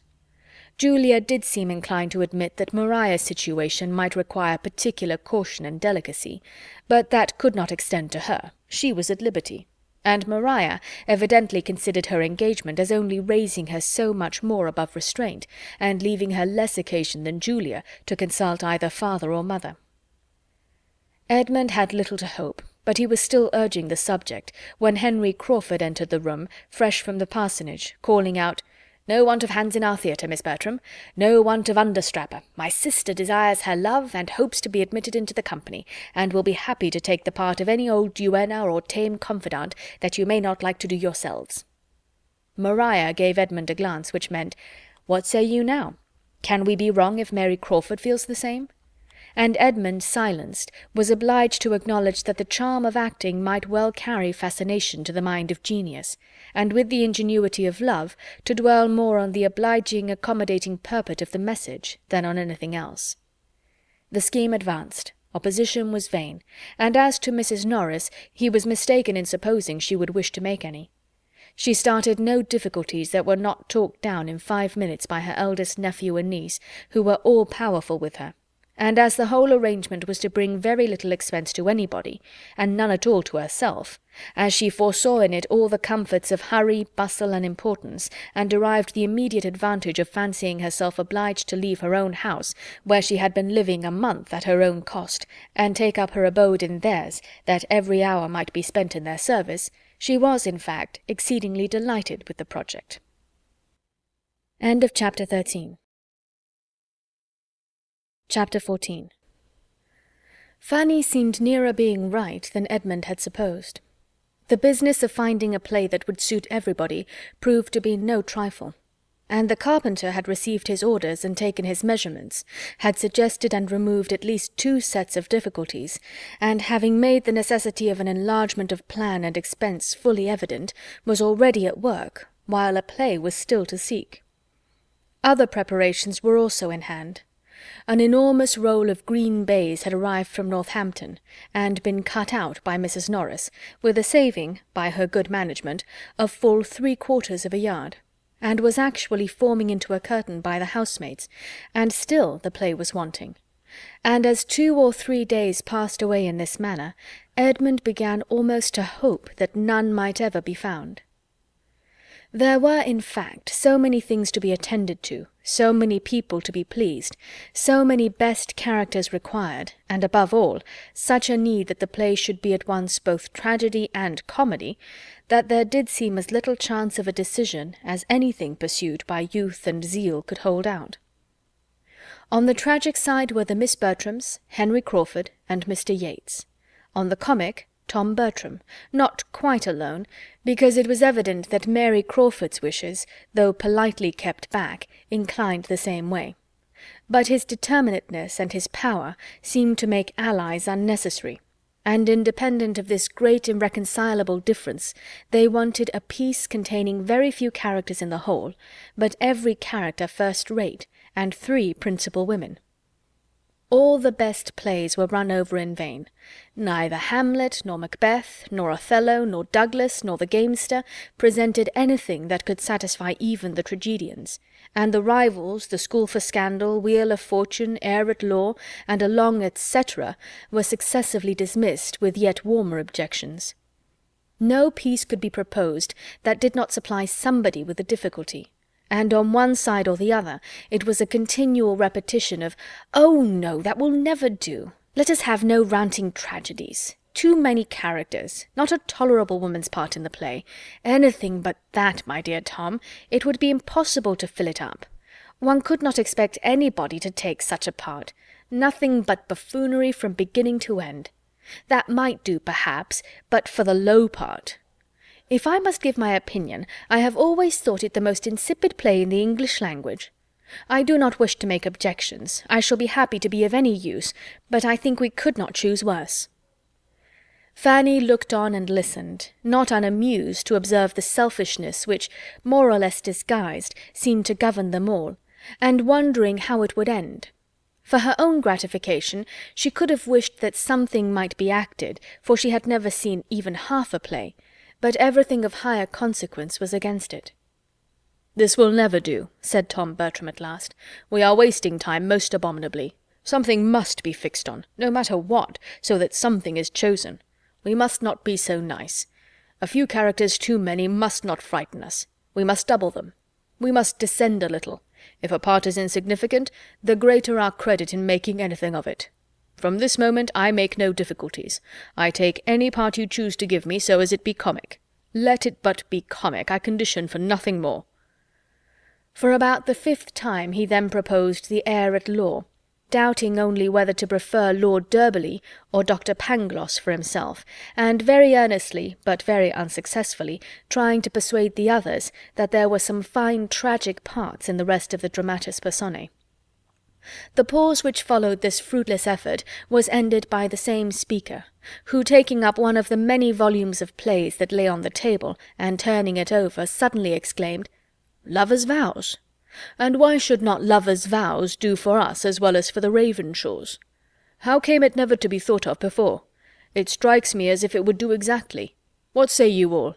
Here are 2 capital tragic parts for Yates and Crawford, and here is the rhyming butler for me, if nobody else wants it, a trifling part, but the sort of thing I should not dislike, and as I said before, I am determined to take anything and do my best. And as for the rest, they may be filled up by anybody. It is only Count Cassel and Anhalt." The suggestion was generally welcome. Everybody was growing weary of indecision, and the first idea with everybody was that nothing had been proposed before so likely to suit them all. Mr. Yates was particularly pleased. He had been sighing and longing to do the Baron at Ecclesford, had grudged every rant of Lord Ravenshaw's, and been forced to re-rant it all in his own room. To storm through Baron Wildenhain was the height of his theatrical ambition, and with the advantage of knowing half the scenes by heart already, he did now with the greatest alacrity offer his services for the part.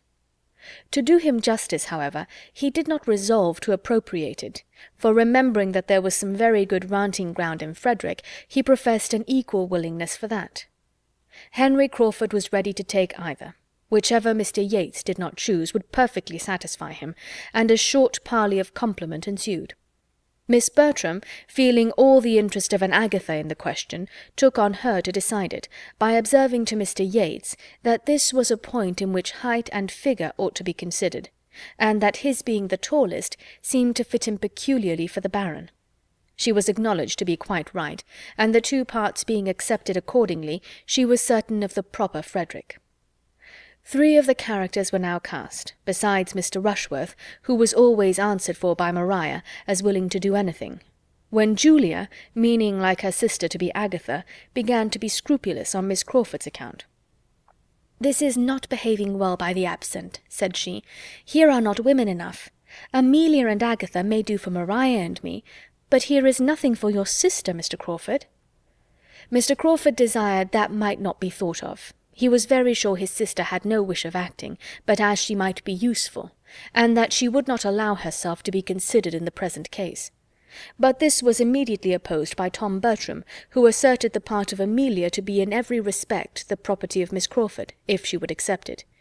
"It falls as naturally, as necessarily to her," said he, "as Agatha does to one or other of my sisters. It can be no sacrifice on their side, for it is highly comic." A short silence followed.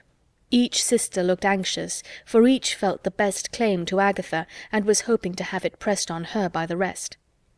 Henry Crawford, who meanwhile had taken up the play, and with seeming carelessness was turning over the first act, soon settled the business. "I must entreat Miss Julia Bertram," said he, "not to engage in the part of Agatha, or it will be the ruin of all my solemnity. You must not, indeed you must not," turning to her. "I could not stand your countenance dressed up in woe and paleness. The many laughs we have had together would infallibly come across me now, and Frederick and his knapsack would be obliged to run away." Pleasantly, courteously it was spoken, but the manner was lost in the matter to Julia's feelings. She saw a glance at Maria, which confirmed the injury to herself. It was a scheme, a trick. She was slighted, Maria was preferred. The smile of triumph which Maria was trying to suppress showed how well it was understood, and before Julia could command herself enough to speak, her brother gave his weight against her too, by saying, "Oh, yes, Maria must be Agatha. Maria will be the best Agatha. Though Julia fancies she prefers tragedy, I would not trust her in it. There is nothing of tragedy about her. She has not the look of it. Her features are not tragic features, and she walks too quick and speaks too quick, and would not keep her countenance. She had better do the old countrywoman, the cottager's wife. You had indeed, Julia. Cottager's wife is a very pretty part, I assure you. The old lady relieves the high-flown benevolence of her husband with a good deal of spirit. You shall be the cottager's wife." "Cottager's wife," cried Mr. Yates. "What are you talking of? The most trivial, paltry, insignificant part, the merest commonplace, not a tolerable speech in the whole. Your sister do that? It is an insult to propose it. At Ecclesford the governess was to have done it. We all agreed that it could not be offered to anybody else. A little more justice, Mr. Manager, if you please. You do not deserve the office if you cannot appreciate the talents of your company a little better." "Why, as to that, my good friend, till I and my company have really acted, there must be some guesswork. But I mean no disparagement to Julia. We cannot have 2 Agathas, and we must have 1 cottager's wife, and I am sure I set her the example of moderation myself in being satisfied with the old butler. If the part is trifling, she will have more credit in making something of it, and if she is so desperately bent against everything humorous, let her take cottagers' speeches instead of cottagers' wives, and so change the parts all through. He is solemn and pathetic enough, I am sure. It could make no difference in the play, and as for Cottager himself, when he has got his wife's speeches, I would undertake him with all my heart." "With all your partiality for Cottager's wife," said Henry Crawford, "it will be impossible to make anything of it fit for your sister, and we must not suffer her good nature to be imposed on. We must not allow her to accept the part. She must not be left to her own complaisance. Her talents will be wanted in Amelia. Amelia is a character more difficult to be well represented than even Agatha. I consider Amelia as the most difficult character in the whole piece. It requires great powers, great nicety, to give her playfulness and simplicity without extravagance. I have seen good actresses fail in the part. Simplicity, indeed, is beyond the reach of almost every actress by profession. It requires a delicacy of feeling which they have not. It requires a gentlewoman, a Julia Bertram. You will undertake it, I hope?" turning to her with a look of anxious entreaty, which softened her a little. But while she hesitated what to say, her brother again interposed with Miss Crawford's better claim. "No, no, Julia must not be Amelia. It is not at all the part for her. She would not like it. She would not do well. She is too tall and robust. Amelia should be a small, light, girlish, skipping figure. It is fit for Miss Crawford and Miss Crawford only. She looks the part, and I am persuaded she will do it admirably." Without attending to this, Henry Crawford continued his supplication. "You must oblige us," said he. "Indeed you must. When you have studied the character, I am sure you will feel it suit you. Tragedy may be your choice, but it will certainly appear that comedy chooses you. You will be to visit me in prison with a basket of provisions. You will not refuse to visit me in prison. I think I see you coming in with your basket." The influence of his voice was felt. Julia wavered. But was he only trying to soothe and pacify her, and make her overlook the previous affront? She distrusted him. The slight had been most determined. He was, perhaps, but at treacherous play with her. She looked suspiciously at her sister. Maria's countenance was to decide it. If she were vexed and alarmed— but Maria looked all serenity and satisfaction, and Julia well knew that on this ground Maria could not be happy but at her expense. With hasty indignation, therefore, and a tremulous voice, she said to him, "You do not seem afraid of not keeping your countenance when I come in with a basket of provisions, though one might have supposed— but it is only as Agatha that I was to be so overpowering." She stopped. Henry Crawford looked rather foolish, and as if he did not know what to say. Tom Bertram began again. "Miss Crawford must be Amelia. She will be an excellent Amelia." "Do not be afraid of my wanting the character," cried Julia with angry quickness. "I am not to be Agatha, and I am sure I will do nothing else. And as to Amelia, it is of all parts in the world the most disgusting to me. I quite detest her. An odious little pert, unnatural, impudent girl. I have always protested against comedy, and this is comedy in its worst form." And so saying, she walked hastily out of the room, leaving awkward feelings to more than one, but exciting small compassion in any except Fanny, who had been a quiet auditor of the whole, and who could not think of her as under the agitations of jealousy without great pity.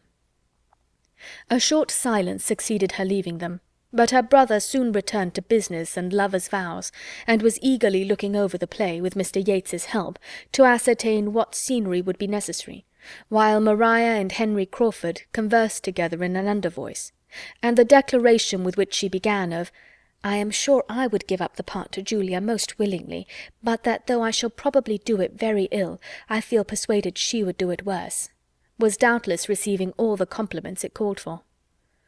When this had lasted some time, the division of the party was completed by Tom Bertram and Mr. Yates walking off together to consult farther in the room now beginning to be called the theatre, and Miss Bertram's resolving to go down to the parsonage herself with the offer of Amelia to Miss Crawford, and Fanny remained alone. The first use she made of her solitude was to take up the volume which had been left on the table, and begin to acquaint herself with the play of which she had heard so much. Her curiosity was all awake, and she ran through it with an eagerness which was suspended only by intervals of astonishment, that it could be chosen in the present instance, that it could be proposed and accepted in a private theatre. Agatha and Amelia appeared to her in their different ways so totally improper for home representation, the situation of one and the language of the other so unfit to be expressed by any woman of modesty, that she could hardly suppose her cousins could be aware of what they were engaging in, and longed to have them roused as soon as possible by the remonstrance which Edmund would certainly make. End of Chapter 14. Chapter 15. Miss Crawford accepted the part very readily, and soon after Miss Bertram's return from the parsonage, Mr. Rushworth arrived, and another character was consequently cast. He had the offer of Count Castle and Anhalt, and at first did not know which to choose, and wanted Miss Bertram to direct him. But upon being made to understand the different style of the characters, and which was which, and recollecting that he had once seen the play in London, and had thought Anhalt a very stupid fellow, he soon decided for the Count. Miss Bertram approved the decision, for the less he had to learn the better, and though she could not sympathize in his wish that the Count and Agatha might be to act together, nor wait very patiently while he was slowly turning over the leaves with the hope of still discovering such a scene, she very kindly took his part in hand, and curtailed every speech that admitted being shortened, besides pointing out the necessity of his being very much dressed, and choosing his colours. Mr. Rushworth liked the idea of his finery very well, though affecting to despise it, and was much too engaged with what his own appearance would be to think of the others, or draw any of those conclusions, or feel any of that displeasure which Maria had been half prepared for. Thus much was settled before Edmund, who had been out all morning, knew anything of the matter. But when he entered the drawing-room before dinner, the buzz of discussion was high between Tom, Maria, and Mr. Yates, and Mr. Rushworth stepped forward with great alacrity to tell him the agreeable news. "We have got a play," said he. "It's to be Lovers' Vows, and I am to be Count Castle, and am to come in first with a blue dress and a pink satin cloak, and afterwards am to have another fine fancy suit by way of a shooting dress. I do not know how I shall like it." Fanny's eyes followed Edmund, and her heart beat for him as she heard this speech, and saw his look, and felt what his sensations must be. "Lovers' vows!" in a tone of the greatest amazement, was his only reply to Mr. Rushworth, and he turned towards his brother and sisters, as if hardly doubting a contradiction. "Yes," cried Mr. Gates, "after all our debatings and difficulties, we find there is nothing that will suit us altogether so well, nothing so unexceptionable as Lovers' Vows.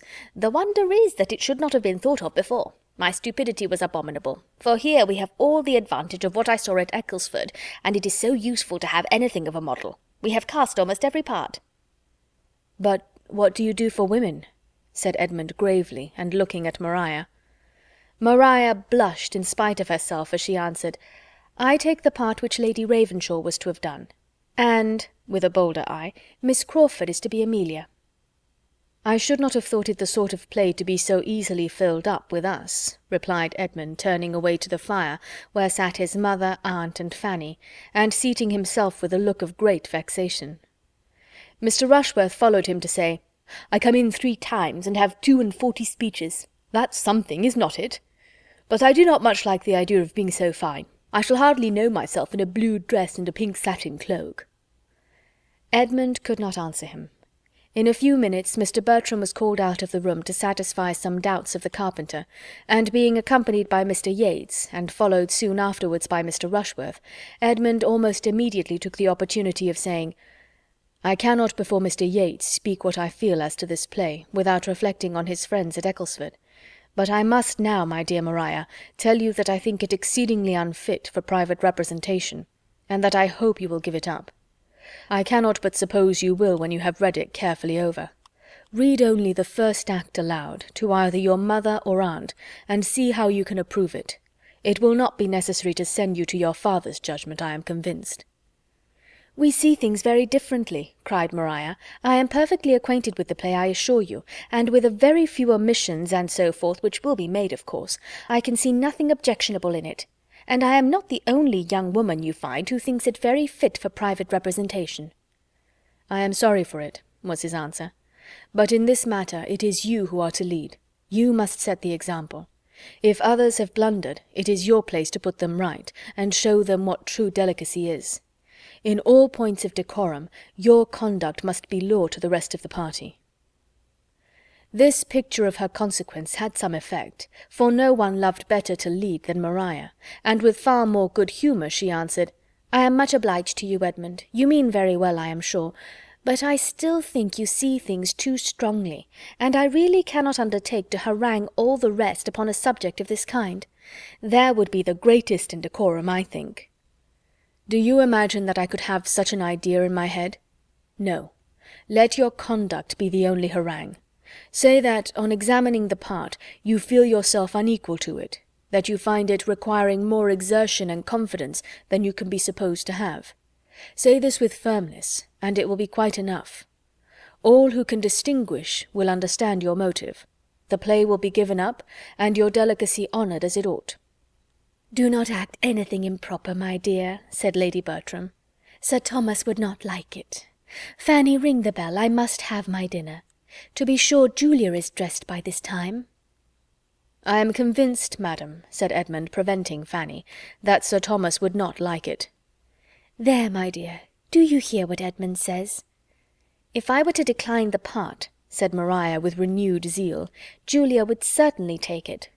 "What?" cried Edmund. "If she knew your reasons—" "Oh, she might think the difference between us, the difference in our situations, that she need not be so scrupulous as I might feel necessary. I am sure she would argue so. No, you must excuse me. I cannot retract my consent. It is far too settled. Everybody would be so disappointed. Tom would be quite angry. And if we are so very nice, we shall never act anything." "I was just going to say the very same thing," said Mrs. Norris. "If every play is to be objected to, you will act nothing, and the preparations will all be so much money thrown away, and I am sure that would be a discredit to us all. I do not know the play, but as Maria says, if there is anything a little too warm, and it is so with most of them, it can be easily left out. We must not be over-precise, Edmund. As Mr. Rushworth is to act too, there can be no harm. I only wish Tom had known his own mind when the carpenters began, for there was the loss of half a day's work about those side doors. The curtain will be a good job, however. The maids do their work very well, and I think we shall be able to send back some dozens of the rings. There is no occasion to put them so very close together. I am of some use, I hope, in preventing waste and making the most of things. There should always be one steady head to superintend so many young ones. I forgot to tell Tom of something that happened to me this very day. I had been looking about me in the poultry yard, and was just coming out, when who should I see but Dick Jackson making up to the servants' hall with 2 bits of deal board in his hand, bringing them to father, you may be sure. Mother had chanced to send him of a message to father, and then father had bid him bring up 2 bits of board, for he could not know how to do without them. I knew what all this meant, for the servants' dinner bell was ringing at that very moment over our heads, and as I hate such encroaching people— the Jacksons are very encroaching, I have always said so, just the sort of people to get all they can— I said to the boy directly, a great lubberly fellow of 10 years old, you know, who ought to be ashamed of himself, "I'll take the boards to your father, Dick, so get you home again as fast as you can." The boy looked very silly and turned away without offering a word, for I believe I might speak pretty sharp. And I dare say it will cure him of coming marauding about the house for one while. I hate such greediness. So good as your father is to the family, employing the man all the year round." Nobody was at the trouble of an answer. The others soon returned, and Edmund found that to have endeavoured to set them right must be his only satisfaction. Dinner passed heavily. Mrs. Norris related again her triumph over Dick Jackson, but neither play nor preparation were otherwise much talked of, for Edmund's disapprobation was felt even by his brother, though he would not have owned it. Maria, wanting Henry Crawford's animating support, thought the subject better avoided. Mr. Yates, who was trying to make himself agreeable to Julia, found her gloom less impenetrable on any topic than that of his regret at a secession from their company. And Mr. Rushworth, having only his own part and his own dress in his head, had soon talked away all that could be said of either. But the concerns of the theatre were suspended only for an hour or two. There was still a great deal to be settled, and the spirits of evening giving fresh courage, Tom, Maria, and Mr. Yates, soon after their being reassembled in the drawing-room, seated themselves in committee at a separate table with the play open before them, and were just getting deep in the subject when a most welcome interruption was given by the entrance of Mr. and Miss Crawford, who, late and dark and dirty as it was, could not help coming, and were received with the most grateful joy. "Well, how do you go on?" and "What have you settled?" and "Oh, we can do nothing without you," followed the first salutations, and Henry Crawford was soon seated with the other 3 at the table, while his sister made her way to Lady Bertram, and with pleasant attention was complimenting her. "I must really congratulate your ladyship," said she, "on the play being chosen, for though you have borne it with exemplary patience, I am sure you must be sick of all our noise and difficulties. The actors may be glad, but the bystanders must be infinitely more thankful for a decision, and I do sincerely give you joy, madam, as well as Mrs. Norris, and everybody else who is in the same predicament," glancing half fearfully, half slyly beyond Fanny to Edmund. She was very civilly answered by Lady Bertram, but Edmund said nothing. His being only a bystander was not disclaimed.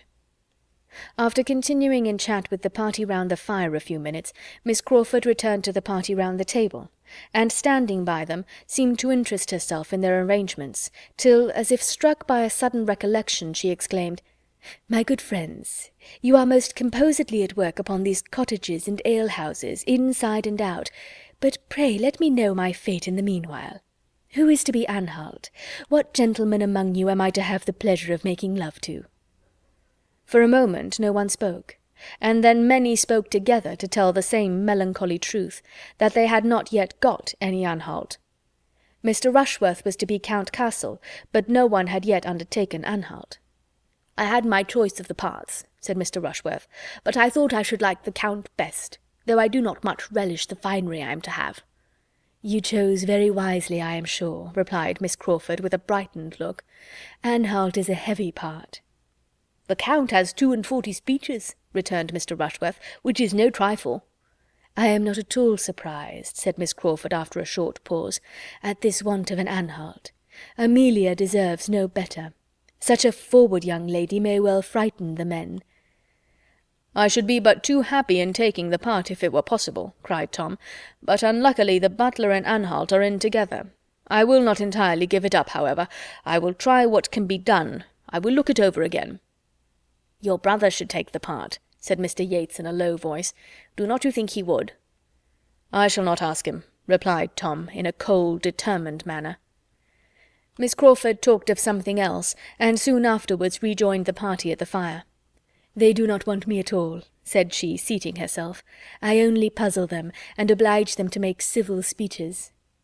Mr. Edmund Bertram, as you do not act yourself, you will be a disinterested adviser, and therefore I apply to you. What shall we do for an Anhalt? Is it practicable for any of the others to double it? What is your advice?" "My advice," said he calmly, "is that you change the play." "I should have no objection," she replied, "for though I should not particularly dislike the part of Amelia if well supported, that is, if everything went well, I shall be sorry to be an inconvenience. But as they do not choose to hear your advice at that table," looking round, "it certainly will not be taken." Edmund said no more.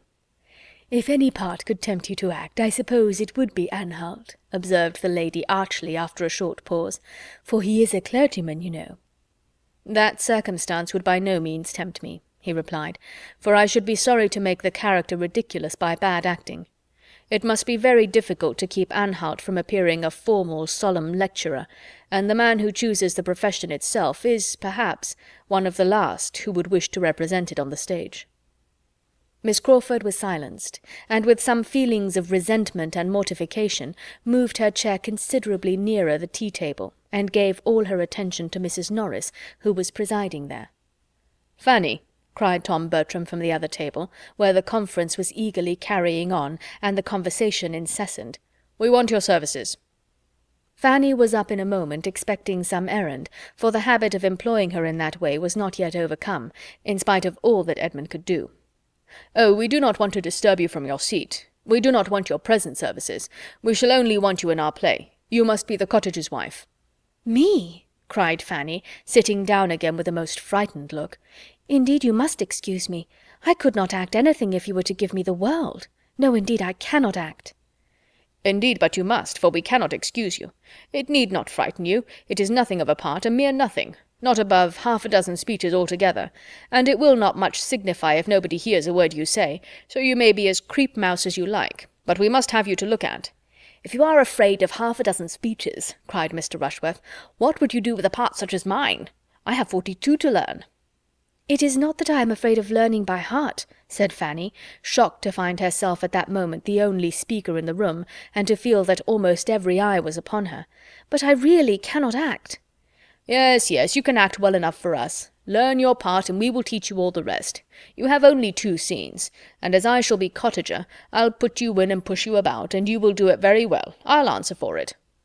"No, indeed, Mr. Bertram, you must excuse me. You cannot have an idea. It would be absolutely impossible for me.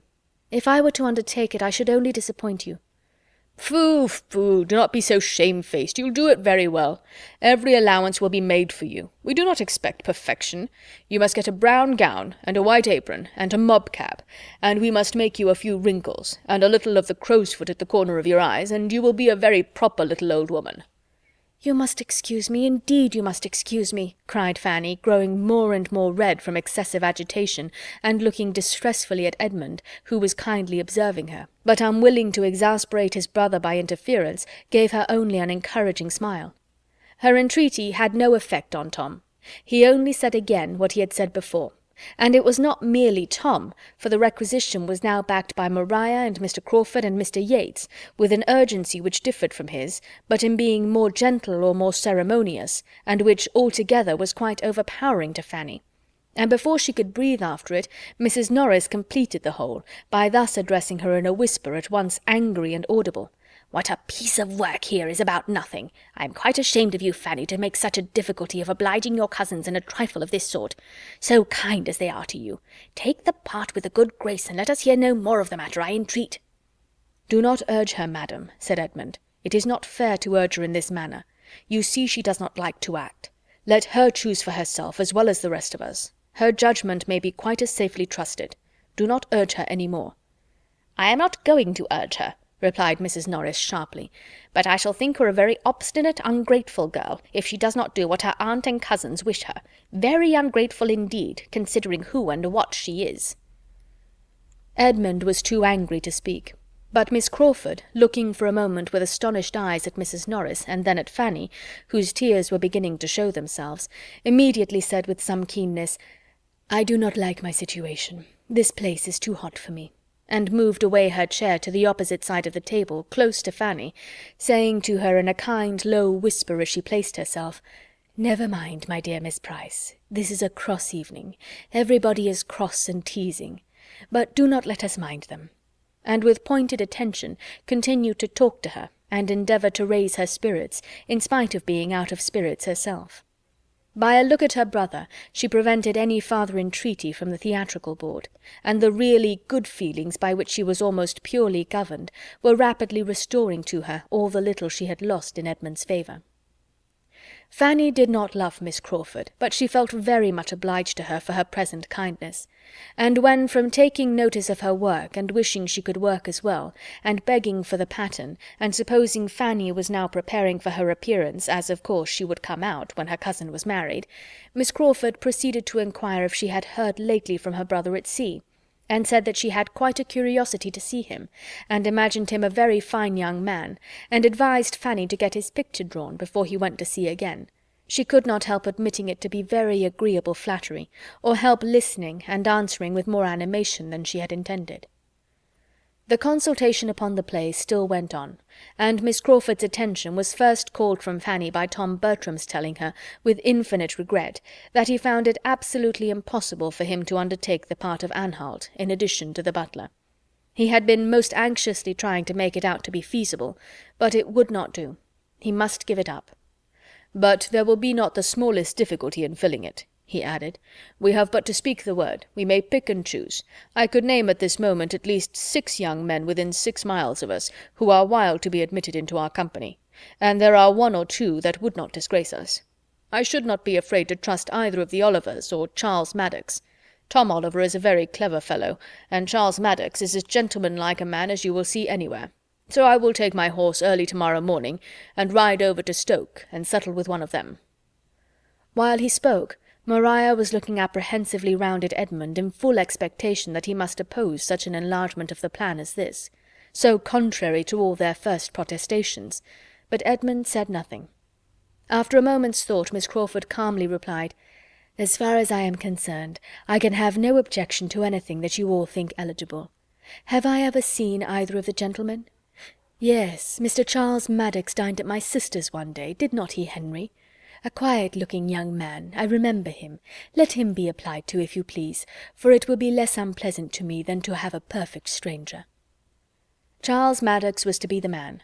Tom repeated his resolution of going to him early on the morrow, and though Julia, who had scarcely opened her lips before, observed in a sarcastic manner, and with a glance, first at Maria and then at Edmund, that the Mansfield theatricals would enliven the whole neighbourhood exceedingly, Edmund still held his peace, and showed his feelings only by a determined gravity.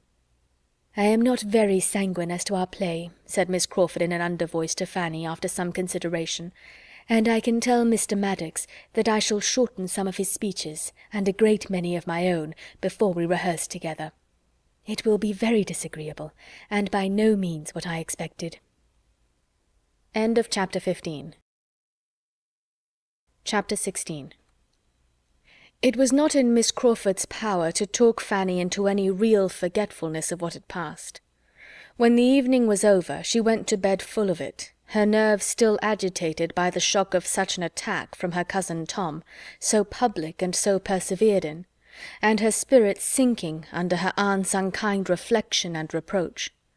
To be called into notice in such a manner, to hear that it was but the prelude to something so infinitely worse, to be told that she must do what was so impossible as to act, and then to have the charge of obstinacy and ingratitude follow it, enforced with such a hint at the dependence of her situation, had been too distressing at the time to make the remembrance when she was alone much less so, especially with the superadded dread of what the morrow might produce in continuation of the subject. Miss Crawford had protected her only for the time, and if she were applied to again among themselves, with all the authoritative urgency that Tom and Maria were capable of, and Edmund perhaps away, what should she do? She fell asleep before she could answer the question, and found it quite as puzzling when she awoke the next morning. The little white attic, which had continued her sleeping room ever since her first entering the family, proving incompetent to suggest any reply, she had recourse, as soon as she was dressed, to another apartment, more spacious and more meet for walking about in and thinking, and of which she had now for some time been almost equally mistress. It had been their schoolroom, so called till the Miss Bertrams would not allow it to be called so any longer, and inhabited as such to a later period. There Miss Lee had lived, and there they had read and written and talked and laughed till within the last 3 years, when she had quitted them. The room had then become useless, and for some time was quite deserted, except by Fanny, when she visited her plants or wanted one of the books which she was still glad to keep there, from the deficiency of space and accommodation in her little chamber above. But gradually, as her value for the comforts of it increased, she had added to her possessions, and spent more of her time there, and having nothing to oppose her, had so naturally and so artlessly worked herself into it, that it was now generally admitted to be hers.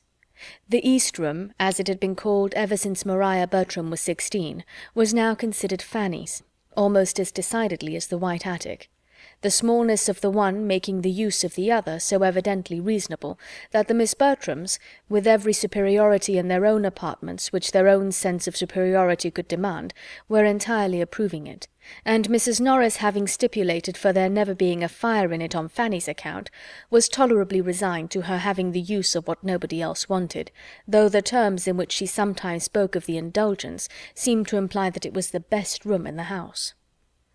The aspect was so favourable that even without a fire it was habitable in many an early spring and late autumn morning, to such a willing mind as Fanny's, and while there was a gleam of sunshine she hoped not to be driven from it entirely, even when winter came. The comfort of it in her hours of leisure was extreme. She could go there after anything unpleasant below, and find immediate consolation in some pursuit or some train of thought at hand. Her plants, her books, of which she had been a collector from the first hour of her commanding a shilling, her writing-desk, and her works of charity and ingenuity were all within her reach, or if indisposed for employment, if nothing but musing would do, she could scarcely see an object in that room which had not an interesting remembrance connected with it. Everything was a friend, or bore her thoughts to a friend. And though there had sometimes been much of suffering to her, though her motives had often been misunderstood, her feelings disregarded, and her comprehension undervalued, though she had known the pains of tyranny, of ridicule and neglect, yet almost every recurrence of either had led to something consolatory. Her Aunt Bertram had spoken for her, or Miss Lee had been encouraging, or, what was yet more frequent or more dear, Edmund had been her champion and her friend. He had supported her cause, or explained her meaning. He had told her not to cry, or had given her some proof of affection which made her tears delightful. And the whole was now so blended together, so harmonized by distance, that every former affliction had its charm.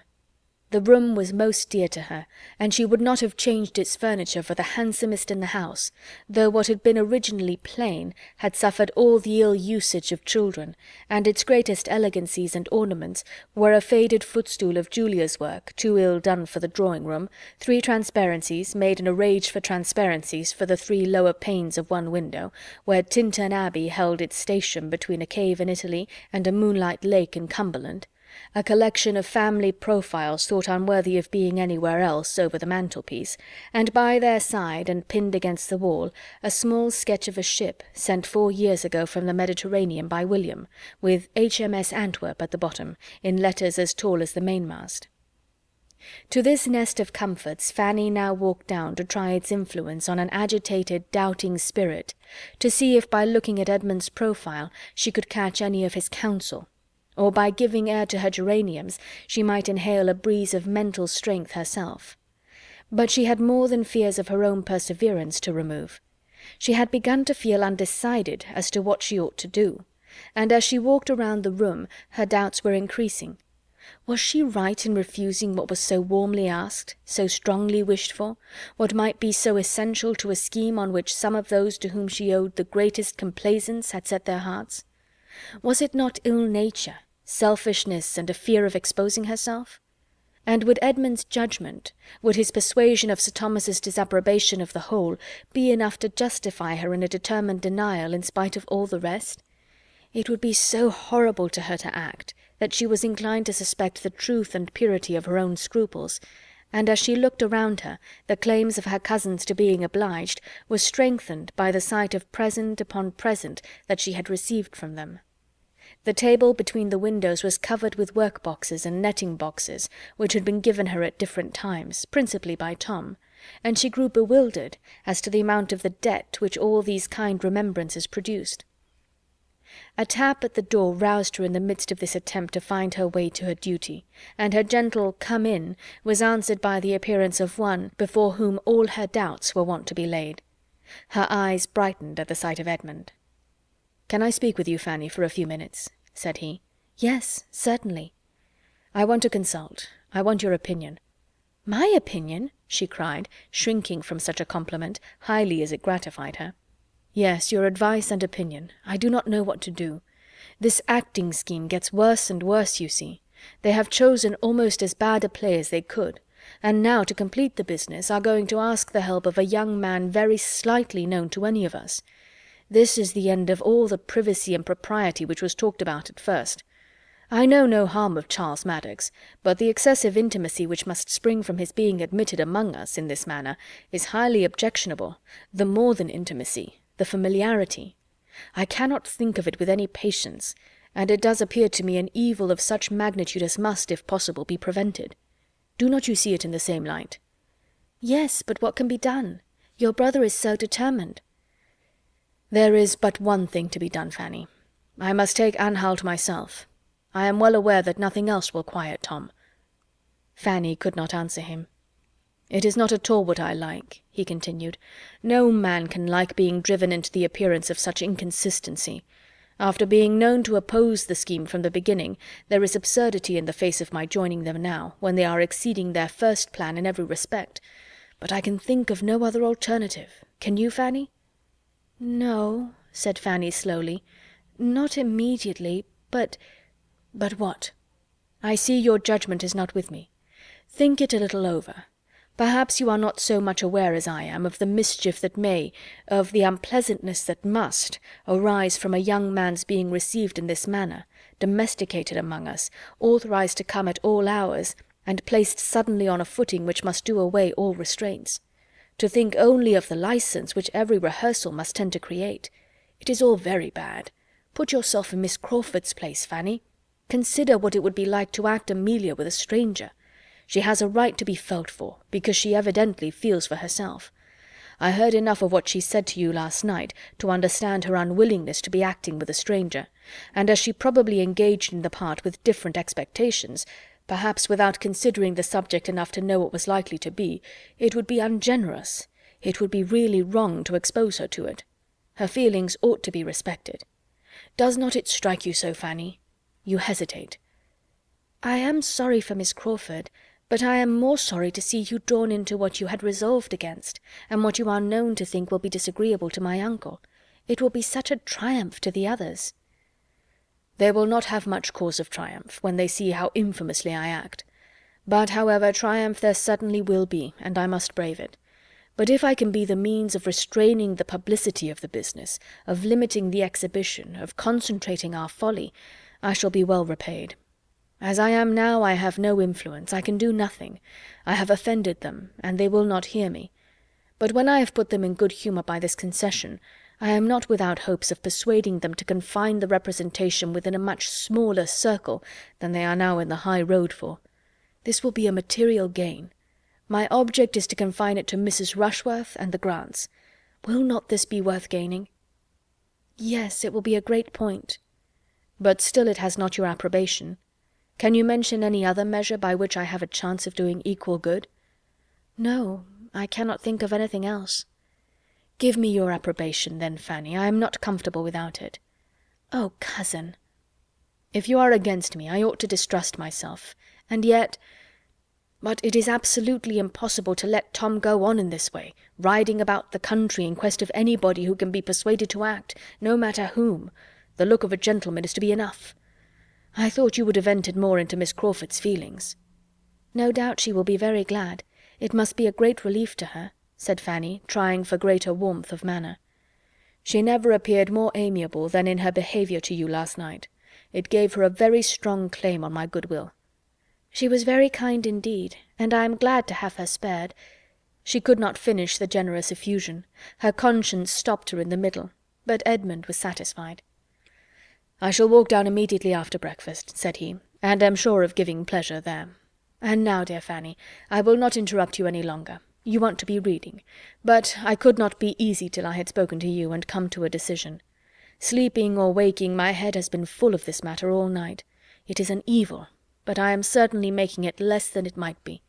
If Tom is up, I shall go to him directly and get it over.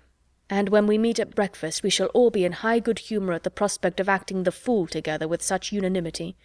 You, in the meanwhile, will be taking a trip into China, I suppose. How does Lord Macartney go on? Opening a volume on the table and then taking up some others. And here are Crab's Tales and The Idler at hand to relieve you if you tire of your great book.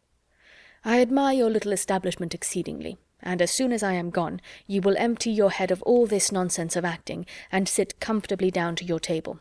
But do not stay here to be cold. He went, but there was no reading, no china, no composure for Fanny. He had told her the most extraordinary, the most inconceivable, the most unwelcome news, and she could think of nothing else. To be acting! After all his objections, objections so just and so public, after all that she had heard him say, and seen him look, and known him to be feeling. Could it be possible? Edmund so inconsistent? Was he not deceiving himself? Was he not wrong? Alas, it was all Miss Crawford's doing. She had seen her influence in every speech, and was miserable. The doubts and alarms as to her own conduct, which had previously distressed her, and which had all slept while she listened to him, were become of little consequence now. This deeper anxiety swallowed them up. Things should take their course. She cared not how it ended. Her cousins might attack, but could hardly tease her. She was beyond their reach. And if at last obliged to yield, no matter. It was all misery now. End of chapter 16. Chapter 17. It was indeed a triumphant day to Mr. Bertram and Maria. Such a victory over Edmund's discretion had been beyond their hopes, and was most delightful. There was no longer anything to disturb them in their darling project, and they congratulated each other in private on the jealous weakness to which they attributed the change, with all the glee of feelings gratified in every way. Edmund might still look grave, and say he did not like the scheme in general, and must disapprove the play in particular. Their point was gained, he was to act, and he was driven to it by the force of selfish inclinations only. Edmund had descended from that moral elevation which he had maintained before, and they were both as much the better as the happier for the descent. They behaved very well, however, to him on the occasion, betraying no exultation beyond the lines about the corners of the mouth, and seemed to think it as great an escape to be quit of the intrusion of Charles Maddox as if they had been forced into admitting him against their inclination. To have it quite in their own family circle was what they had particularly wished. A stranger among them would have been the destruction of all their comfort. And when Edmund, pursuing that idea, gave a hint of his hope as to the limitation of the audience, they were ready, in the complaisance of the moment, to promise anything. It was all good humour and encouragement.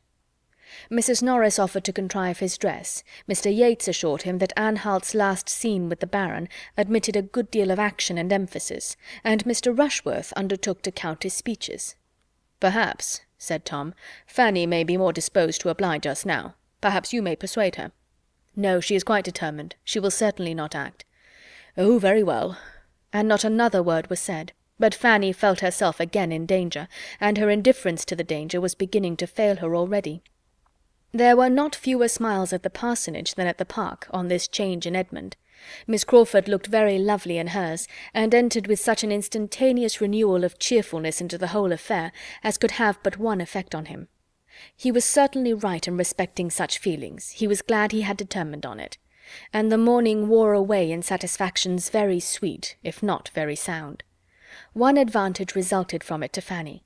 At the earnest request of Miss Crawford, Mrs. Grant had with her usual good humour agreed to undertake the part for which Fanny had been wanted, and this was all that occurred to gladden her heart during the day. And even this, when imparted by Edmund, brought a pang with it, for it was Miss Crawford to whom she was obliged, it was Miss Crawford whose kind exertions were to excite her gratitude, and whose merit in making them was spoken of with a glow of admiration. She was safe, but peace and safety were unconnected here. Her mind had never been farther from peace. She could not feel that she had done wrong herself, but she was disquieted in every other way. Her heart and her judgment were equally against Edmund's decision. She could not acquit his unsteadiness, and his happiness under it made her wretched. She was full of jealousy and agitation. Miss Crawford came with looks of gaiety which seemed an insult, with friendly expressions towards herself which she could hardly answer calmly. Everybody around her was gay and busy, prosperous and important. Each had their object of interest, their part, their dress, their favourite scene, their friends and confederates. All were finding employment in consultations and comparisons, or diversion in the playful conceits they suggested. She alone was sad and insignificant. She had no share in anything. She might go or stay. She might be in the midst of their noise, or retreat from it to the solitude of the east room, without being seen or missed. She could almost think anything would have been preferable to this. Mrs. Grant was of consequence, her good nature had honourable mention, her taste and her time were considered, her presence was wanted, she was sought for and attended, and praised, and Fanny was at first in some danger of envying her the character she had accepted. But reflection brought better feelings, and showed her that Mrs. Grant was entitled to respect which could never have belonged to her, and that had she received even the greatest, she could never have been easy in joining a scheme which, considering only her uncle, she must condemn altogether. Fanny's heart was not absolutely the only saddened one amongst them, as she soon began to acknowledge herself. Julia was a sufferer too, though not quite so blamelessly. Henry Crawford had trifled with her feelings, but she had very long allowed and even sought his attentions with a jealousy of her sister so reasonable as ought to have been their cure, and now that the conviction of his preference for Maria had been forced on her, she submitted to it without any alarm for Maria's situation, or any endeavour at rational tranquillity for herself. She either sat in gloomy silence, wrapped in such gravity as nothing could subdue, no curiosity touch, no wit amuse, or allowing the attentions of Mr. Yates, was talking with forced gaiety to him alone, and ridiculing the acting of the others. For a day or two after the affront was given, Henry Crawford had endeavoured to do it away by the usual attack of gallantry and compliment, but he had not cared enough about it to persevere against a few repulses, and becoming soon too busy with his play to have time for more than one flirtation, he grew indifferent to the quarrel, or rather thought it a lucky occurrence, as quietly putting an end to what might ere long have raised expectations in more than Mrs. Grant. She was not pleased to see Julia excluded from the play, and sitting by disregarded, but as it was not a matter which really involved her happiness, as Henry must be the best judge of his own, and as he did assure her, with a most persuasive smile, that neither he nor Julia had ever had a serious thought of each other, she could only renew her former caution as to the elder sister, entreat him not to risk his tranquillity by too much admiration there, and then gladly take her share in anything that brought cheerfulness to the young people in general, and that did so particularly promote the pleasure of the two so dear to her. "I rather wonder Julia is not in love with Henry," was her observation to Mary. "I dare say she is," replied Mary coldly. "I imagine both sisters are. Both? No, no, that must not be. Do not give him a hint of it. Think of Mr. Rushworth. You had better tell Miss Bertram to think of Mr. Rushworth. It may do her some good. I often think of Mr. Rushworth's property and independence, and wish them in other hands, but I never think of him. A man might represent the county with such an estate. A man might escape a profession and represent the county. I dare say he will be in Parliament soon. When Sir Thomas comes, I dare say he will be in for some borough, but there has been nobody to put him in the way of doing anything yet. Sir Thomas is to achieve mighty things when he comes home, said Mary after a pause. Do you remember Hawkins Brown's Address to Tobacco, in imitation of Pope's Blessed Leaf, whose aromatic gales dispense to Templar's modesty, to parson's sense? I will parody them. Blessed night, whose dictatorial looks dispense to children affluence, to Rushworth's sense. Will not that do, Mrs. Grant? Everything seems to depend upon Sir Thomas's return. You will find his consequence very just and reasonable when you see him in his family, I assure you. I do not think we do so well without him. He has a fine, dignified manner which suits the head of such a house, and keeps everybody in their place. Lady Bertram seems more of a cipher now than when he is at home, and nobody else can keep Mrs. Norris in order. But, Mary, do not fancy that Maria Bertram cares for Henry. I am sure Julia does not, or she would not have flirted as she did last night with Mr. Yates. And though he and Maria are very good friends, I think she likes Sutherton too well to be inconstant. I would not give much for Mr. Rushworth's chance if Henry stepped in before the articles were signed. If you have such a suspicion, something must be done, and as soon as the play is all over we will talk to him seriously, and make him know his own mind, and if he means nothing, we will send him off, though he is Henry, for a time. Julia did suffer, however, though Mrs. Grant discerned it not, and though it escaped the notice of many of her own family likewise. She had loved, she did love still, and she had all the suffering which a warm temper and a high spirit were likely to endure under the disappointment of a dear, though irrational hope, with a strong sense of ill usage. Her heart was sore and angry, and she was capable only of angry consolations.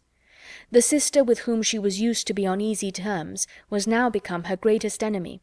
They were alienated from each other, and Julia was not superior to the hope of some distressing end to the attentions which were still carrying on there, some punishment to Maria for conduct so shameful towards herself, as well as towards Mr. Rushworth.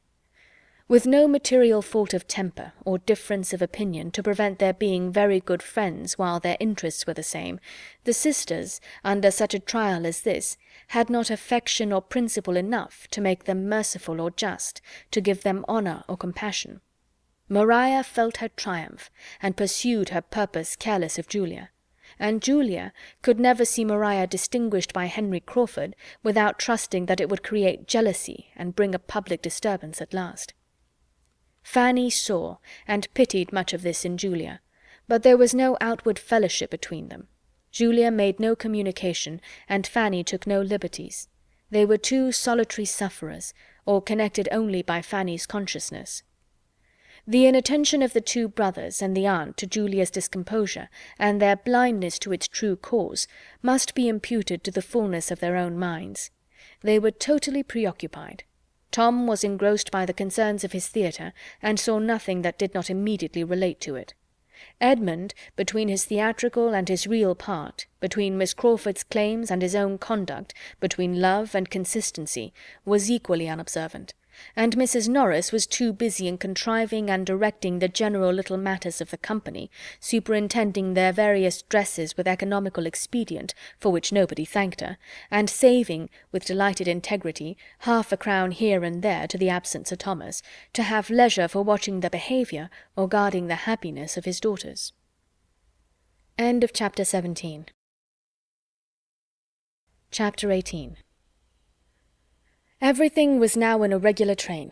Theatre, actors, actresses, and dresses were all getting forward. But though no other great impediments arose, Fanny found, before many days were past, that it was not all uninterrupted enjoyment to the party themselves, and that she had not to witness the continuance of such unanimity and delight as had been almost too much for her at first. Everybody began to have their vexation. Edmund had many. Entirely against his judgment, a scene-painter arrived from town, and was at work, much to the increase of the expenses, and what was worse, of the éclat of their proceedings. And his brother, instead of being really guided by him as to the privacy of the representation, was giving an invitation to every family who came in his way. Tom himself began to fret over the scene-painter's slow progress, and to feel the miseries of waiting. He had learned his part, all his parts, for he took every trifling one that could be united with the butler, and began to be impatient to be acting, and every day thus unemployed was tending to increase his sense of the insignificance of all his parts together, and make him more ready to regret that some other play had not been chosen. Fanny, being always a very courteous listener, and often the only listener at hand, came in for the complaints and distresses of most of them. She knew that Mr. Yates was in general thought to rant dreadfully, that Mr. Yates was disappointed in Henry Crawford, that Tom Bertram spoke so quick he would be unintelligible, that Mrs. Grant spoilt everything by laughing, that Edmund was behindhand with his part, and that it was misery to have anything to do with Mr. Rushworth, who was wanting a prompter through every speech. She knew also that poor Mr. Rushworth could seldom get anybody to rehearse with him. His complaint came before her as well as the rest, and so decided to her eye was her cousin Maria's avoidance of him, and so needlessly often the rehearsal of the first scene between her and Mr. Crawford, that she had soon all the terror of other complaints from him. So far from being all satisfied and all enjoying, she found everybody requiring something they had not, and giving occasion of discontent to the others. Everybody had a part either too long or too short. Nobody would attend as they ought, nobody would remember on which side they were to come in, nobody but the complainer would observe any directions.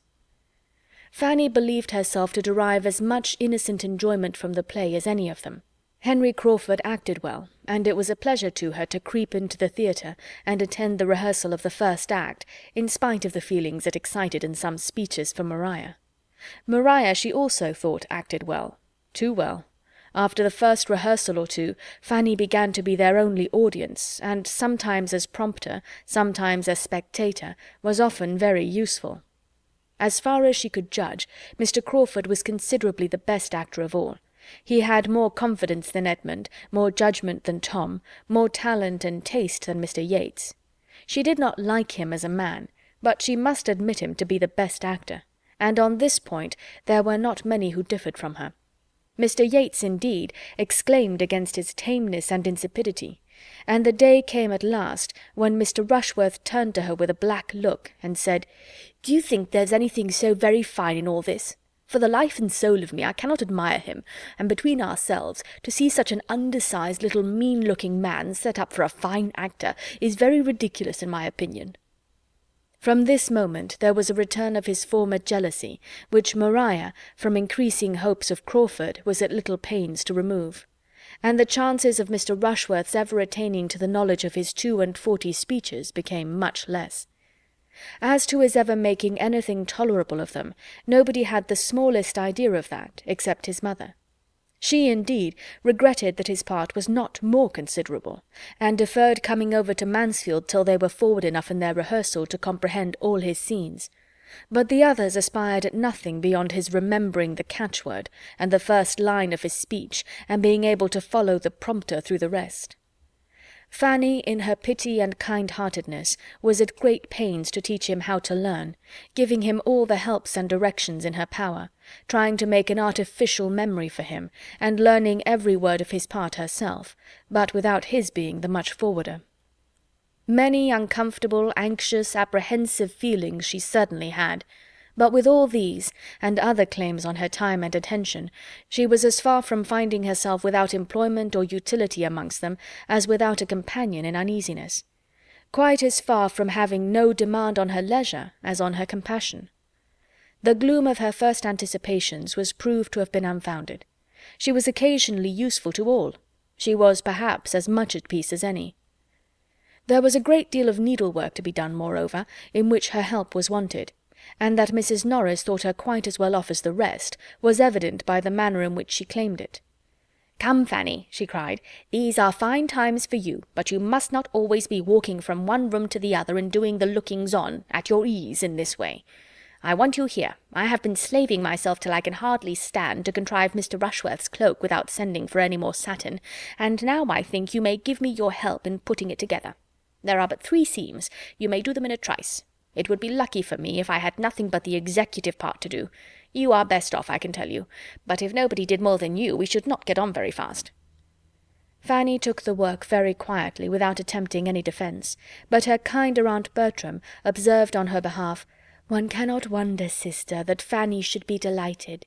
It is all new to her, you know.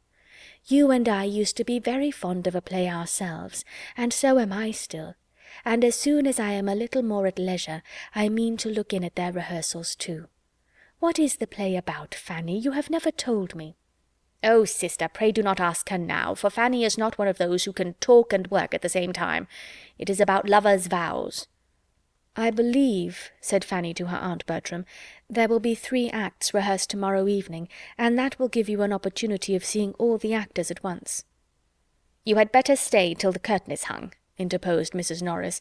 "The curtain will be hung in a day or 2. There is very little sense in a play without a curtain, and I am much mistaken if you do not find it draw up into very handsome festoons." Lady Bertram seemed quite resigned to waiting.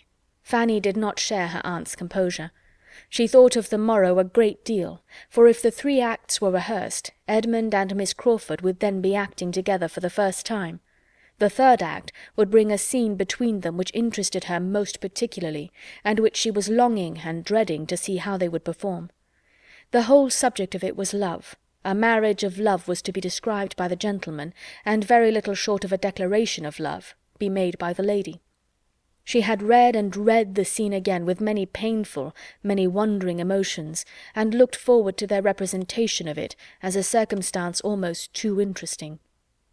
She did not believe they had yet rehearsed it, even in private. The morrow came. The plan for the evening continued, and Fanny's consideration of it did not become less agitated.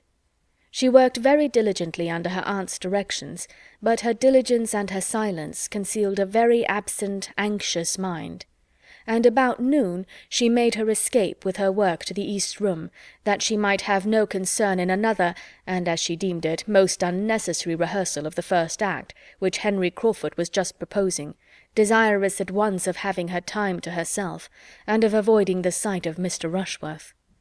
A glimpse, as she passed through the hall, of the 2 ladies walking up from the parsonage, made no change in her wish of retreat, and she worked and meditated in the east room undisturbed for a quarter of an hour, when a gentle tap at the door was followed by the entrance of Miss Crawford. "Am I right? Yes, this is the east room. My dear Miss Price, I beg your pardon, but I have made my way to you on purpose to entreat your help." Fanny, quite surprised, endeavoured to show herself mistress of the room by her civilities, and looked at the bright bars of her empty grate with concern. "Thank you, I am quite warm, very warm. Allow me to stay here a little while, and do have the goodness to hear me my 3rd act. I have brought my book, and if you would but rehearse it with me, I should be so obliged. I came here to-day intending to rehearse it with Edmund, by ourselves, against the evening, but he is not in the way, and if he were, I do not think I could go through it with him till I have hardened myself a little, for really there is a speech or 2. You will be so good, won't you?" Fanny was most civil in her assurances, though she could not give them in a very steady voice. "Have you ever happened to look at the part I mean?" continued Miss Crawford, opening her book. "Here it is. I did not think much of it at first, but, upon my word, there, look at that speech, and that, and that. How am I ever to look at him in the face and say such things? Could you do it? But then he is your cousin, which makes all the difference. You must rehearse it with me, that I may fancy you him and get on by degrees. You have a look of his sometimes." "Have I? I will do my best with the greatest readiness, but I must read the part, for I can say very little of it." "None of it, I suppose. You are to have the book, of course. Now for it. We must have 2 chairs at hand for you to bring forward to the front of the stage. There, very good schoolroom chairs, not made for a theatre, I dare say, much more fitted for little girls to sit in and kick their feet against when they are learning a lesson. What would your governess and uncle say to see them used for such a purpose? Could Sir Thomas look in upon us just now, he would bless himself, for we are rehearsing all over the house. Yates is storming away in the dining-room. I heard him as I came upstairs, and the theatre is engaged, of course, by those indefatigable rehearsers, Agatha and Frederick. If they are not perfect, I shall be surprised. By the by, I looked in upon them 5 minutes ago, and it happened to be exactly at one of the times when they were trying not to embrace, and Mr. Rushworth was with me. I thought he began to look a little queer, so I turned it off as well as I could by whispering to him, "We shall have an excellent Agatha. There is something so maternal in her manner, so completely maternal in her voice and countenance. Was not that well done of me?" He brightened up directly. Now for my soliloquy. She began, and Fanny joined in with all the modest feeling which the idea of representing Edmund was so strongly calculated to inspire, but with looks and voice so truly feminine as to be no very good picture of a man. With such an Anhalt, however, Miss Crawford had courage enough, and they had got through half the scene when a tap at the door brought a pause, and the entrance of Edmund the next moment suspended it all. Surprise, consciousness, and pleasure appeared in each of the three on this unexpected meeting, and as Edmund was come on the very same business that had brought Miss Crawford, consciousness and pleasure were likely to be more than momentary in them. He too had his book, and was seeking Fanny to ask her to rehearse with him, and help him prepare for the evening, without knowing Miss Crawford to be in the house. And great was the joy and animation of being thus thrown together, of comparing schemes, and sympathizing in praise of Fanny's kind offices. She could not equal them in their warmth. Her spirits sank under the glow of theirs, and she felt herself becoming too nearly nothing to both to have any comfort in having been sought by either. They must now rehearse together. Edmund proposed, urged, entreated it, till the lady, not very unwilling at first, could refuse no longer, and Fanny was wanted only to prompt and observe them. She was invested, indeed, with the office of judge and critic, and earnestly desired to exercise it, and tell them all their faults. But from doing so every feeling within her shrank. She could not, would not, dared not attempt it. Had she been otherwise qualified for criticism, her conscience must have restrained her from venturing at disapprobation. She believed herself to feel too much of it in the aggregate for honesty or safety in particulars. To prompt them must be enough for her, and it was sometimes more than enough, for she could not always pay attention to the book. In watching them she forgot herself, and, agitated by the increasing spirit of Edmund's manner, had once closed the page and turned away exactly as he wanted help. It was imputed to very reasonable weariness, and she was thanked and pitied, but she deserved their pity more than she hoped they would ever surmise. At last the scene was over, and Fanny forced herself to add her praise to the compliments each was giving the other, and when again alone, and able to recall the whole, she was inclined to believe their performance would indeed have such nature and feeling in it as must ensure their credit, and make it a very suffering exhibition to herself. Whatever might be its effect, however, she must stand the brunt of it again that very day. The first regular rehearsal of the 3 first acts was certainly to take place in the evening. Mrs. Grant and the Crawfords were engaged to return for that purpose as soon as they could after dinner, and everyone concerned was looking forward with eagerness. There seemed a general diffusion of cheerfulness on the occasion. Tom was enjoying such an advance towards the end, Edmund was in spirits from the morning's rehearsal, and little vexation seemed everywhere smoothed away. All were alert and impatient. The ladies moved soon, the gentlemen soon followed them, and with the exception of Lady Bertram, Mrs. Norris, and Julia, everybody was in the theatre at an early hour, and having lighted it up as well as its unfinished state admitted, were waiting only the arrival of Mrs. Grant and the Crawfords to begin. They did not wait long for the Crawfords, but there was no Mrs. Grant. She could not come. Dr. Grant, professing an indisposition, for which he had little credit with his fair sister-in-law, could not spare his wife. "Dr. Grant is ill," said she with mock solemnity. "He has been ill ever since he did not eat any of the pheasant to-day. He fancied it tough, sent away his plate, and has been suffering ever since." Here was disappointment. Mrs. Grant's non-attendance was sad indeed. Her pleasant manners and cheerful conformity made her always valuable amongst them, but now she was absolutely necessary. They could not act, they could not rehearse with any satisfaction without her. The comfort of the whole evening was destroyed. What was to be done? Tom, as cottager, was in despair.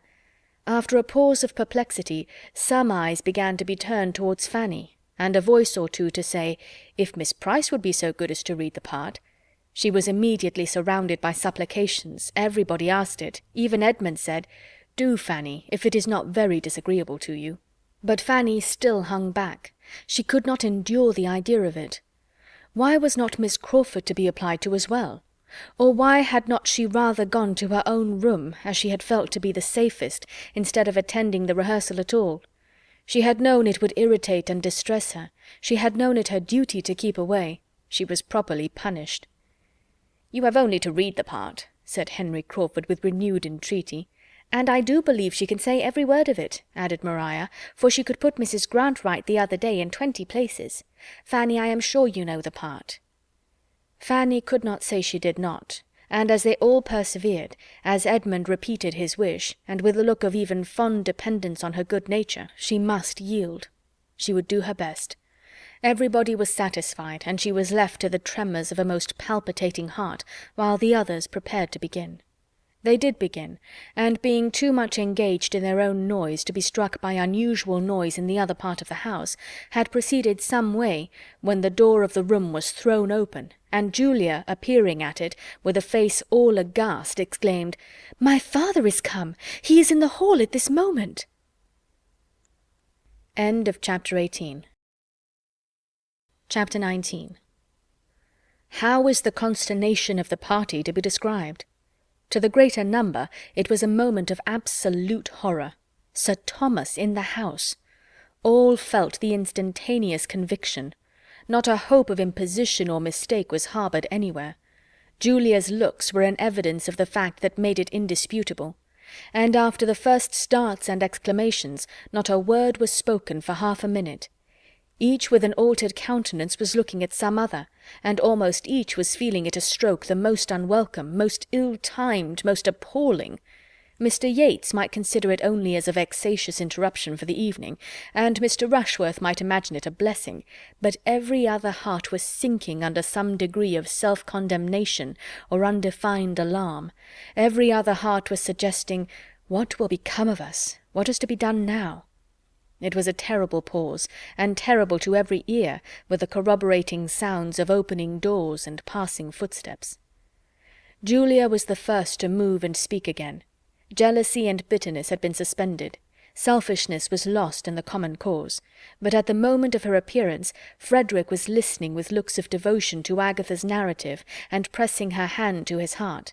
And as soon as she could notice this, and see that, in spite of the shock of her words, he still kept his station, and retained her sister's hand, her wounded heart swelled again with injury, and looking as red as she had been white before, she turned out of the room, saying, "I need not be afraid of appearing before him." Her going roused the rest, and at the same moment the two brothers stepped forward, feeling the necessity of doing something. A very few words between them were sufficient. The case admitted no difference of opinion. They must go to the drawing-room directly. Maria joined them with the same intent, just then the stoutest of the three, for the very circumstance which had driven Julia away was to her the sweetest support.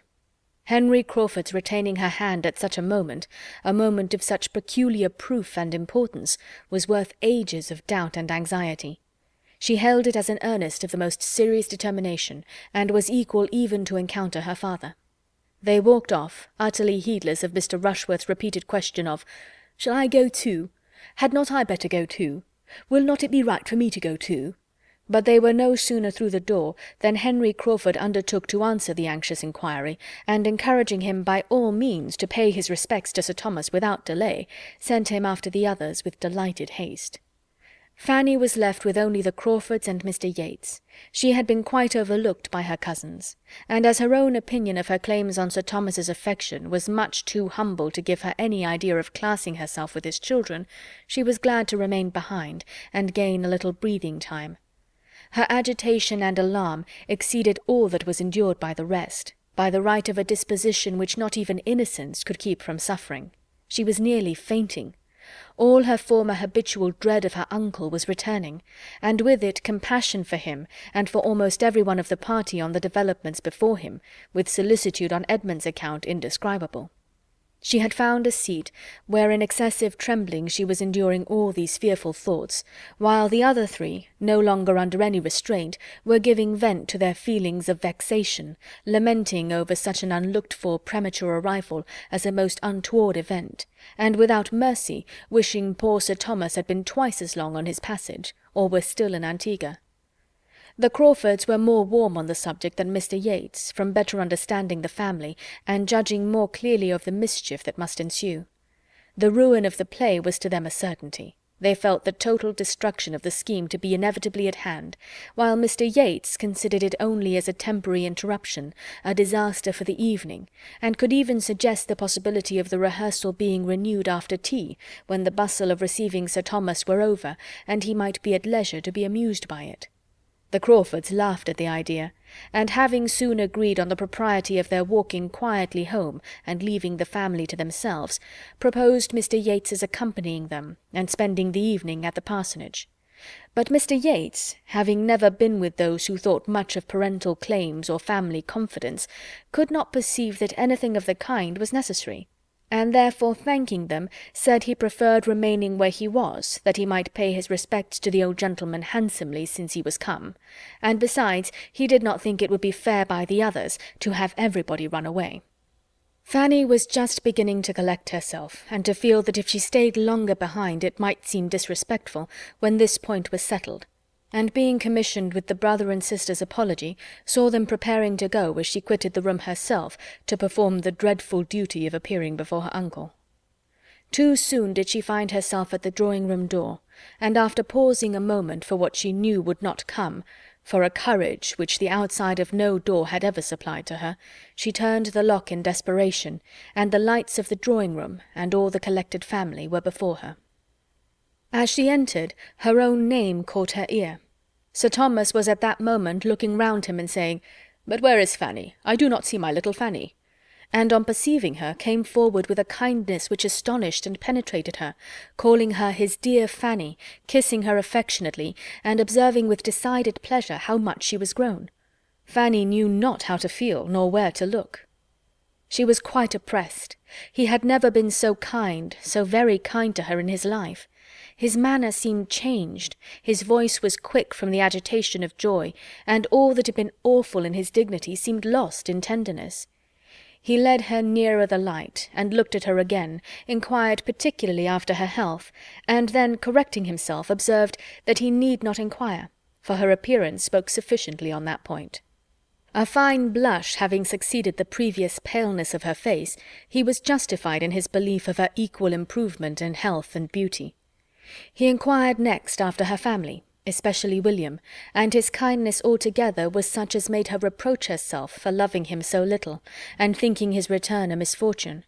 And when, on having courage to lift her eyes to his face, she saw that he was grown thinner, and had the burnt, fagged, worn look of fatigue and a hot climate, every tender feeling was increased, and she was miserable in considering how much unsuspected vexation was probably ready to burst on him. Sir Thomas was indeed the life of the party, who at his suggestion now seated themselves round the fire. He had the best right to be the talker, and the delight of his sensations in being again in his own house, in the centre of his family, after such a separation, made him communicative and chatty in a very unusual degree, and he was ready to give every information as to his voyage, and answer every question of his two sons almost before it was put. His business in Antigua had latterly been prosperously rapid, and he came directly from Liverpool, having had an opportunity of making his passage thither in a private vessel, instead of waiting for the packet, and all the little particulars of his proceedings and events, his arrivals and departures, were most promptly delivered, as he sat by Lady Bertram and looked with heartfelt satisfaction on the faces around him, interrupting himself more than once, however, to remark on his good fortune in finding them all at home, coming unexpectedly as he did, all collected together exactly as he could have wished, but dared not depend on. Mr. Rushworth was not forgotten. A most friendly reception and warmth of handshaking had already met him, and with pointed attention he was now included in the objects most intimately connected with Mansfield. There was nothing disagreeable in Mr. Rushworth's appearance, and Sir Thomas was liking him already. By not one of the circle was he listened to with such unbroken, unalloyed enjoyment as by his wife, who was really extremely happy to see him, and whose feelings were so warmed by his sudden arrival as to place her nearer agitation than she had been for the last 20 years. She had been almost fluttered for a few minutes, and still remained so sensibly animated as to put away her work, move Pug from her side, and give all her attention, and all the rest of her sofa, to her husband. She had no anxieties for anybody to cloud her pleasure. Her own time had been irreproachably spent during his absence. She had done a great deal of carpet work, and made many yards of fringe, and she would have answered as freely for the good conduct and useful pursuits of all the young people as for her own. It was so agreeable to her to see him again, and hear him talk, to have her ear amused and her whole comprehension filled by his narratives, that she began particularly to feel how dreadfully she must have missed him, and how impossible it would have been for her to bear a lengthened absence. Mrs. Norris was by no means to be compared in happiness to her sister. Not that she was incommoded by many fears of Sir Thomas's disapprobation when the present state of his house should be known, for her judgment had been so blinded that, except by the instinctive caution with which she had whisked away Mr. Rushworth's pink satin cloak as her brother-in-law entered, she could hardly be said to show any sign of alarm. But she was vexed by the manner of his return. It had left her nothing to do.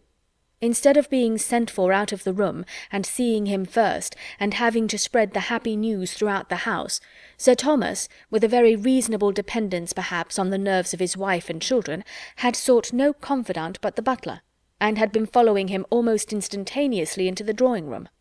Mrs. Norris felt herself defrauded of an office on which she had always depended, whether his arrival or his death were to be the thing unfolded, and was now trying to be in a bustle without having anything to bustle about, and labouring to be important where nothing was wanted but tranquillity and silence. Would Sir Thomas have consented to eat, she might have gone to the housekeeper with troublesome directions, and insulted the footman with injunctions of dispatch. But Sir Thomas resolutely declined all dinner. He would take nothing, nothing till tea came. He would rather wait for tea. Still Mrs. Norris was at intervals urging something different, and in the most interesting moment of his passage to England, when the alarm of a French privateer was at the height, she burst through his recital with the proposal of soup. "Sure, my dear Sir Thomas, a basin of soup would be a much better thing for you than tea. Do have a basin of soup." Sir Thomas could not be provoked. "Still the same anxiety for everybody's comfort, my dear Mrs. Norris," was his answer. "But indeed I would rather have nothing but tea." "Well then, Lady Bertram, suppose you speak for tea directly. Suppose you hurry badly a little. He seems behind to-night." She carried this point, and Sir Thomas's narrative proceeded. At length there was a pause. His immediate communications were exhausted, and it seemed enough to be looking joyfully around him, now at one, now at another of the beloved circle. But the pause was not long. In the elation of her spirits, Lady Bertram became talkative.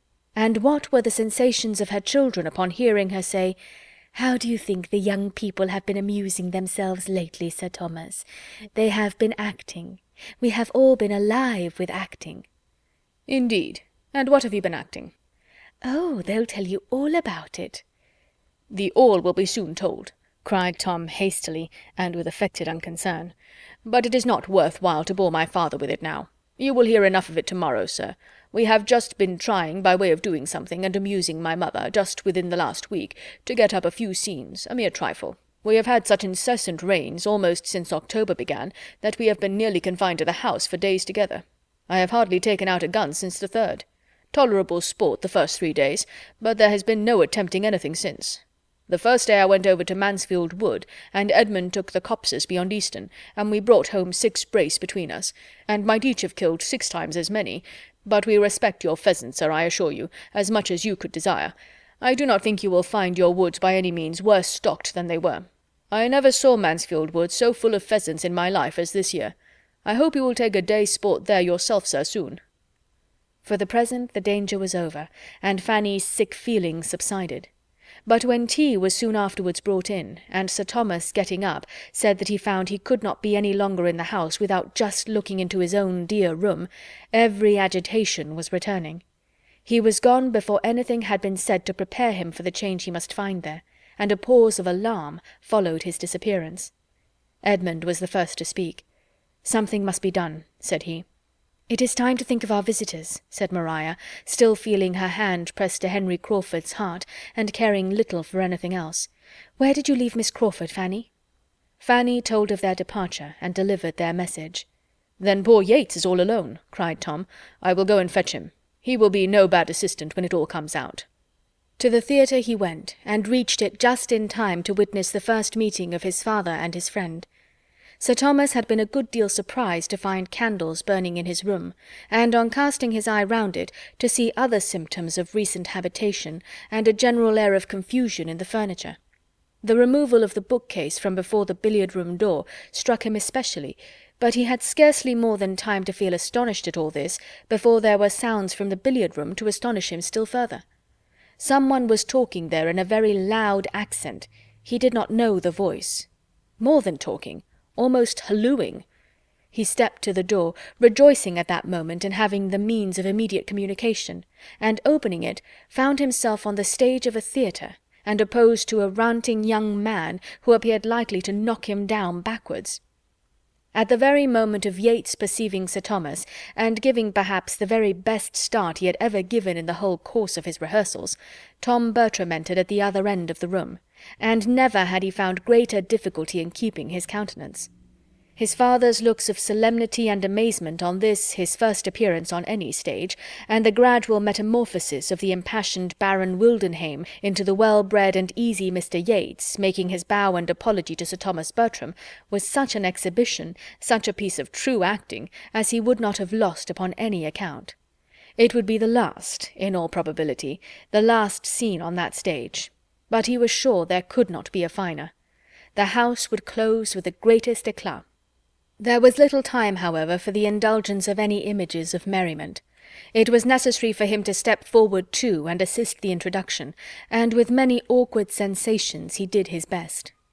Sir Thomas received Mr. Yates with all the appearance of cordiality which was due to his own character, but was really as far from pleased with the necessity of the acquaintance as with the manner of its commencement. Mr. Yates's family and connections were sufficiently known to him to render his introduction as the particular friend, another of the 100 particular friends of his son, exceedingly unwelcome, and it needed all the felicity of being again at home, and all the forbearance it could supply, to save Sir Thomas from anger on finding himself thus bewildered in his own house, making part of a ridiculous exhibition in the midst of theatrical nonsense, and being forced in so untoward a moment to admit the acquaintance of a young man whom he felt sure of disapproving, and whose easy indifference and volubility in the course of the first 5 minutes seemed to mark him the most at home of the two.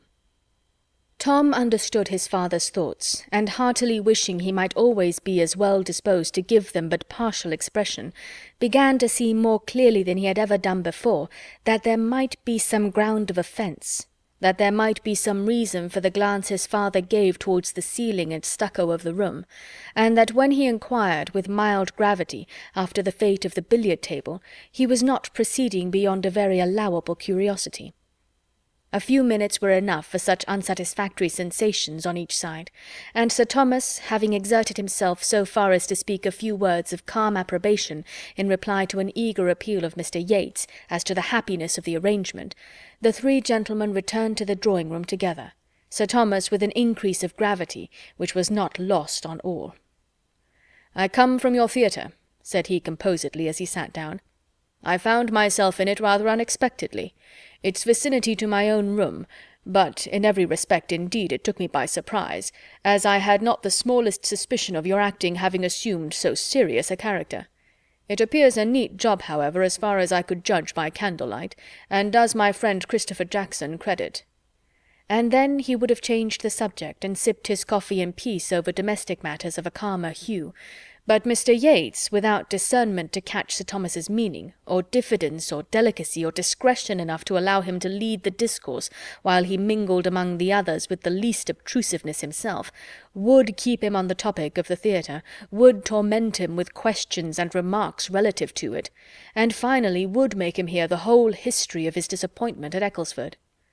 Sir Thomas listened most politely, but found much to offend his ideas of decorum, and confirm his ill opinion of Mr. Yates's habits of thinking, from the beginning to the end of the story, and when it was over, could give him no other assurance of sympathy than what a slight bow conveyed.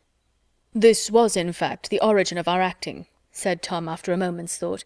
"My friend Yates brought the infection from Ecclesford, and it spread as those things always spread, you know, sir, the faster probably from your having so often encouraged the sort of thing in us formerly. It was like treading old ground again."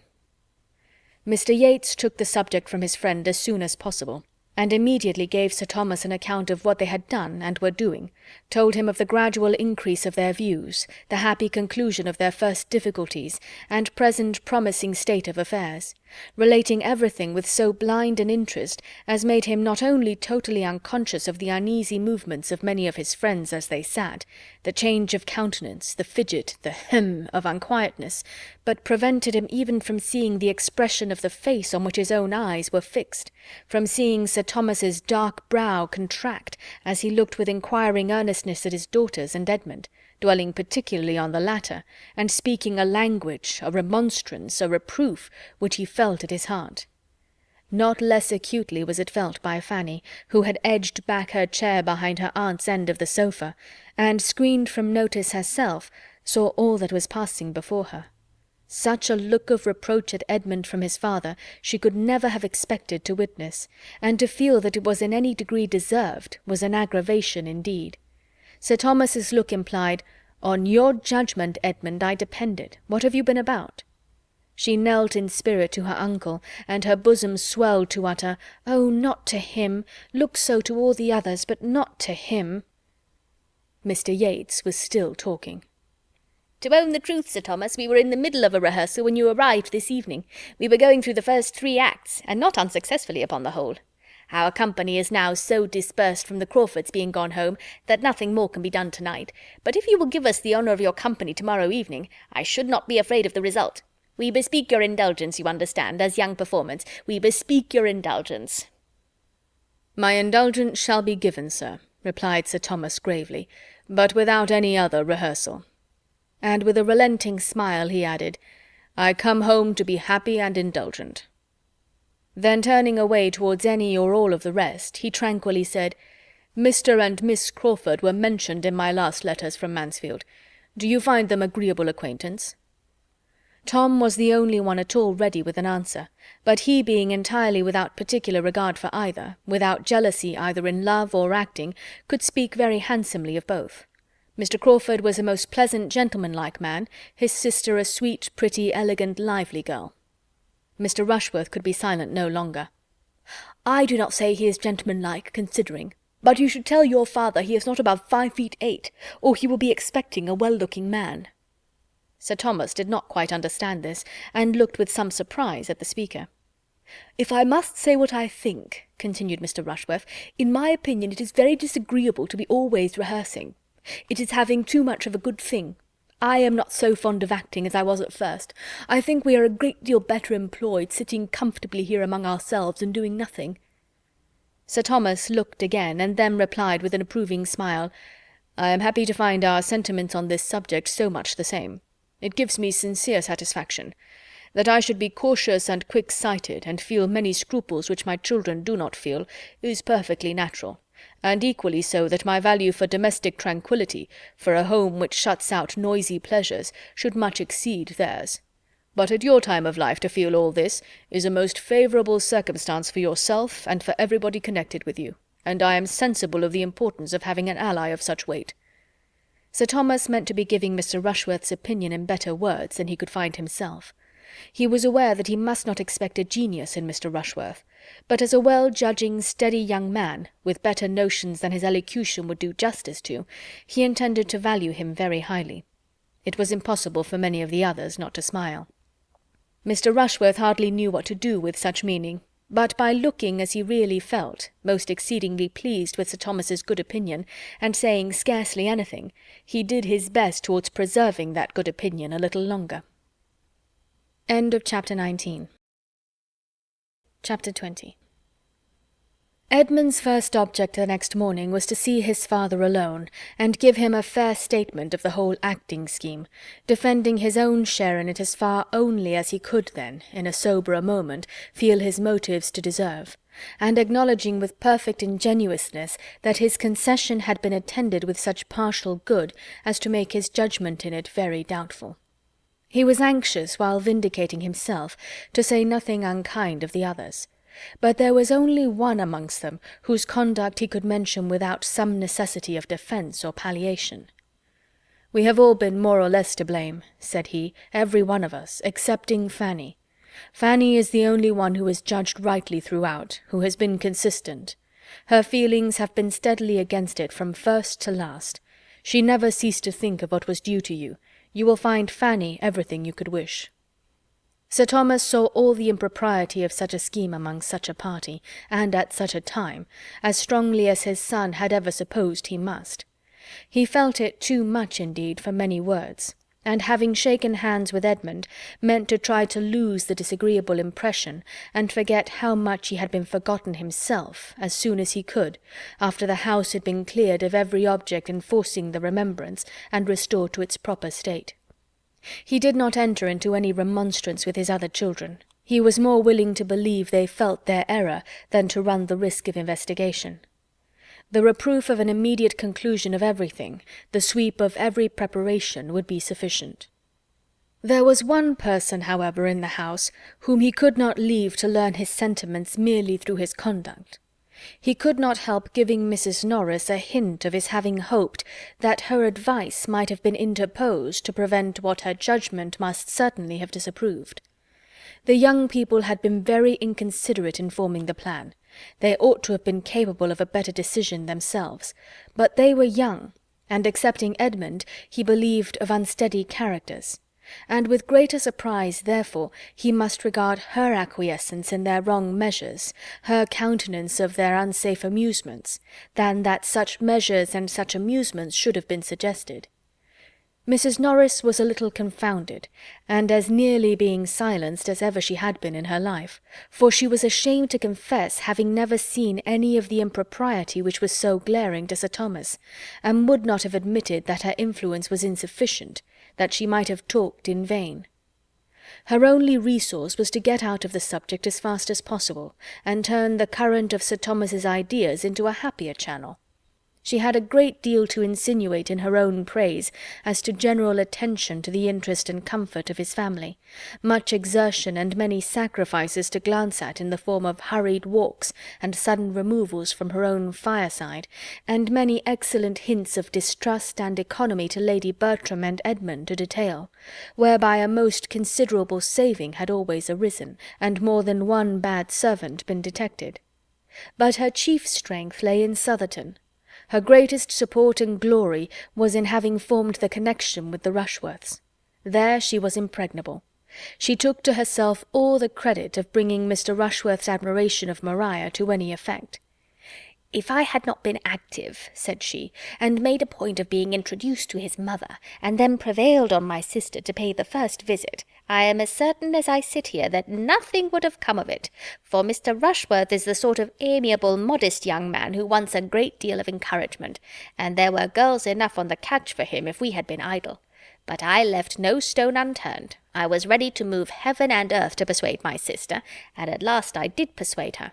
You know the distance to Southerton. It was in the middle of winter, and the roads almost impassable, but I did persuade her."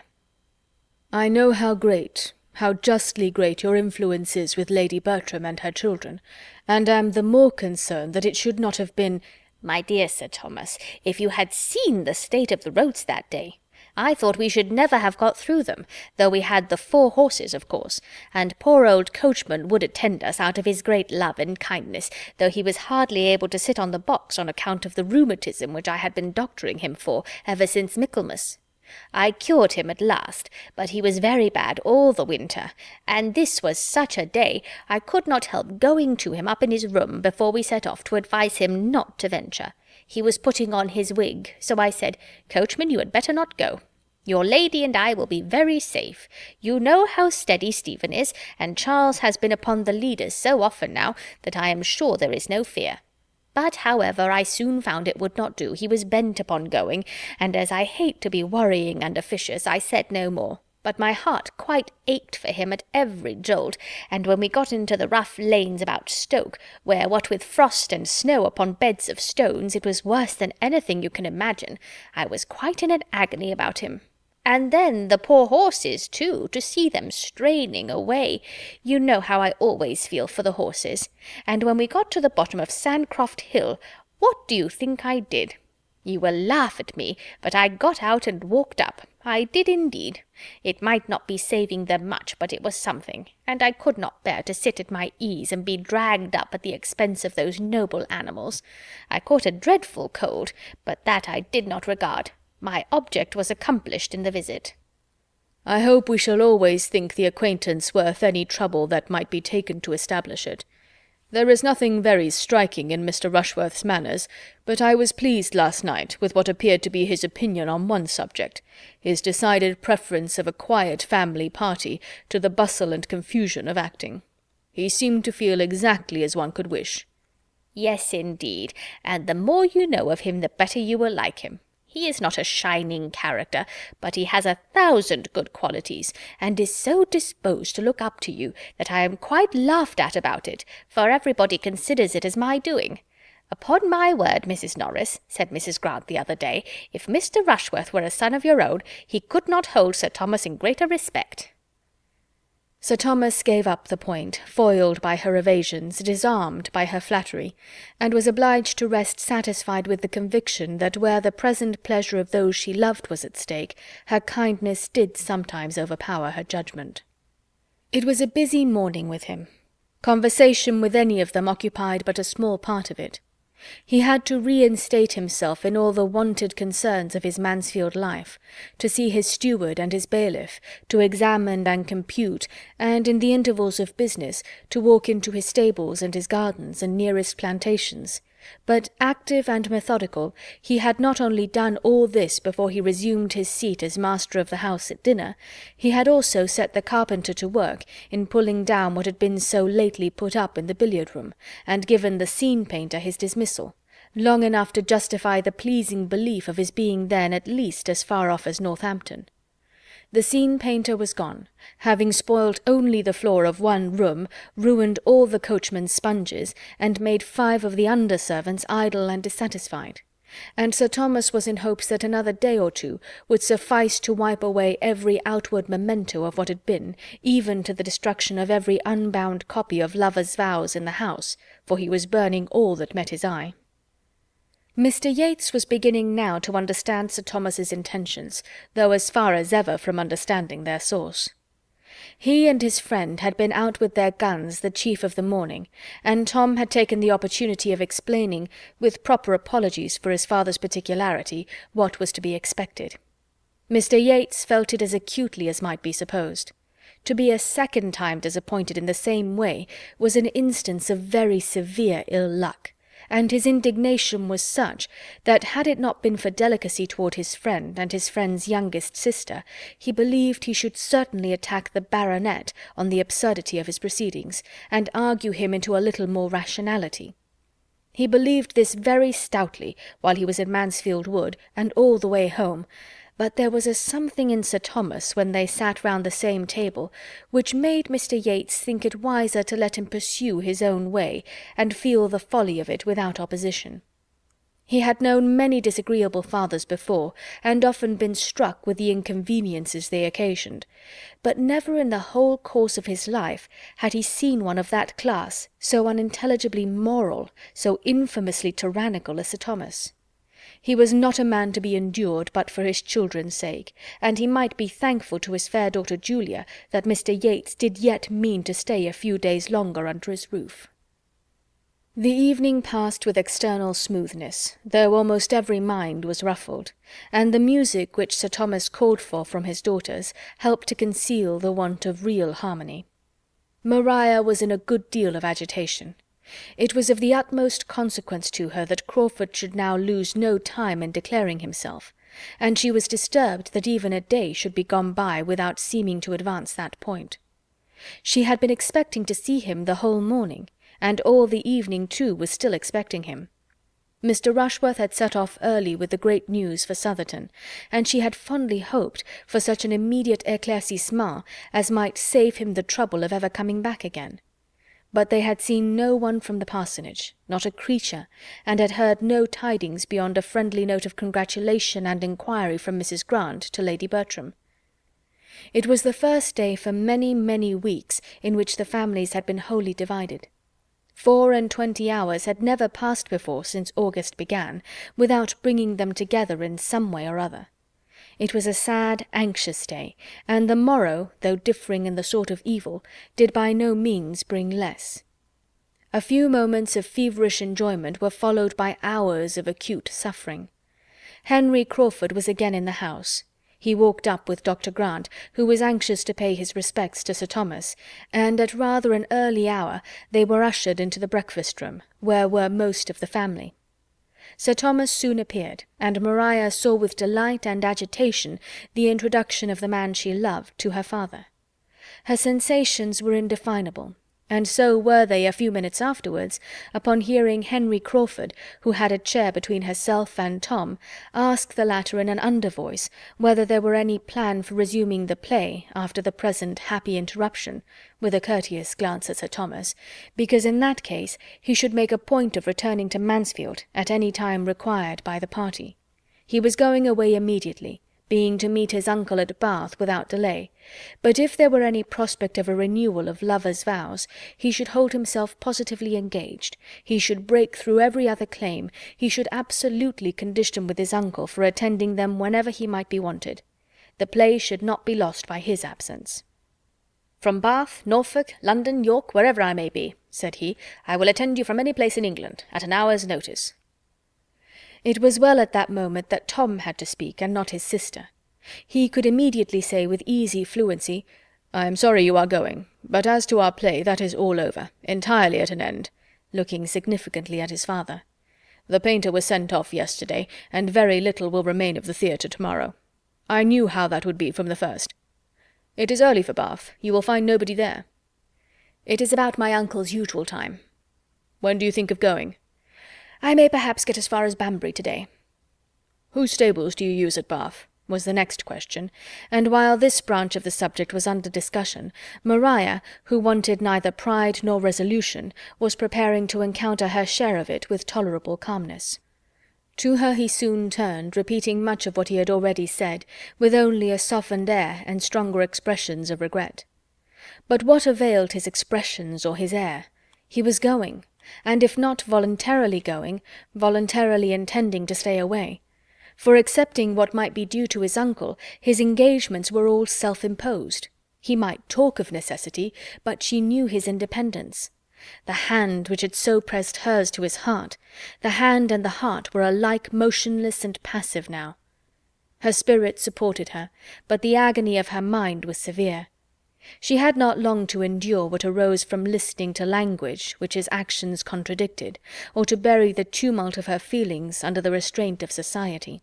For general civilities soon called his notice from her, and the farewell visit, as it then became openly acknowledged, was a very short one. He was gone. He had touched her hand for the last time. He had made his parting bow, and she might seek directly all that solitude could do for her. Henry Crawford was gone from the house, and within 2 hours afterwards from the parish. And so ended all the hopes his selfish vanity had raised in Maria and Julia Bertram.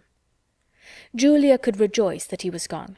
His presence was beginning to be odious to her, and if Maria gained him not, she was now cool enough to dispense with any other revenge. She did not want exposure to be added to desertion. Henry Crawford gone, she could even pity her sister. With a purer spirit did Fanny rejoice in the intelligence. She heard it at dinner, and felt it a blessing. By all the others it was mentioned with regret, and his merits honoured with due gradation of feeling, from the sincerity of Edmund's too partial regard to the unconcern of his mother, speaking entirely by rote. Mrs. Norris began to look about her, and wonder that his falling in love with Julia had come to nothing, and could almost fear that she had been remiss herself in forwarding it. But with so many to care for, how was it possible for even her activity to keep pace with her wishes? Another day or two, and Mr. Yates was gone likewise. In his departure Sir Thomas felt the chief interest. Wanting to be alone with his family, the presence of a stranger superior to Mr. Yates must have been irksome. But of him, trifling and confident, idle and expensive, it was every way vexatious. In himself he was wearisome, but as the friend of Tom and the admirer of Julia he became offensive. Sir Thomas had been quite indifferent to Mr. Crawford's going or staying, but his good wishes for Mr. Yates having a pleasant journey, as he walked with him to the hall door, were given with genuine satisfaction. Mr. Yates had stayed to see the destruction of every theatrical preparation at Mansfield, the removal of everything appertaining to the play. He left the house in all the soberness of its general character, and Sir Thomas hoped, in seeing him out of it, to be rid of the worst object connected with the scheme, and the last that must be inevitably reminding him of its existence. Mrs. Norris contrived to remove one article from his sight that might have distressed him. The curtain over which she had presided with such talent and such success went off with her to her cottage, where she happened to be particularly in want of green baize. End of chapter 20. Chapter 21. Sir Thomas's return made a striking change in the ways of the family, independent of lovers' vows. Under his government Mansfield was an altered place. Some members of their society sent away, and the spirits of many others saddened. It was all sameness and gloom compared with the past, a sombre family party rarely enlivened. There was little intercourse with the parsonage. Sir Thomas, drawing back from intimacies in general, was particularly disinclined at this time for any engagements but in one quarter. The Rushworths were the only addition to his own domestic circle which he could solicit. Edmund did not wonder that such should be his father's feelings, nor could he regret anything but the exclusion of the Grants. "But they," he observed to Fanny, "have a claim. They seem to belong to us. They seem to be part of ourselves.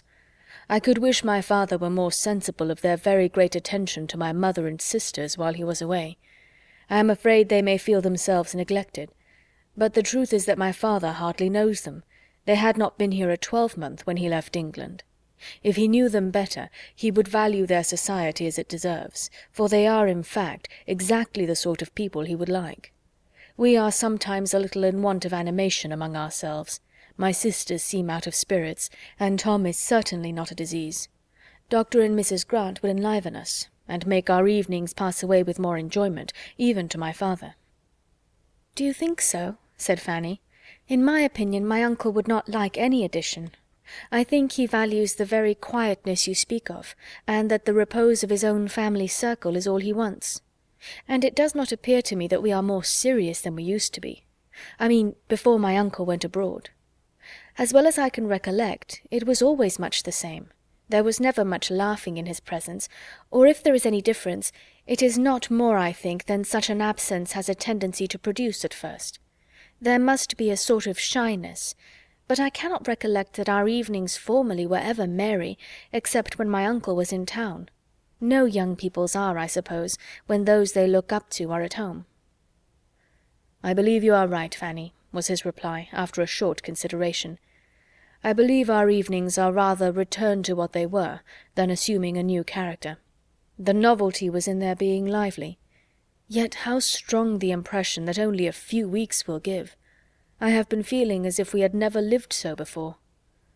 "I suppose I am graver than other people," said Fanny. "The evenings do not appear long to me. I love to hear my uncle talk of the West Indies. I could listen to him for an hour together. It entertains me more than many other things have done. But then I am unlike other people, I dare say." "Why should you dare say that?" smiling. "Do you want to be told that you are only unlike other people in being more wise and discreet? But when did you or anybody ever get a compliment from me, Fanny? Go to my father if you want to be complimented. He will satisfy you.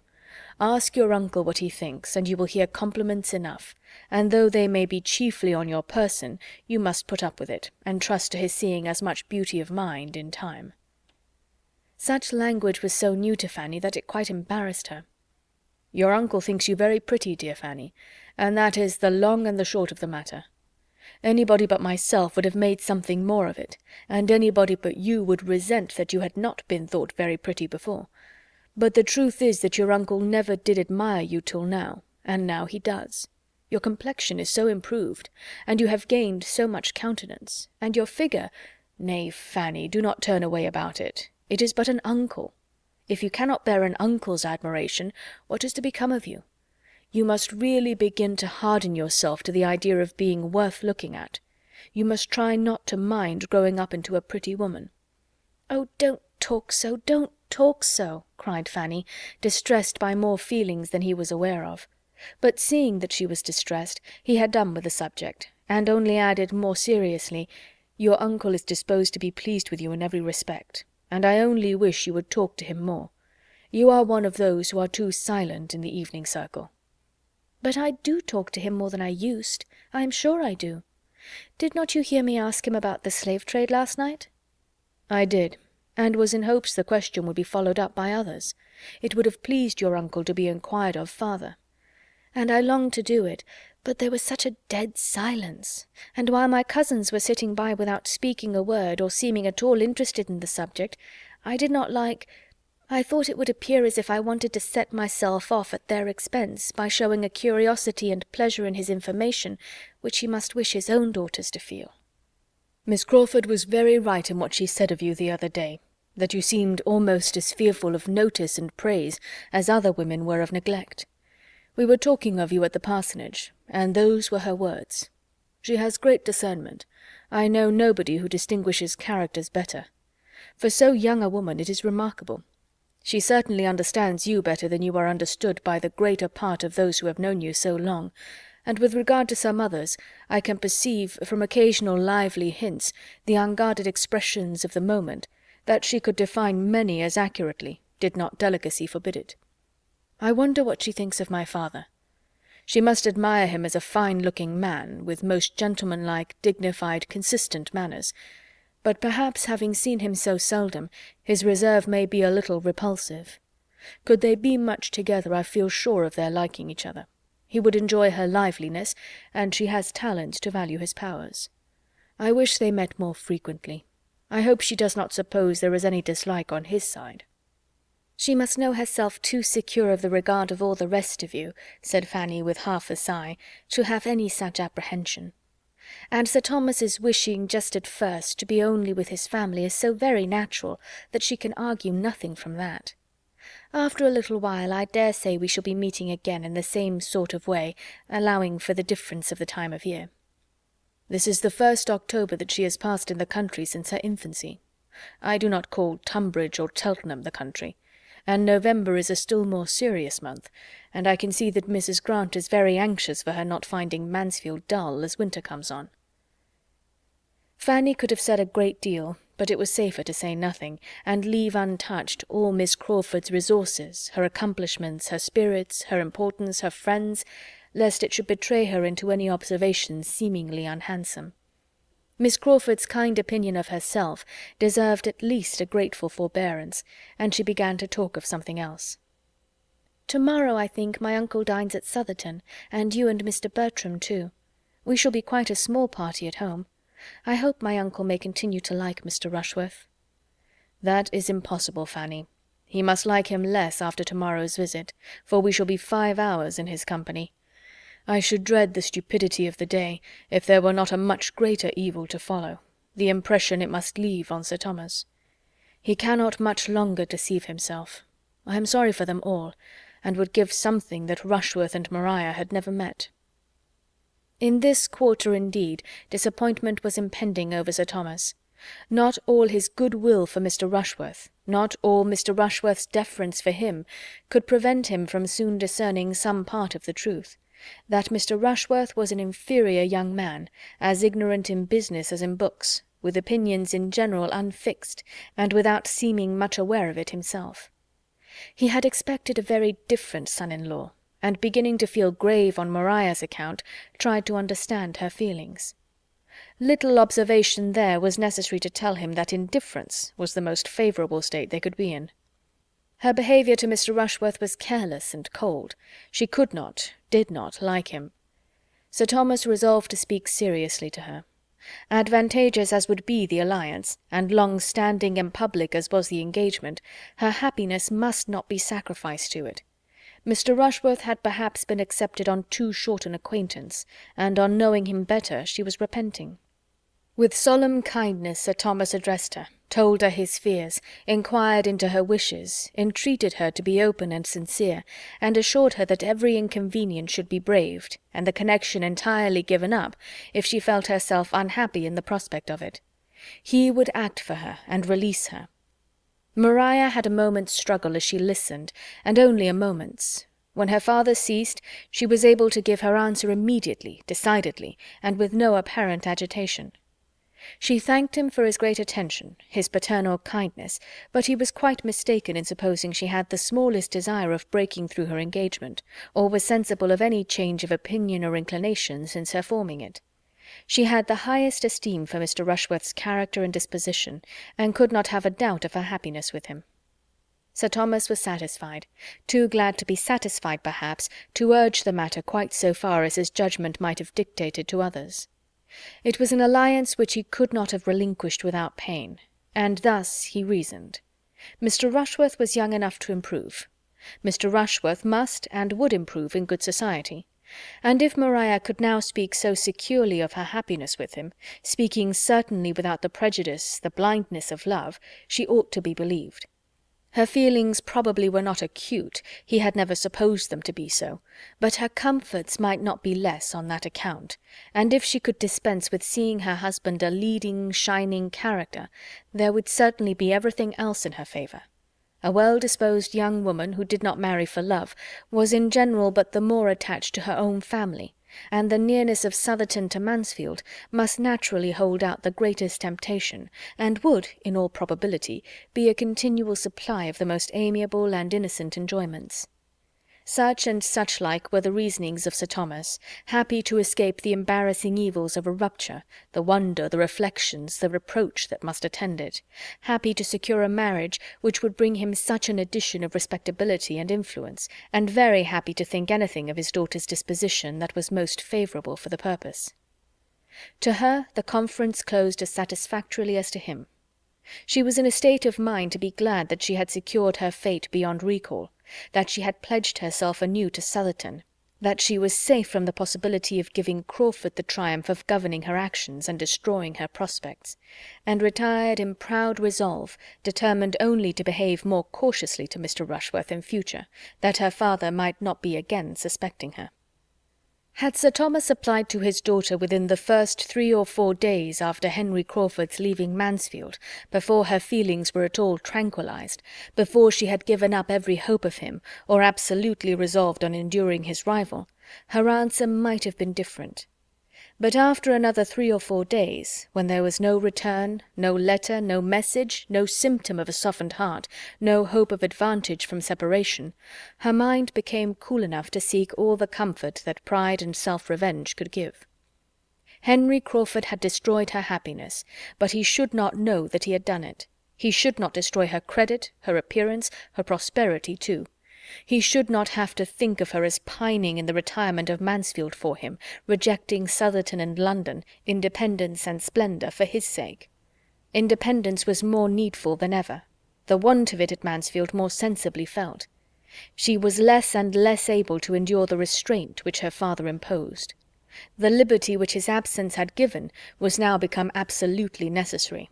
She must escape from him and Mansfield as soon as possible, and find consolation in fortune and consequence, bustle, and the world, for a wounded spirit. Her mind was quite determined, and varied not. To such feelings, delay, even the delay of much preparation, would have been an evil, and Mr. Rushworth could hardly be more impatient for the marriage than herself. In all the important preparations of the mind she was complete, being prepared for matrimony by an hatred of home, restraint, and tranquillity, by the misery of disappointed affection and contempt of the man she was to marry. The rest might wait. The preparations of new carriages and furniture might wait for London and spring, when her own taste could have fairer play. The principals being all agreed in this respect, it soon appeared that a very few weeks would be sufficient for such arrangements as must precede the wedding. Mrs. Rushworth was quite ready to retire and make way for the fortunate young woman whom her dear son had selected, and very early in November removed herself, her maid, her footman, and her chariot, with the true dowager propriety, to Bath, there to parade over the wonders of Southerton in her evening parties, enjoying them as thoroughly, perhaps, in the animation of a card-table, as she had ever done on the spot. And before the middle of the same month the ceremony had taken place, which gave Southerton another mistress. It was a very proper wedding. The bride was elegantly dressed, the two bridesmaids were duly inferior, her father gave her away, her mother stood with salts in her hand, expecting to be agitated, her aunt tried to cry, and the service was impressively read by Dr. Grant.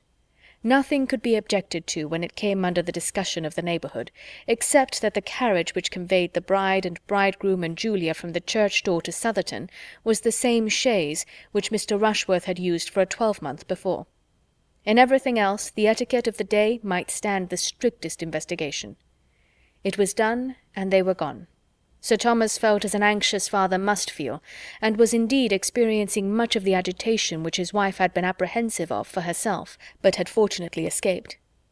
Mrs. Norris, most happy to assist in the duties of the day by spending it at the Park to support her sister's spirits, and drinking the health of Mr. and Mrs. Rushworth in a supernumerary glass or two, was all joyous delight, for she had made the match, she had done everything, and no one would have supposed, from her confident triumph, that she had ever heard of conjugal infelicity in her life, or could have the smallest insight into the disposition of the niece who had been brought up under her eye. The plan of the young couple was to proceed after a few days to Brighton, and take a house there for some weeks. Every public place was new to Maria, and Brighton is almost as gay in winter as in summer. When the novelty of amusement there were over, it would be time for the wider range of London. Julia was to go with them to Brighton. Since rivalry between the sisters had ceased, they had been gradually recovering much of their former good understanding, and were at least sufficiently friends to make each of them exceedingly glad to be with the other at such a time. Some other companion than Mr. Rushworth was of the first consequence to his lady, and Julia was quite as eager for novelty and pleasure as Maria, though she might not have struggled through so much to obtain them, and could better bear a subordinate situation. Their departure made another material change at Mansfield, a chasm which required some time to fill up. The family circle became greatly contracted, and though the Miss Bertrams had latterly added little to its gaiety, they could not but be missed. Even their mother missed them. How much more their tender-hearted cousin, who wandered about the house and thought of them and felt for them with a degree of affectionate regret which they had never done much to deserve. End of Chapter 21. Chapter 22. Fanny's consequence increased on the departure of her cousins. Becoming, as she then did, the only young woman in the drawing-room, the only occupier of that interesting division of a family in which she had hitherto held so humble a third, it was impossible for her not to be more looked at, more thought of and attended to than she had ever been before, and "Where is Fanny?" became no uncommon question, even without her being wanted for anyone's convenience. Not only at home did her value increase, but at the parsonage too. In that house which she had hardly entered twice a year since Mr. Norris's death, she became a welcome, uninvited guest, and in the gloom and dirt of a November day most acceptable to Mary Crawford. Her visits there, beginning by chance, were continued by solicitation. Mrs. Grant, really eager to get any change for her sister, could by the easiest self-deceit persuade herself that she was doing the kindest thing by Fanny, and giving her the most important opportunities of improvement in pressing her frequent calls. Fanny, having been sent into the village on some errand by her Aunt Norris, was overtaken by a heavy shower close to the parsonage, and being descried from one of the windows endeavouring to find shelter under the branches and lingering leaves of an oak just beyond their premises, was forced, though not without some modest reluctance on her part, to come in. A civil servant she had withstood, but when Dr. Grant himself went out with an umbrella, there was nothing to be done but to be very much ashamed, and to get into the house as fast as possible.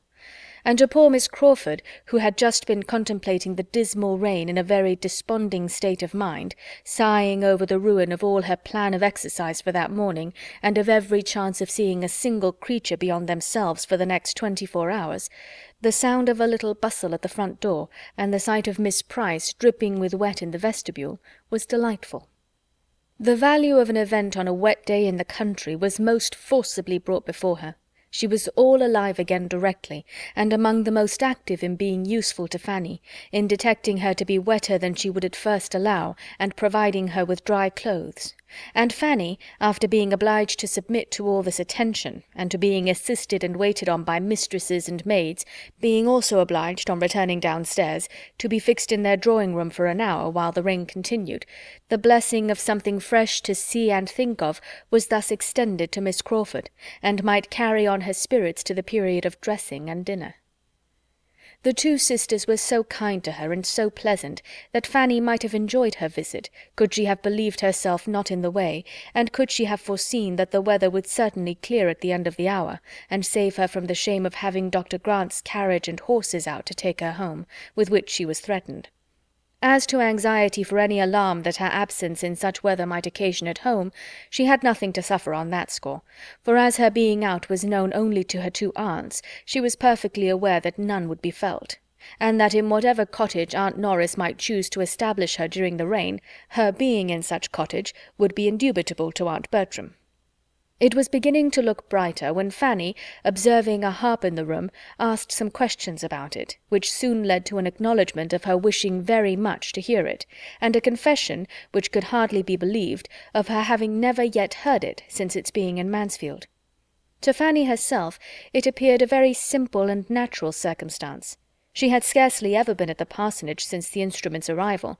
There had been no reason that she should. But Miss Crawford, calling to mind an early expressed wish on the subject, was concerned at her own neglect, and "Shall I play to you now?" and "What will you have?" were questions immediately following with the readiest good humour.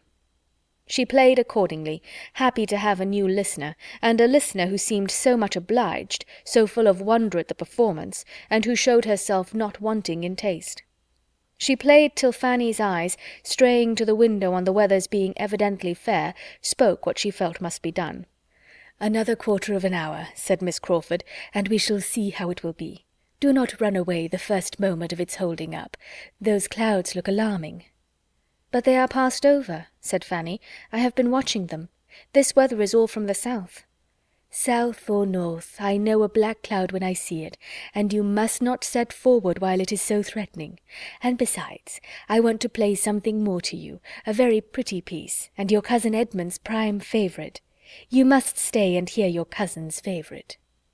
Fanny felt that she must, and though she had not waited for that sentence to be thinking of Edmund, such a memento made her particularly awake to his idea, and she fancied him sitting in that room again and again, perhaps in the very spot where she sat now, listening with constant delight to the favourite air played, as it appeared to her, with superior tone and expression.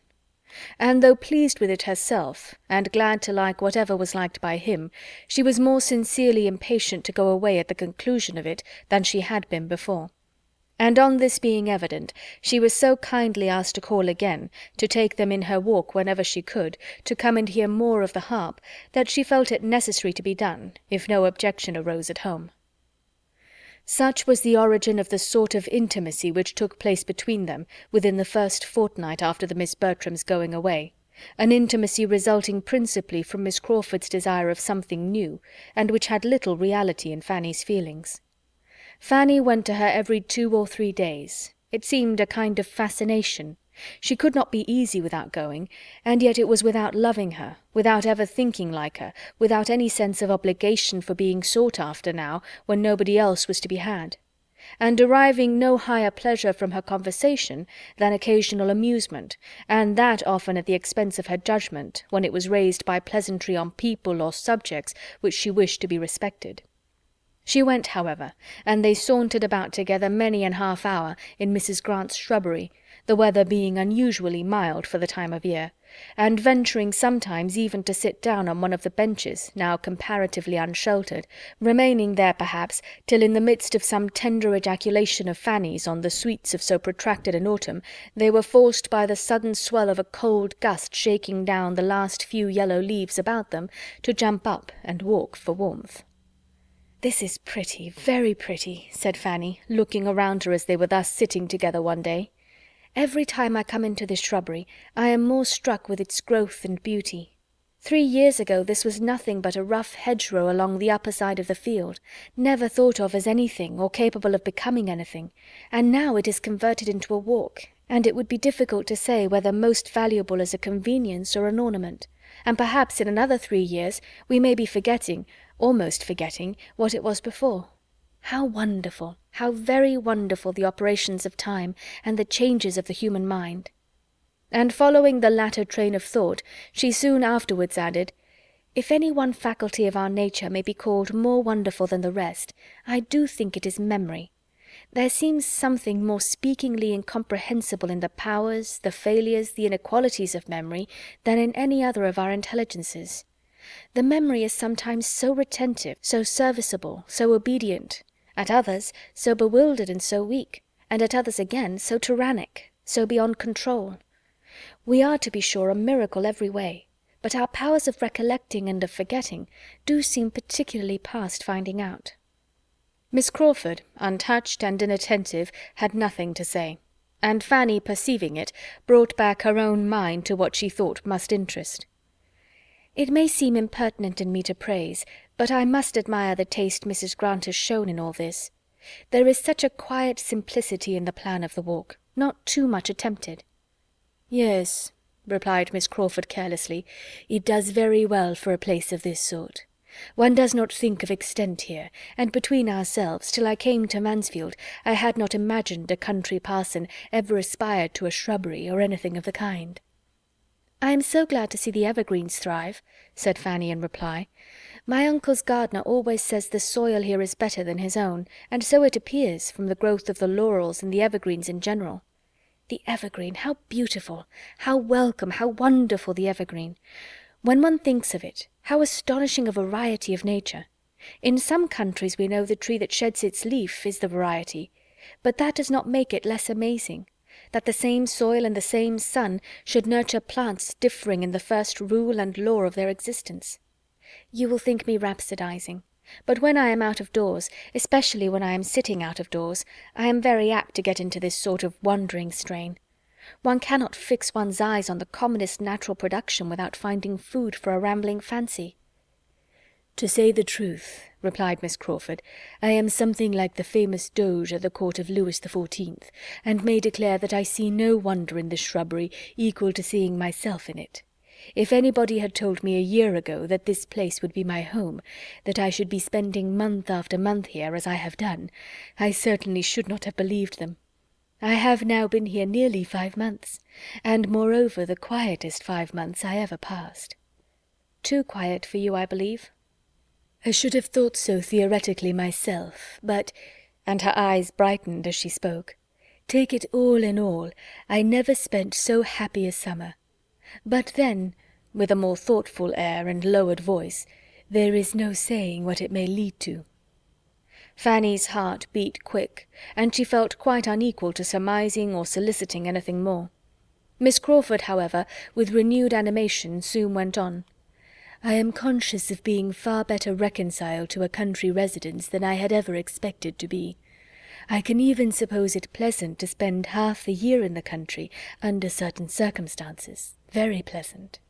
An elegant, moderate-sized house in the centre of family connections, continual engagements among them, commanding the first society in the neighbourhood, looked up to perhaps as leading it even more than those of larger fortune, and turning from the cheerful round of such amusements to nothing worse than a tete-a-tete with the person one feels most agreeable in the world. There is nothing frightful in such a picture, is there, Miss Price? One need not envy the new Mrs. Rushworth with such a home as that." "Envy Mrs. Rushworth?" was all that Fanny attempted to say. "Come, come, It would be very unhandsome in us to be severe on Mrs. Rushworth, for I look forward to our owing her a great many gay, brilliant, happy hours. I expect we shall be all very much at Southerton another year. Such a match as Miss Bertram has made is a public blessing, for the first pleasures of Mr. Rushworth's wife must be to fill her house and give the best balls in the country." Fanny was silent, and Miss Crawford relapsed into thoughtfulness, till suddenly looking up at the end of a few minutes, she exclaimed, "Ah, here he is." It was not Mr. Rushworth, however, but Edmund, who then appeared, walking towards them with Mrs. Grant. "My sister and Mr. Bertram, I am so glad your eldest cousin is gone, that he may be Mr. Bertram again.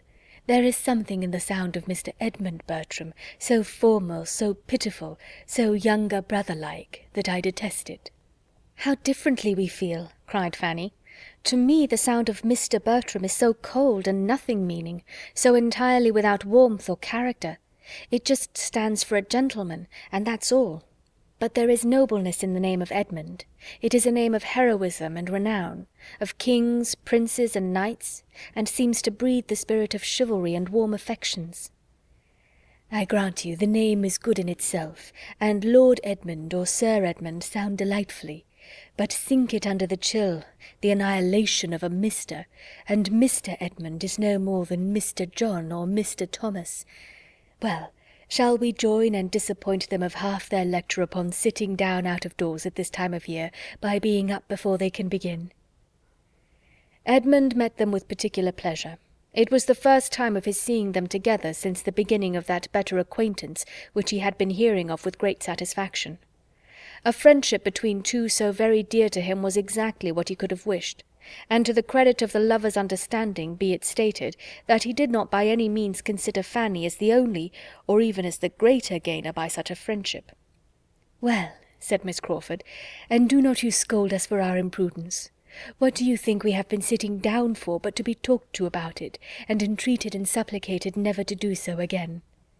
"Perhaps I might have scolded," said Edmund, "if either of you had been sitting down alone, but while you do wrong together I can overlook a great deal." "They cannot have been sitting long," cried Mrs. Grant, "for when I went up for my shawl I saw them from the staircase window, and then they were walking." "And really," added Edmund, "the day is so mild that your sitting down for a few minutes can be hardly thought imprudent. Our weather must not always be judged by the calendar. We may sometimes take greater liberties in November than in May." "Upon my word," cried Miss Crawford, "you are two of the most disappointing and unfeeling kind of friends I ever met with. There is no giving you a moment's uneasiness. You do not know how much we have been suffering, nor what chills we have felt. But I have long thought Mr. Bertram one of the worst subjects to work on, in any little manoeuvre against common sense, that a woman could be plagued with. I had very little hope of him from the first, but you, Mrs. Grant, my sister, my own sister, I think I had a right to alarm you a little." "Do not flatter yourself, my dearest Mary. You have not the smallest chance of moving me. I have my alarms, but they are quite in a different quarter, and if I could have altered the weather, you would have had a good sharp east wind blowing on you the whole time, for here are some of my plants which Robert will leave out because the nights are so mild, and I know the end of it will be that we shall have a sudden change of weather, a hard frost setting in all at once, taking everybody, at least Robert, by surprise, and I shall lose every one. And what is worse, cook has just been telling me that the turkey, which I particularly wish not to be dressed till Sunday, because I know how much more Dr. Grant would enjoy it on Sunday, after the fatigues of the day, will not keep beyond to-morrow. These are something like grievances, and make me think the weather most unseasonably close." "The sweets of housekeeping in a country village," said Miss Crawford archly. "Commend me to the nurseryman and the poulterer." "My dear child, commend Dr. Grant to the Deanery of Westminster or St. Paul's, and I should be as glad of your nurseryman or poulterer as you could be. But we have no such people in Mansfield. What would you have me do?" "Oh, you can do nothing but what you do already. Be plagued very often, and never lose your temper." "Thank you. But there is no escaping these little vexations, Mary, live where we may, and when you are settled in town and I come to see you, I dare say I shall find you with yours, in spite of the nurseryman and the poulterer, or perhaps on their very account. Their remoteness and unpunctuality, or their exorbitant charges and frauds, will be drawing forth bitter lamentations." I mean to be too rich to lament or to feel anything of the sort. A large income is the best recipe for happiness I ever heard of. It certainly may secure all the myrtle and turkey part of it." "You intend to be very rich," said Edmund, with a look which, to Fanny's eyes, had a great deal of serious meaning. "To be sure. Do not you? Do not we all?" "I cannot intend anything which it must be so completely beyond my power to command. Miss Crawford may choose her degree of wealth. She has only to fix on her number of thousands a year, and there can be no doubt of their coming. My intentions are only not to be poor." "By moderation and economy, and bringing down your wants to your income, and all that. I understand you, and a very proper plan it is for a person at your time of life, with such limited means and indifferent connections. What can you want but a decent maintenance? You have not much time before you, and your relations are in no situation to do anything for you, or to mortify you by the contrast of their own wealth and consequence. Be honest and poor by all means, but I shall not envy you. I do not much think I shall even respect you. I have a much greater respect for those that are honest and rich." "Your degree of respect for honesty, rich or poor, is precisely what I have no manner of concern with. I do not mean to be poor.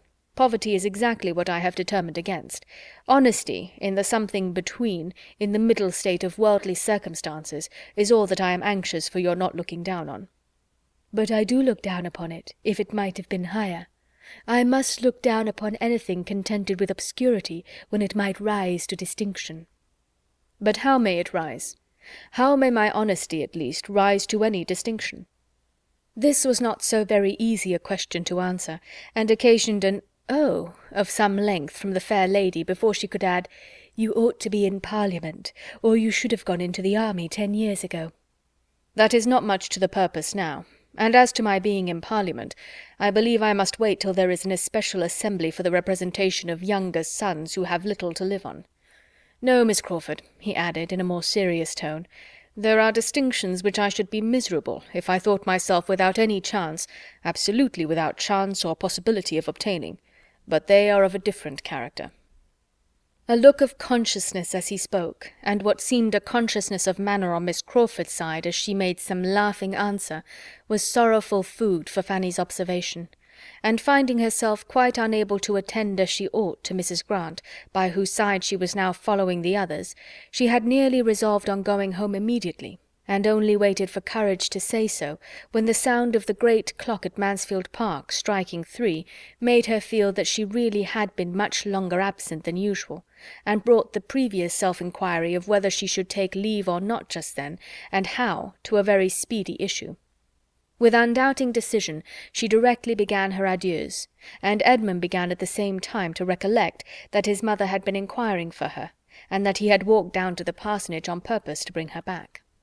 Fanny's hurry increased, and without in the least expecting Edmund's attendance, she would have hastened away alone, but the general pace was quickened, and they all accompanied her into the house, through which it was necessary to pass. Dr. Grant was in the vestibule, and as they stopped to speak to him, she found from Edmund's manner that he did mean to go with her. He too was taking leave. She could not but be thankful. In the moment of parting, Edmund was invited by Dr. Grant to eat his mutton with him the next day, and Fanny had barely time for an unpleasant feeling on the occasion, when Mrs. Grant, with sudden recollection, turned to her and asked for the pleasure of her company too. This was so new an attention, so perfectly new a circumstance in the events of Fanny's life, that she was all surprise and embarrassment, and while stammering out her great obligation and her "but she did not suppose it would be in her power," was looking at Edmund for his opinion and help. But Edmund, delighted with her having such an happiness offered, and ascertaining with half a look and half a sentence that she had no objection but on her aunt's account, could not imagine that his mother would make any difficulty of sparing her, and therefore gave his decided open advice that the invitation should be accepted.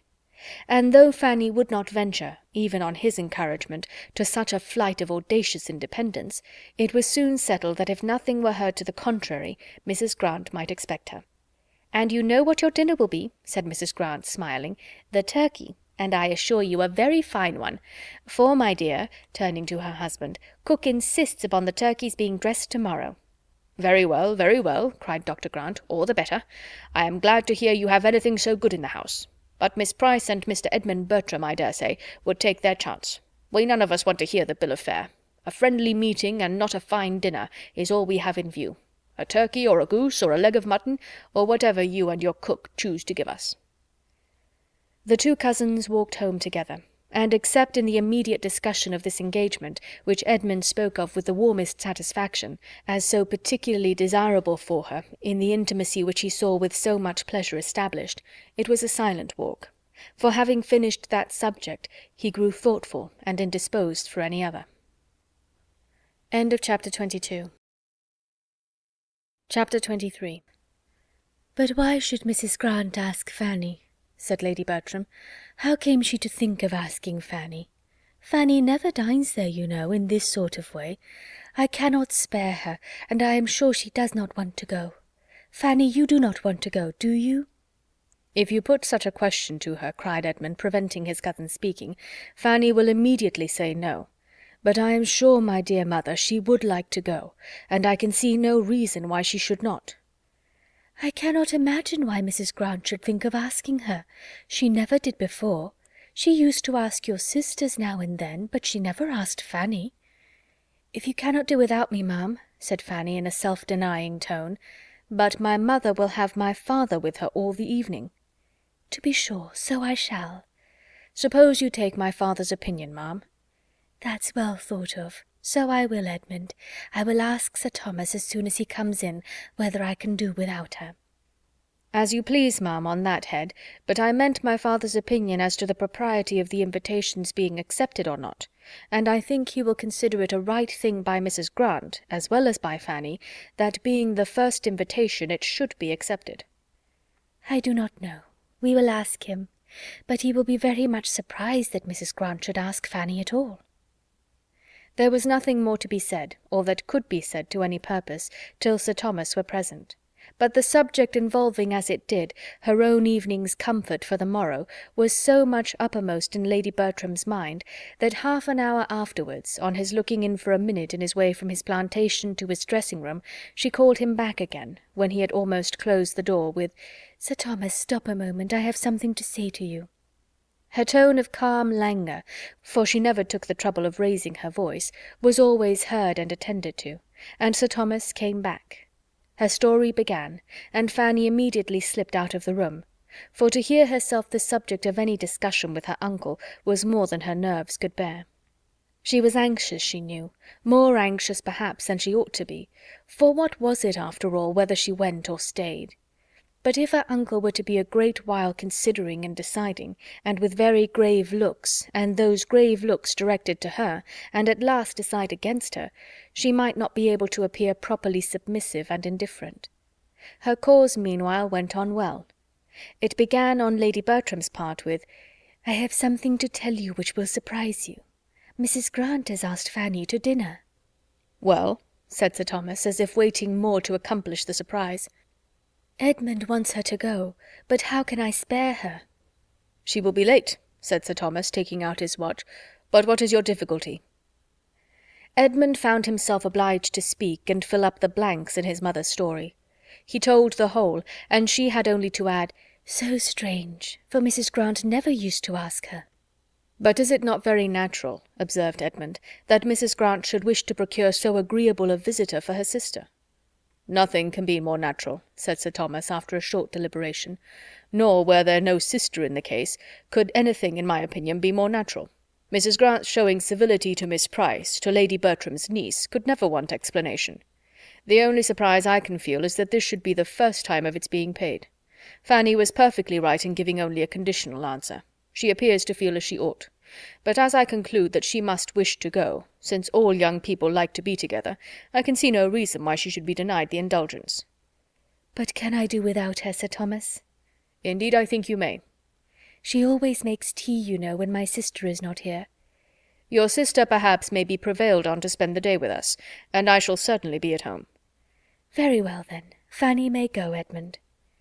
The good news soon followed her. Edmund knocked at her door in his way to his own. "Well, Fanny, it is all happily settled, and without the smallest hesitation on your uncle's side. He had but one opinion. You are to go." "Thank you, I am so glad," was Fanny's instinctive reply. though when she had turned from him and shut the door, she could not help feeling, and yet why should I be glad? For am I not certain of seeing or hearing something there to pain me? In spite of this conviction, however, she was glad. Simple as such an engagement might appear in other eyes, it had novelty and importance in hers, for excepting the day at Southerton, she had scarcely ever dined out before, and though now going only half a mile, and only to 3 people, still it was dining out, and all the little interests of preparation were enjoyments in themselves.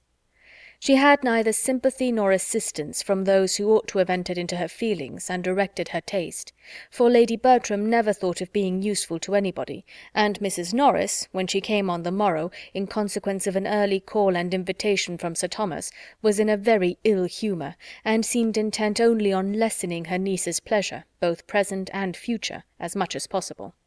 Upon my word, Fanny, you are in high luck to meet with such attention and indulgence. You ought to be very much obliged to Mrs. Grant for thinking of you, and to your aunt for letting you go, and you ought to look upon it as something extraordinary, for I hope you are aware that there is no real occasion for your going into company in this sort of way, or ever dining out at all, and it is what you must not depend on upon ever being repeated. Nor must you be fancying that the invitation is meant as any particular compliment to you. The compliment is intended to your uncle and aunt, and me. Mrs. Grant thinks it a civility due to us to take a little notice of you, or else it would never have come into her head, and you may be very certain that if your cousin Julia had been at home, you would not have been asked at all. Mrs. Norris had now so ingeniously done away all Mrs. Grant's part of the favour, that Fanny, who found herself expected to speak, could only say that she was very much obliged to her Aunt Bertram for sparing her, and that she was endeavouring to put her aunt's evening work in such a state as to prevent her being missed. Oh, depend upon it, your aunt can do very well without you, or you would not be allowed to go. I shall be here, so you may be quite easy about your aunt, and I hope you will have a very agreeable day and find it all mighty delightful. But I must observe that 5 is the very awkwardest of all possible numbers to sit down to table, and I cannot but be surprised that such an elegant lady as Mrs. Grant should not contrive better, and round their enormous great wide table too, which fills up the room so dreadfully. Had the doctor been content to take my dining-table when I came away, as anybody in their senses would have done, instead of having that absurd new one of his own, which is wider, literally wider than the dinner-table here, how infinitely better it would have been, and how much more he would have been respected, for people are never respected when they step out of their proper sphere. Remember that, Fanny. 5, only 5 to be sitting round that table. However, you will have dinner enough on it for 10, I dare say. Mrs. Norris fetched breath and went on again.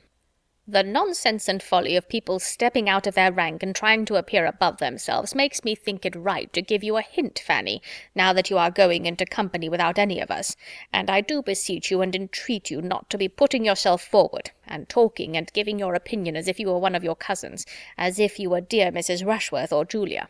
That will never do, believe me. Remember, wherever you are, you must be the lowest and last, and though Miss Crawford is in a manner at home at the parsonage, you are not to be taking place of her. And as to coming away at night, you are to stay just as long as Edmund chooses. Leave him to settle that.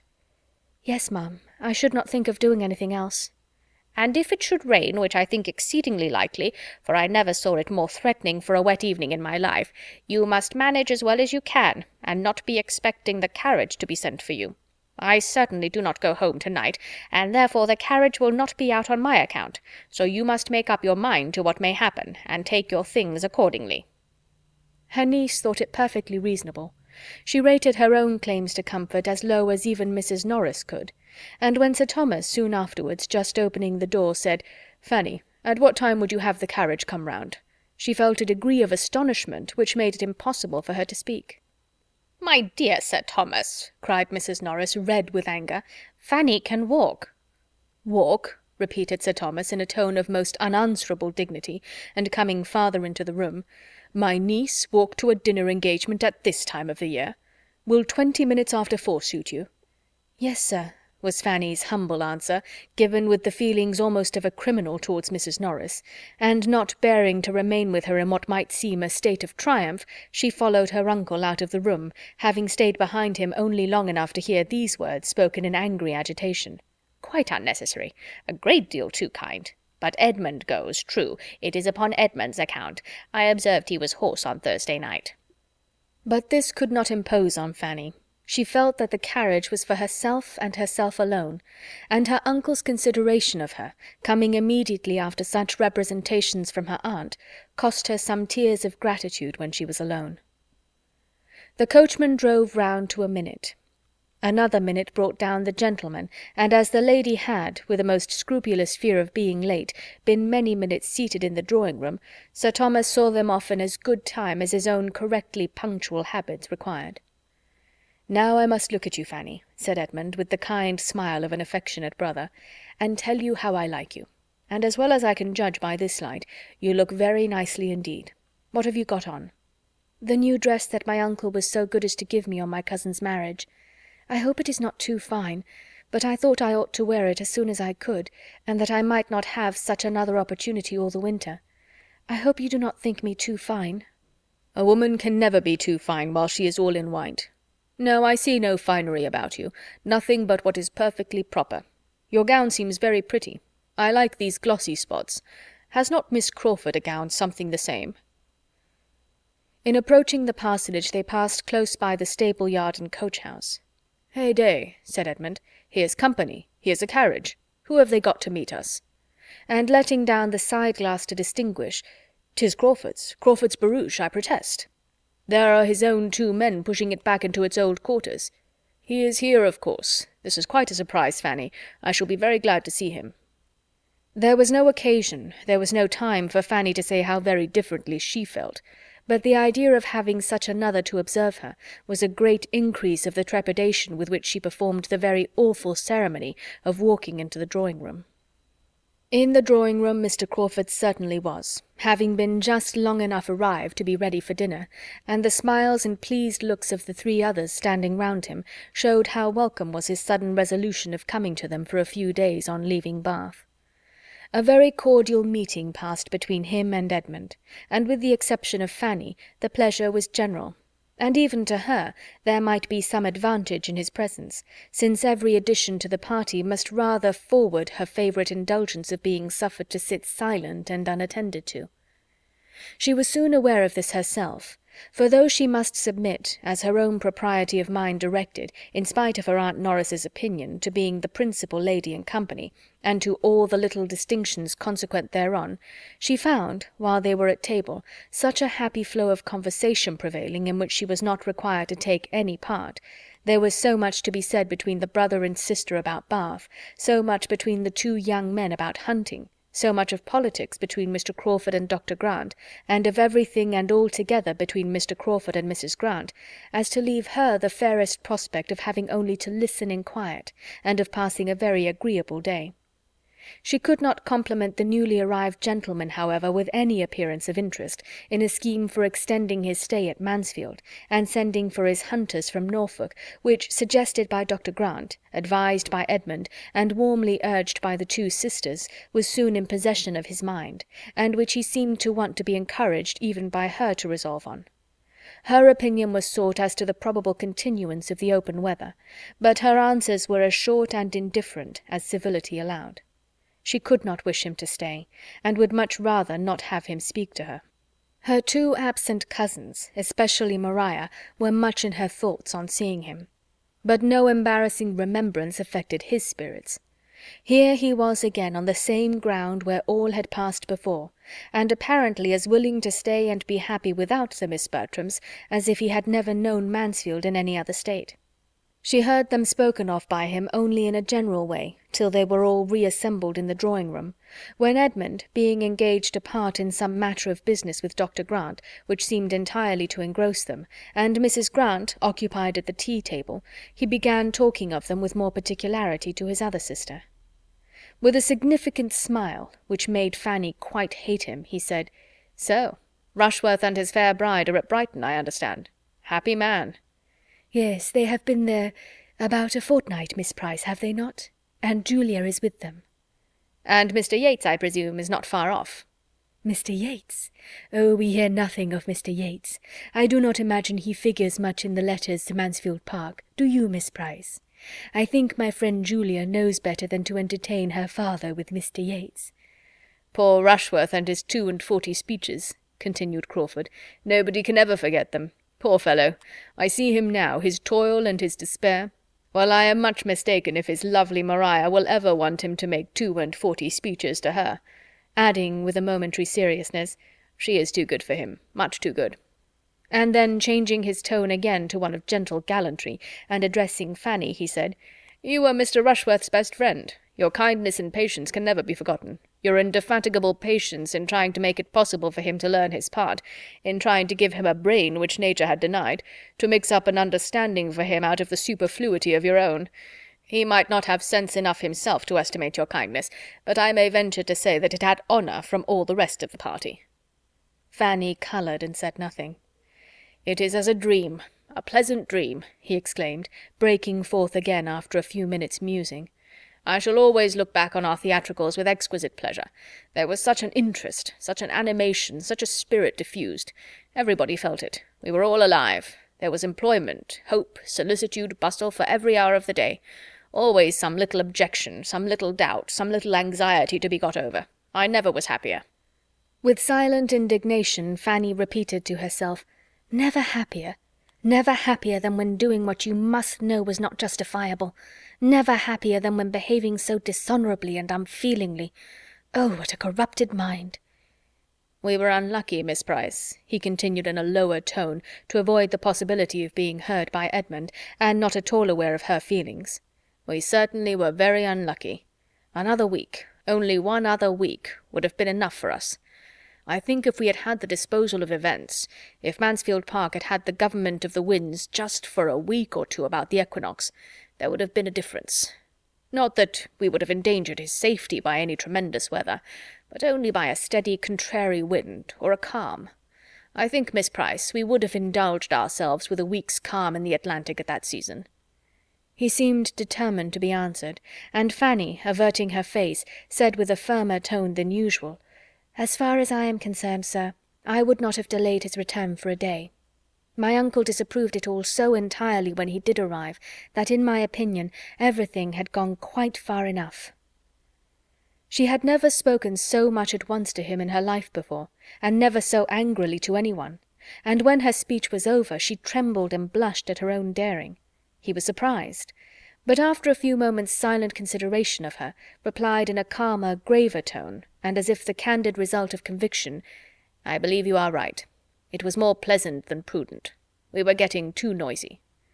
And then, turning the conversation, he would have engaged her on some other subject, but her answers were so shy and reluctant that he could not advance in any. Miss Crawford, who had been repeatedly eyeing Dr. Grant and Edmund, now observed, "Those gentlemen must have some very interesting point to discuss." "The most interesting in the world," replied her brother. "How to make money, how to turn a good income into a better. Dr. Grant is giving Bertram instructions about the living he is to step into so soon. I find he takes orders in a few weeks. They were at it in the dining-parlour. I am glad to hear Bertram will be so well off. He will have a very pretty income to make ducks and drakes with, and earned without much trouble. I apprehend he will not have less than 700 a year. 700 a year is a fine thing for a younger brother, and as of course he will still live at home, it will be all for his menu plaisir, and a sermon at Christmas and Easter, I suppose, will be the sum total of sacrifice." His sister tried to laugh off her feelings by saying, "Nothing amuses me more than the easy manner with which everybody settles the abundance of those who have a great deal less than themselves. You would look rather blank, Henry, if your menu plaisir were to be limited to 700 a year." "Perhaps I might, but all that you know is entirely comparative. Birthright and habit must settle the business. Bertram is certainly well off for a cadet of even a baronet's family. By the time he is 4 or 25, he will have 700 a year, and nothing to do for it." Miss Crawford could have said that there would be a something to do and to suffer for it, which she could not think lightly of, but she checked herself and let it pass, and tried to look calm and unconcerned when the two gentlemen shortly afterwards joined them. "Bertram," said Henry Crawford, "I shall make a point of coming to Mansfield to hear you preach your first sermon. I shall come on purpose to encourage a young beginner. When is it to be? Miss Price, will not you join me in encouraging your cousin? Will not you engage to attend with your eyes steadily fixed on him the whole time, as I shall do, not to lose a word? or only looking off just to note down any sentence preeminently beautiful. We will provide ourselves with tablets and a pencil. When will it be? You must preach at Mansfield, you know, that Sir Thomas and Lady Bertram may hear you." "I shall keep clear of you, Crawford, as long as I can," said Edmund, "for you would be more likely to disconcert me, and I should be more sorry to see you trying at it than almost any other man." "Will he not feel this?" thought Fanny.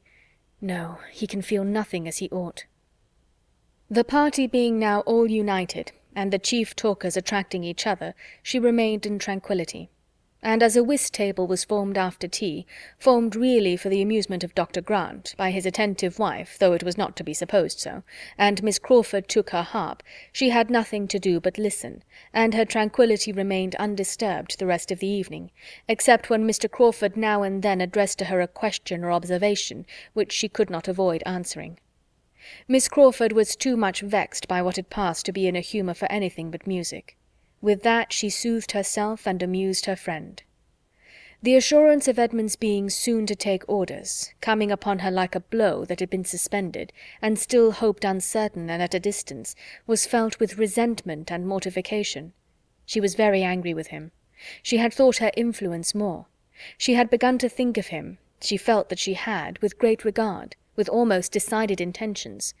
But she would now meet him with his own cool feelings. It was plain that he could have no serious views, no true attachment, by fixing himself in a situation which he must know she would never stoop to. She would learn to match him in his indifference. She would henceforth admit his attentions without any idea beyond immediate amusement. If he could so command his affections, hers should do her no harm. End of chapter 23. Chapter 24. Henry Crawford had quite made up his mind by the next morning to give another fortnight to Mansfield, and having sent for his hunters and written a few lines of explanation to the Admiral, he looked round at his sister as he sealed and threw the letter from him, and seeing the coast clear from the rest of the family, said with a smile, "And how do you think I mean to amuse myself, Mary, on the days that I do not hunt? I'm grown too old to go out more than 3 times a week, but I have a plan for the intermediate days, and what do you think it is?" "To walk and ride with me, to be sure." "Not exactly, though I shall be happy to do both, but that would be exercise only to my body, and I must take care of my mind. Besides, that would be all recreation and indulgence, without the wholesome alloy of labour, and I do not like to eat the bread of idleness. No, my plan is to make Fanny Price in love with me." "Fanny Price? Nonsense! No, no, you ought to be satisfied with her 2 cousins." "But I cannot be satisfied without Fanny Price, without making a small hole in Fanny Price's heart. You do not seem properly aware of her claims to notice. When we talked of her last night, you none of you seemed sensible of the wonderful improvement that has taken place in her looks within the last 6 weeks.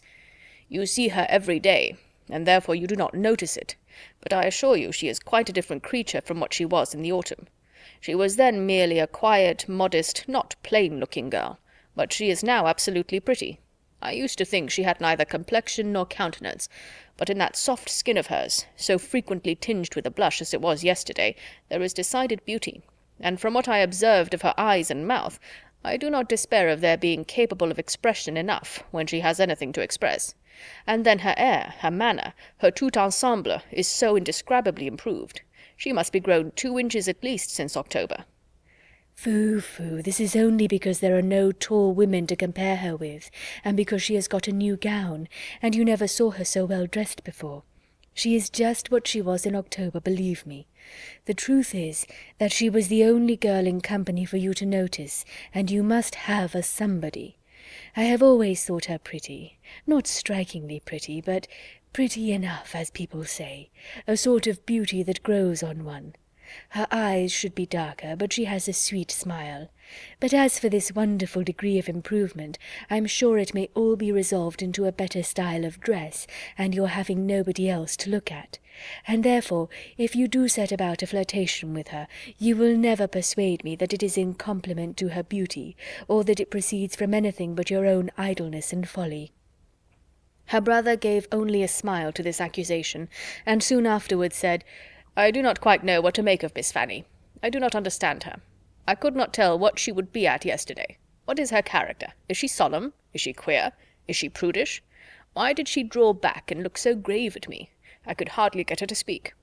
I never was so long in company with a girl in my life, trying to entertain her, and succeed so ill. Never met a girl who looked so grave on me. I must try to get the better of this. Her looks say, I will not like you. I am determined not to like you, and I say she shall. Foolish fellow! And so this is her attraction after all.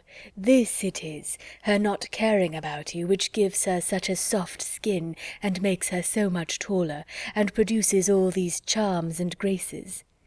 I do desire that you will not be making her really unhappy. A little love perhaps may animate and do her good, but I will not have you plunge her deep, for she is as good a little creature as ever lived, and has a great deal of feeling.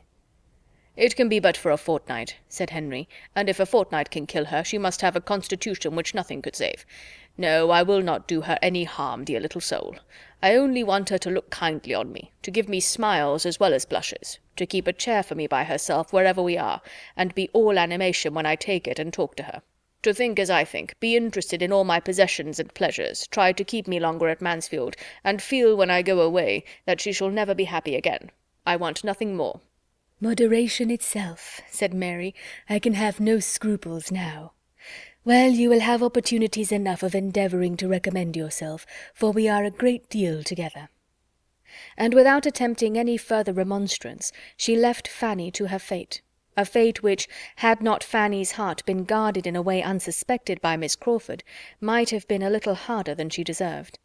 For although there doubtless are such unconquerable young ladies of 18, or one should not read about them, as are never to be persuaded into love against their judgment by all that talent, manner, attention, and flattery can do, I have no inclination to believe Fanny one of them, or to think that with so much tenderness of disposition, and so much taste as belonged to her, she could have escaped heart-whole from the courtship, though the courtship only of a fortnight, of such a man as Crawford, in spite of there being some previous ill opinion of him to be overcome, had not her affection been engaged elsewhere. With all the security which love of another and disesteem of him could give to the peace of mind he was attacking, his continued attentions, continued but not obtrusive, and adapting themselves more and more to the gentleness and delicacy of her character, obliged her very soon to dislike him less than formerly. She had by no means forgotten the past, and she thought as ill of him as ever, but she felt his powers. He was entertaining, and his manners were so improved, so polite, so seriously and blamelessly polite, that it was impossible not to be civil to him in return. A very few days were enough to effect this, and at the end of those few days circumstances arose which had a tendency rather to forward his views of pleasing her, inasmuch as they gave her a degree of happiness which must dispose her to be pleased with everybody.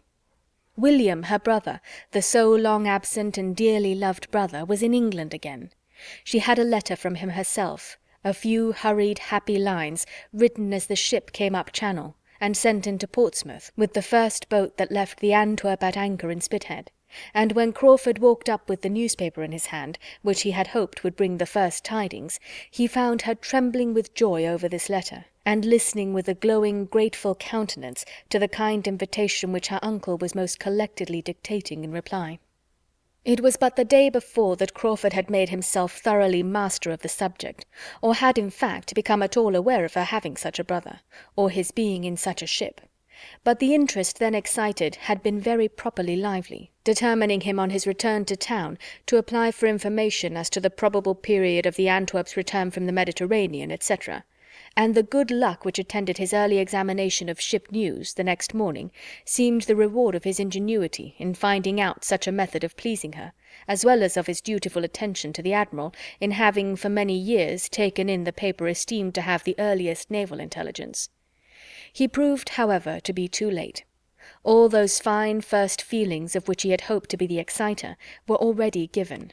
But his intention, the kindness of his intention, was thankfully acknowledged, quite thankfully and warmly, for she was elevated beyond the common timidity of her mind by the flow of her love for William.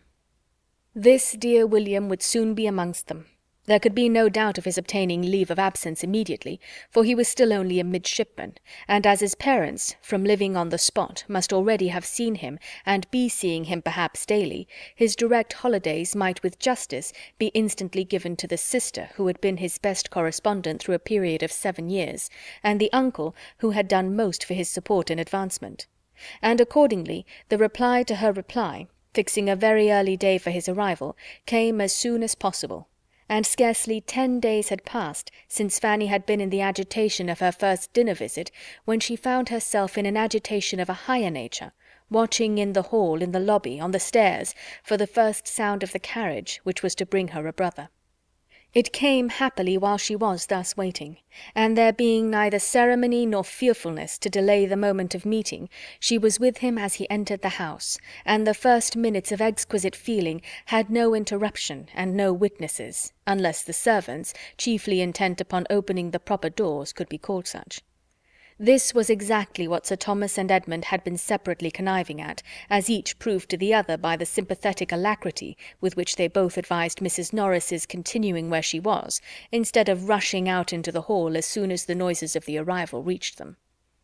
William and Fanny soon showed themselves, and Sir Thomas had the pleasure of receiving in his protégé certainly a very different person from the one he had equipped 7 years ago, but a young man of an open, pleasant countenance, and frank, unstudied, but feeling and respectful manners, and such as confirmed him his friend.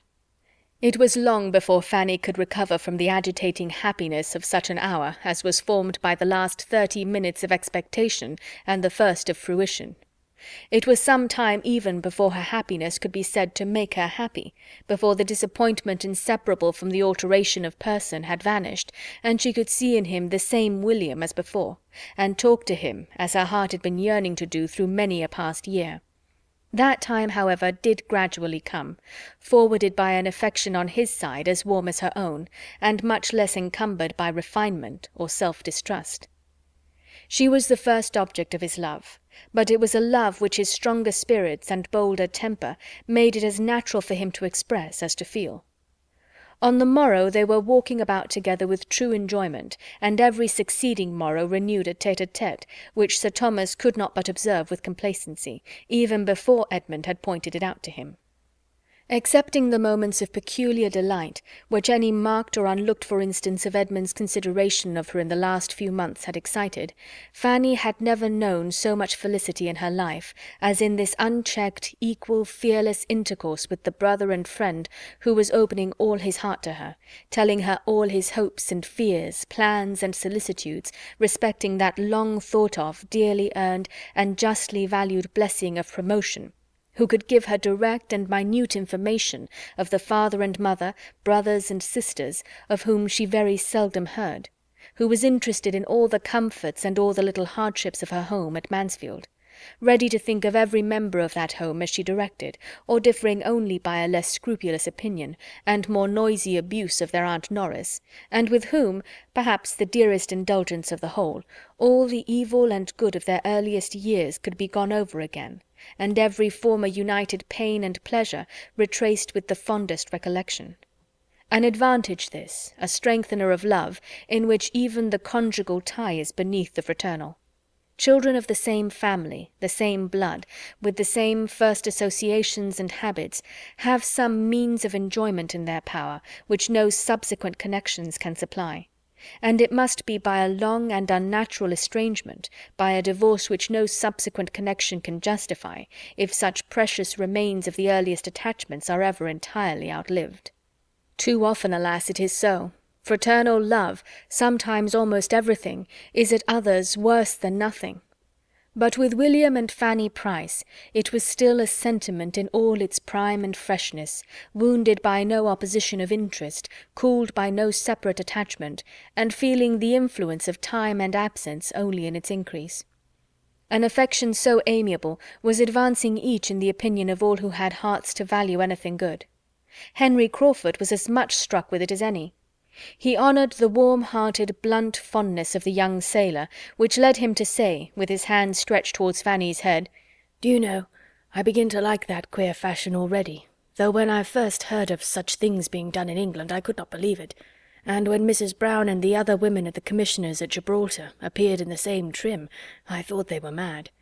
But Fanny can reconcile me to anything," and saw with lively admiration the glow of Fanny's cheek, the brightness of her eye, the deep interest, the absorbed attention, while her brother was describing any of the imminent hazards or terrific scenes which such a period at sea must supply. It was a picture which Henry Crawford had moral taste enough to value. Fanny's attractions increased twofold, for the sensibility which beautified her complexion and illumined her countenance was an attraction in itself. He was no longer in doubt of the capabilities of her heart. She had feeling, genuine feeling. It would be something to be loved by such a girl, to excite the first ardors of her young, unsophisticated mind. She interested him more than he had foreseen. A fortnight was not enough. His stay became indefinite. William was often called on by his uncle to be the talker. His recitals were amusing in themselves to Sir Thomas, but the chief object in seeking them was to understand the reciter, to know the young man by his histories, and he listened to his clear, simple, spirited details with full satisfaction, seeing in them the proof of good principles, professional knowledge, energy, courage, and cheerfulness, everything that could deserve or promise well. Young as he was, William had already seen a great deal. He had been in the Mediterranean, in the West Indies, in the Mediterranean again, had been often taken on shore by the favour of his captain, and in the course of 7 years had known every variety of danger which sea and war together could offer. With such means in his power, he had a right to be listened to, and though Mrs. Norris could fidget about the room and disturb everybody in quest of 2 needlefuls of thread or a second-hand shirt-button in the midst of her nephew's account of a shipwreck or an engagement, everybody else was attentive, and even Lady Bertram could not hear of such horrors unmoved, or without sometimes lifting her eyes from her work to say, "Dear me, how disagreeable! I wonder anybody can ever go to sea." To Henry Crawford they gave a different feeling. He longed to have been at sea, and seen and done and suffered as much. His heart was warmed, his fancy fired, and he felt the highest respect for a lad who, before he was 20, had gone through such bodily hardships and given such proofs of mind. The glory of heroism, of usefulness, of exertion, of endurance, made his own habits of selfish indulgence appear in shameful contrast, and he wished he had been a William Price, distinguishing himself and working his way to fortune and consequence with so much self-respect and happy ardour, instead of what he was. The wish was rather eager than lasting. He was roused from the reverie of retrospection and regret produced by it, by some inquiry from Edmund as to his plans for the next day's hunting, and he found it was as well to be a man of fortune at once with horses and grooms at his command. In one respect it was better, as it gave him the means of conferring a kindness where he wished to oblige. With spirits, courage, and curiosity up to anything, William expressed an inclination to hunt, and Crawford could mount him without the slightest inconvenience to himself, and with only some scruples to obviate in Sir Thomas, who knew better than his nephew the value of such a loan, and some alarms to reason away in Fanny. She feared for William, by no means convinced by all that he could relate of his own horsemanship in various countries, of the scrambling parties in which he had been engaged, the rough horses and mules he had ridden, or his many narrow escapes from dreadful falls, that he was at all equal to the management of a high-fed hunter in an English fox-chase.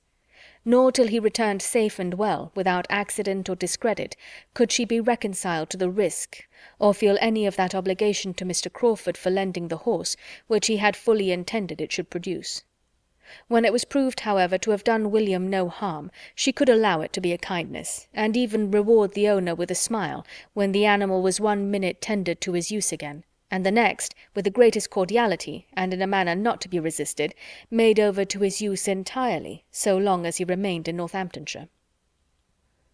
End of Chapter 24. Chapter 25.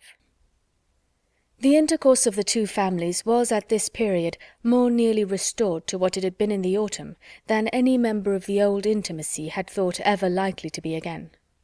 The return of Henry Crawford and the arrival of William Price had much to do with it, but much was still owing to Sir Thomas's more than toleration of the neighbourly attempts at the parsonage. His mind, now disengaged from the cares which had pressed on him at first, was at leisure to find the Grants and their young inmates really worth visiting, and though infinitely above scheming or contriving for any the most advantageous matrimonial establishment that could be among the apparent possibilities of any one most dear to him, and disdaining even as a littleness the being quick-sighted on such points, he could not avoid perceiving in a grand and careless way that Mr. Crawford was somewhat distinguishing his niece, nor perhaps refrain, though unconsciously, from giving a more willing assent to invitations on that account. His readiness, however, in agreeing to dine at the parsonage, when the general invitation was at last hazarded, after many debates and many doubts as to whether it were worth while, because Sir Thomas seemed so ill-inclined, and Lady Bertram was so indolent, proceeded from good breeding and good will alone, and had nothing to do with Mr. Crawford but as being one in an agreeable group. For it was in the course of that very visit that he first began to think that any one in the habit of such idle observations would have thought that Mr. Crawford was the admirer of Fanny Price. The meeting was generally felt to be a pleasant one, being composed in a good proportion of those who would talk and those who would listen, and the dinner itself was elegant and plentiful, according to the usual style of the Grants, and too much according to the usual habits of all, to raise any emotion except in Mrs. Norris, who could never behold either the wide table or the number of dishes on it with patience, and who did always contrive to experience some evil from the passing of the servants behind her chair, and to bring away some fresh conviction of its being impossible among so many dishes but that some must be cold. In the evening it was found, according to the predetermination of Mrs. Grant and her sister, that after making up the whist table there would remain sufficient for a round game, and everybody being as perfectly complying and without a choice as on such occasions they always are, speculation was decided on, almost as soon as whist, and Lady Bertram soon found herself in the critical situation of being applied to for her own choice between the games, and being required either to draw a card for whist or not. She hesitated. Luckily Sir Thomas was at hand. "What shall I do, Sir Thomas? Whist and speculation, which will amuse me most?" Sir Thomas, after a moment's thought, recommended speculation. He was a whist player himself, and perhaps might feel that it would not much amuse him to have her for a partner. "Very well," was her ladyship's contented answer. "Then speculation, if you please, Mrs. Grant. I know nothing about it, but Fanny must teach me." Here Fanny interposed, however, with anxious protestations of her own equal ignorance. She had never played the game, nor seen it played in her life, and Lady Bertram felt a moment's indecision again, but upon everybody's assuring her that nothing could be so easy, that it was the easiest game on the cards, and Henry Crawford stepping forward with a most earnest request to be allowed to sit between her ladyship and Miss Price, and teach them both, it was so settled. And Sir Thomas, Mrs. Norris, and Dr. and Mrs. Grant being seated at the table of prime intellectual state and dignity, the remaining 6, under Miss Crawford's direction, were arranged round the other. It was a fine arrangement for Henry Crawford, who was close to Fanny, and with his hands full of business, having 2 persons' cards to manage as well as his own, for though it was impossible for Fanny not to feel herself mistress of the rules of the game in 3 minutes, he had yet to inspirit her play, sharpen her avarice, and harden her heart, which, especially in any competition with William, was a work of some difficulty, and as for Lady Bertram, he must continue in charge of all her fame and fortune through the whole evening, and if quick enough to keep her from looking at her cards when the deal began, must direct her in whatever was to be done with them to the end of it. He was in high spirits, doing everything with happy ease, and preeminent in all the lively turns, quick resources, and playful impudence that could do honour to the game, and the round table was altogether a very comfortable contrast to the steady sobriety and orderly silence of the other. Twice had Sir Thomas inquired into the enjoyment and success of his lady, but in vain. No pause was long enough for the time his measured manner needed, and very little of her state could be known till Mrs. Grant was able, at the end of the first rubber, to go to her and pay her compliments. "I hope your ladyship is pleased with the game?" "Oh dear, yes, very entertaining indeed. A very odd game.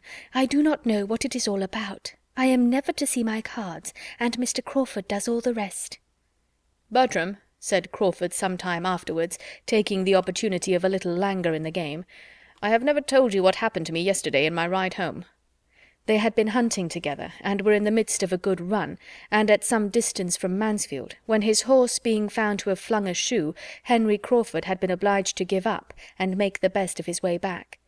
"I told you I lost my way after passing that old farmhouse, with the yew trees, because I can never bear to ask, but I have not told you that with my usual luck, for I never do wrong without gaining by it, I found myself in due time in the very place which I had a curiosity to see.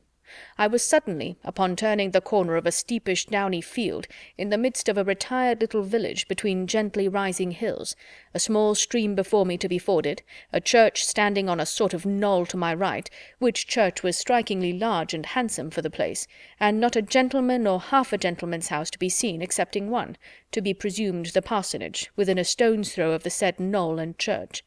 I found myself, in short, in Thornton Lacey. "It sounds like it," said Edmund. "But which way did you turn after passing Sewell's farm?" I answer no such irrelevant and insidious questions, though were I to answer all that you could put in the course of an hour, you would never be able to prove that it was not Thornton Lacey, for such it certainly was. "You inquired, then?" No, I never inquire, but I told a man mending a hedge that it was Thornton Lacey, and he agreed to it. "You have a good memory. I had forgotten having ever told you half so much of the place." Thornton Lacey was the name of his impending living, as Miss Crawford well knew, and her interest in a negotiation for William Price's knave increased.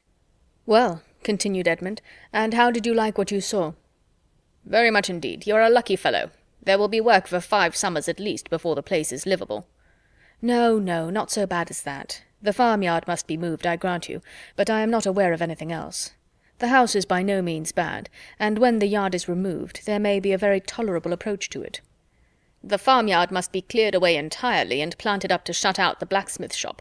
The house must be turned to front the east instead of the north. The entrance and principal rooms, I mean, must be on that side, where the view is really very pretty. I am sure it may be done. And there must be your approach, through what is at present the garden. You must make you a new garden at what is now the back of the house, which will be giving it the best aspect in the world, sloping to the southeast. The ground seems precisely formed for it. I rode 50 yards up the lane between the church and the house in order to look about me, and saw how it might all be. Nothing can be easier. The meadows beyond what will be the garden, as well as what now is, sweeping round from the lane I stood in to the northeast, that is, to the principal road through the village, must be all laid together, of course. Very pretty meadows they are, finely sprinkled with timber. They belong to the living, I suppose. If not, you must purchase them. Then the stream, something must be done with the stream, but I could not quite determine what. I had 2 or 3 ideas." "And I have 2 or 3 ideas also," said Edmund, "and one of them is that very little of your plan for Thornton Lacey will ever be put into practice. I must be satisfied with rather less ornament and beauty. I think the house and premises may be made comfortable, and given the air of a gentleman's residence without any very heavy expense, and that must suffice me, and I hope may suffice all who care about me." Miss Crawford, a little suspicious and resentful of a certain tone of voice and a certain half-look attending the last expression of his hope, made a hasty finish of her dealings with William Price, and securing his knave at an exorbitant rate, exclaimed, "There, I will stake my last like a woman of spirit. No cold prudence for me. I am not born to sit still and do nothing. If I lose the game, it shall not be from not striving for it." The game was hers, and only did not pay her for what she had given to secure it.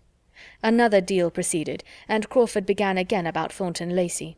"My plan may not be the best possible, I had not many minutes to form it, but you must do a good deal. The place deserves it, and you will find yourself not satisfied with much less than it is capable of.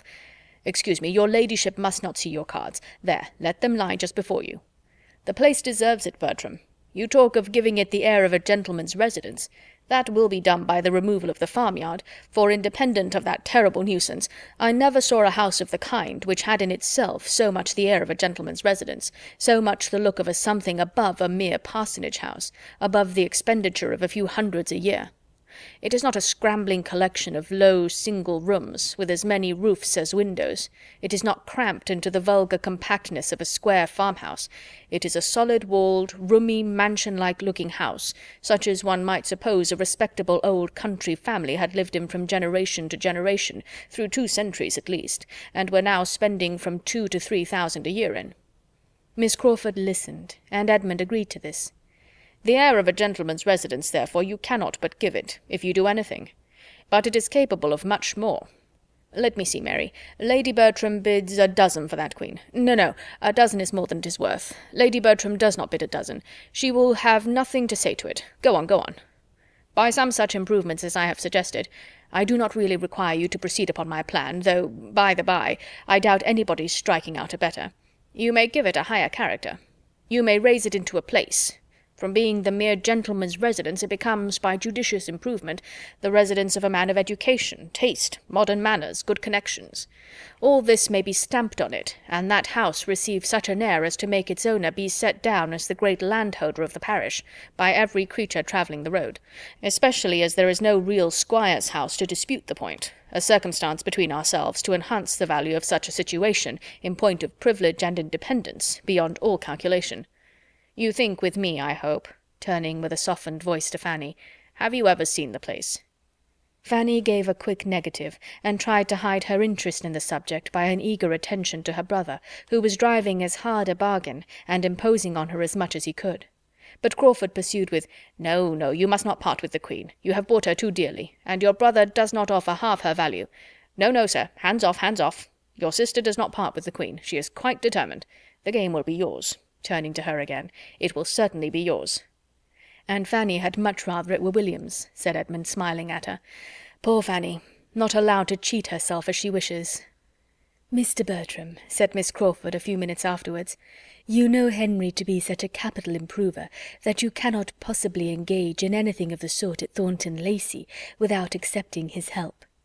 Only think how useful he was at Southerton. Only think what grand things were produced there by our all going with him one hot day in August to drive about the grounds, and see his genius take fire. There we went, and there we came home again, and what was done there is not to be told."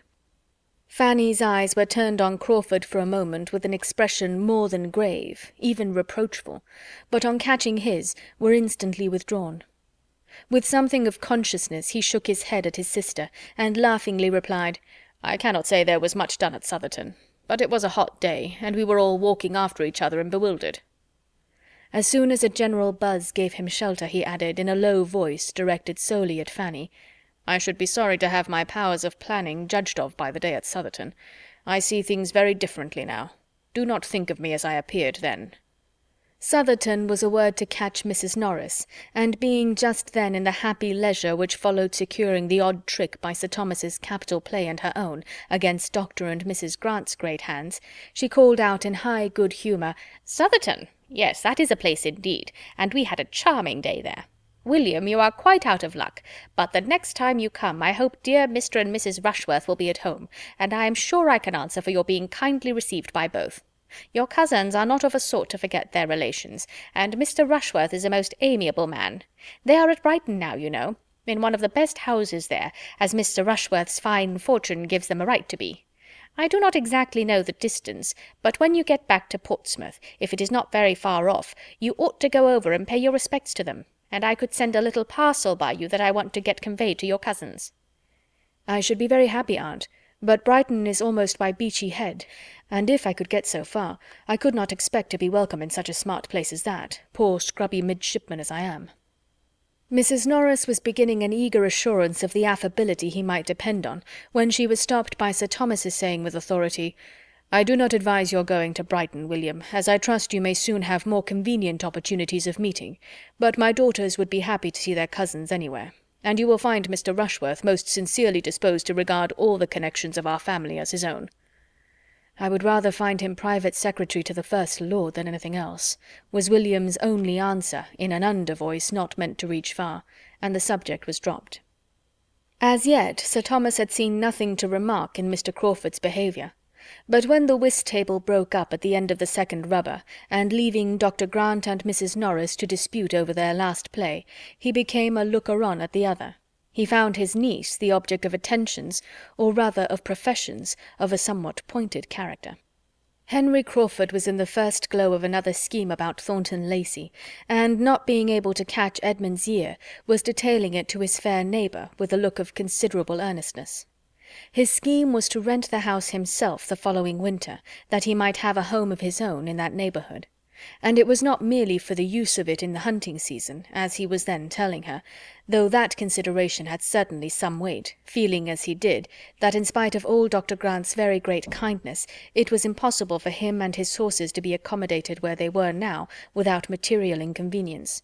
But his attachment to that neighbourhood did not depend upon one amusement or one season of the year. He had set his heart upon having a something there that he could come to at any time, a little home-stall at his command, where all the holidays of his year might be spent, and he might find himself continuing, improving, and perfecting that friendship and intimacy with the Mansfield Park family which was increasing in value to him every day. Sir Thomas heard and was not offended. There was no want of respect in the young man's address, and Fanny's reception of it was so proper and modest, so calm and uninviting, that he had nothing to censure in her. She said little, assented only here and there, and betrayed no inclination either of appropriating any part of the compliment to herself, or of strengthening his views in favour of Northamptonshire. Finding by whom he was observed, Henry Crawford addressed himself on the same subject to Sir Thomas, in a more everyday tone, but still with feeling. "I want to be your neighbour, Sir Thomas, as you have perhaps heard me telling Miss Price. May I hope for your acquiescence, and for your not influencing your son against such a tenant?" Sir Thomas, politely bowing, replied, "It is the only way, sir, in which I could not wish you established as a permanent neighbour. But I hope and believe that Edmund will occupy his own house at Thornton Lacey. Edmund, am I saying too much?" Edmund on this appeal had first to hear what was going on, but on understanding the question was at no loss for an answer. "Certainly, sir. I have no idea but of residence. But, Crawford, though I refuse you as a tenant, come to me as a friend. Consider the house as half your own every winter, and we will add to the stables on your own improved plan, and with all the improvements of your improved plan that may occur to you this spring." "We shall be the losers," continued Sir Thomas. "His going, though only 8 miles, will be an unwelcome contraction of our family circle. But I should have been deeply mortified if any son of mine could reconcile himself to doing less. It is perfectly natural that you should not have thought much on the subject, Mr. Crawford, but a parish has wants and claims which can be known only by a clergyman constantly resident, and which no proxy can be capable of satisfying to the same extent. Edmund might, in the common phrase, do the duty of Thornton, that is, he might read prayers and preach without giving up Mansfield Park. He might ride over every Sunday to a house nominally inhabited, and go through divine service. He might be the clergyman of Thornton Lacey every 7th day, for 3 or 4 hours, if that would content him, but it will not. He knows that human nature needs more lessons than a weekly sermon can convey, and that if he does not live among his parishioners, and prove himself by constant attention their well-wisher and friend, he does very little for either their good or his own." Mr. Crawford bowed his acquiescence.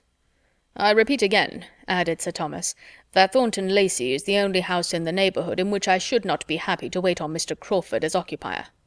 Mr. Crawford bowed his thanks. "Sir Thomas," said Edmund, "undoubtedly understands the duty of a parish priest. We must hope his son may prove that he knows it too."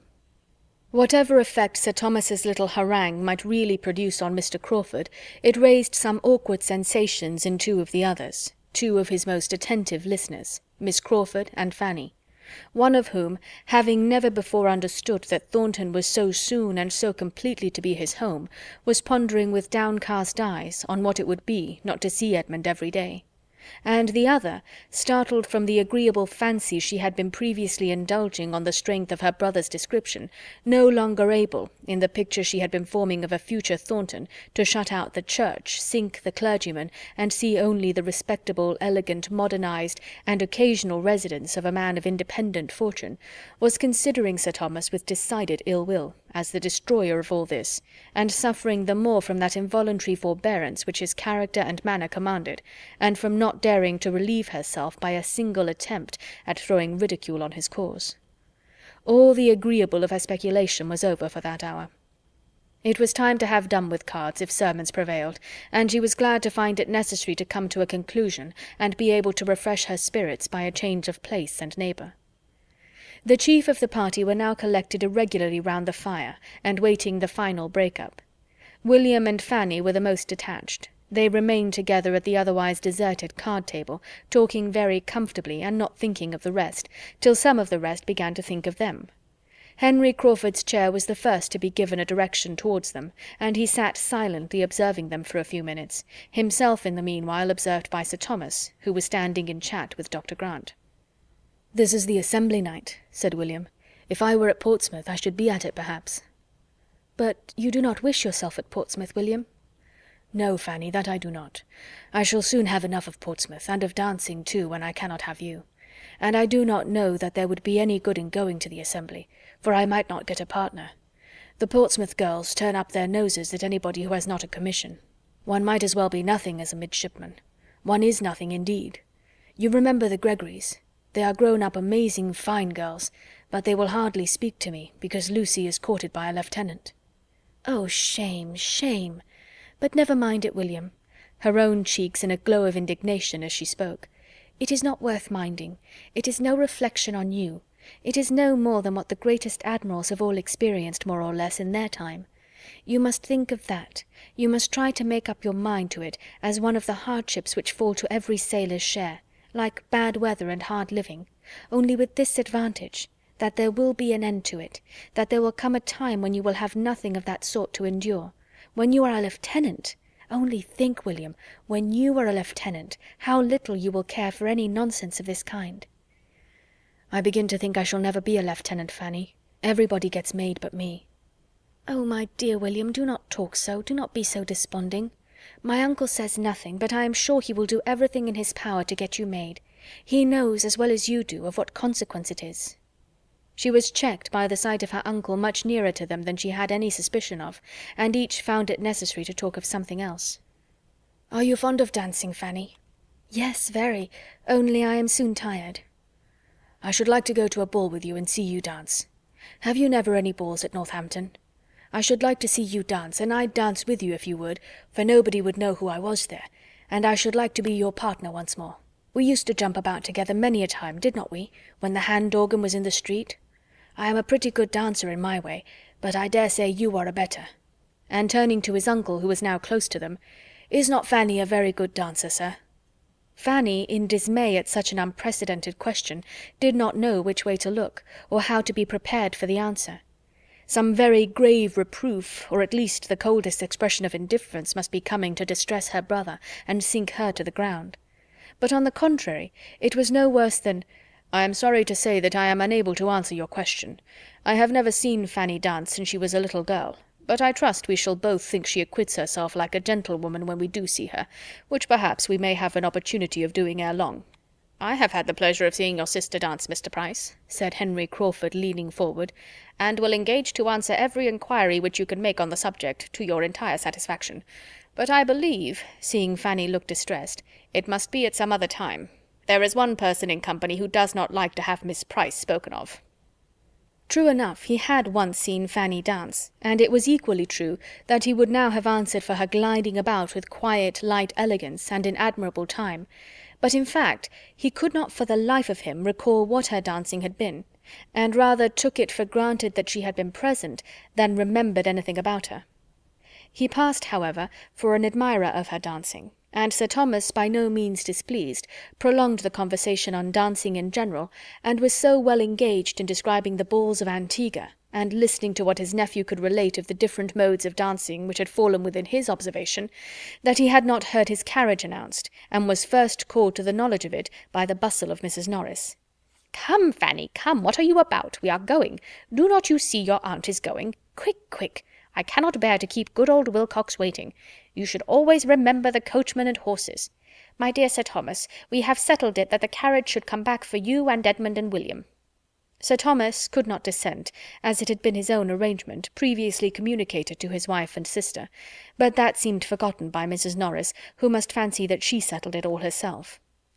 Fanny's last feeling in the visit was disappointment, for the shawl which Edmund was quietly taking from the servant to bring and put round her shoulders was seized by Mr. Crawford's quicker hand, and she was obliged to be indebted to his more prominent attention.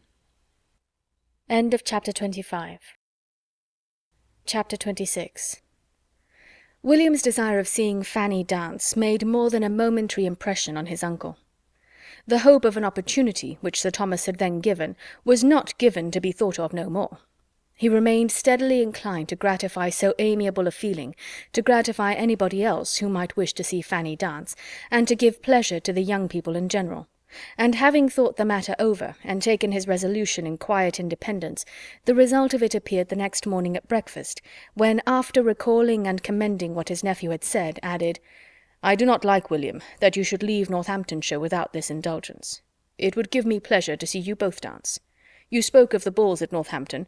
Your cousins have occasionally attended them, but they would not altogether suit us now. The fatigue would be too much for your aunt. I believe we must not think of a Northampton ball. A dance at home would be more eligible, and if—" "Ah, my dear Sir Thomas," interrupted Mrs. Norris, "I knew what was coming. I knew what you were going to say. If dear Julia were at home, or dearest Mrs. Rushworth at Southerton, to afford a reason, an occasion for such a thing, you would be tempted to give the young people a dance at Mansfield. I know you would. If they were at home to grace the ball, a ball you would have this very Christmas. Thank your uncle, William, thank your uncle." "My daughters," replied Sir Thomas, gravely interposing, "have their pleasures at Brighton, and I hope are very happy. But the dance which I think of giving at Mansfield will be for their cousins. Could we be all assembled, our satisfaction would undoubtedly be more complete, but the absence of some is not to debar the others of amusement." Mrs. Norris had not another word to say. She saw decision in his looks, and her surprise and vexation required some minutes' silence to be settled into composure. A ball at such a time! His daughters absent, and herself not consulted! There was comfort, however, soon at hand. She must be the doer of everything. Lady Bertram would of course be spared all thought and exertion, and it would all fall upon her. She should have to do the honours of the evening, and this reflection quickly restored so much of her good humour as enabled her to join in with the others before their happiness and thanks were all expressed. Edmund, William, and Fanny did in their different ways look and speak as much grateful pleasure in the promised ball as Sir Thomas could desire. Edmund's feelings were for the other two. His father had never conferred a favour or shown a kindness more to his satisfaction. Lady Bertram was perfectly quiescent and contented, and had no objections to make. Sir Thomas engaged for its giving her very little trouble, and she assured him that she was not at all afraid of the trouble. Indeed, she could not imagine there would be any. Mrs. Norris was ready with her suggestions as to the rooms he would think fittest to be used, but found it all prearranged, and when she would have conjectured and hinted about the day, it appeared that the day was settled too. Sir Thomas had been amusing himself with shaping a very complete outline of the business, and as soon as she would listen quietly, could read his list of the families to be invited, from whom he calculated, with all necessary allowance for the shortness of the notice, to collect young people enough to form 12 or 14 couple, and could detail the considerations which had induced him to fix on the 22nd as the most eligible day. William was required to be at Portsmouth on the 24th. The 22nd would therefore be the last day of his visit, but where the days were so few, it would be unwise to fix on any earlier. Mrs. Norris was obliged to be satisfied with thinking just the same, and with having been on the point of proposing the 22nd herself, as by far the best day for the purpose. The ball was now a settled thing, and before the evening a proclaimed thing to all whom it concerned. Invitations were sent with dispatch, and many a young lady went to bed that night with her head full of happy cares, as well as Fanny. To her the cares were sometimes almost beyond the happiness, for young and inexperienced, with small means of choice and no confidence in her own taste, the how she should be dressed was a point of painful solicitude, and the almost solitary ornament in her possession, a very pretty amber cross which William had brought her from Sicily, was the greatest distress of all, for she had nothing but a bit of ribbon to fasten it to, and though she had worn it in that manner once, would it be allowable at such a time, in the midst of all the rich ornaments which she supposed all the other young ladies would appear in? And yet not to wear it. William had wanted to buy her a gold chain too, but the purchase had been beyond his means, and therefore not to wear the cross might be mortifying him. These were anxious considerations, enough to sober her spirits even under the prospect of a ball given principally for her gratification. The preparations meanwhile went on, and Lady Bertram continued to sit on her sofa without any inconvenience from them. She had some extra visits from the housekeeper, and her maid was rather hurried in making up a new dress for her. Sir Thomas gave orders, and Mrs. Norris ran about, but all this gave her no trouble, and as she had foreseen, there was in fact no trouble in the business. Edmund was at this time particularly full of cares, his mind being deeply occupied in the consideration of two important events now at hand, which were to fix his fate in life: ordination and matrimony, events of such a serious character as to make the ball, which would be very quickly followed by one of them, appear of less moment in his eyes than in those of any other person in the house. On the 23rd he was going to a friend near Peterborough in the same situation as himself, and they were to receive ordination in the course of the Christmas week. Half his destiny would then be determined, but the other half might not be so very smoothly wooed. His duties would be established, but the wife who was to share and animate and reward those duties might yet be unattainable. He knew his own mind, but he was not always perfectly assured of knowing Miss Crawford's. There were points on which they did not quite agree.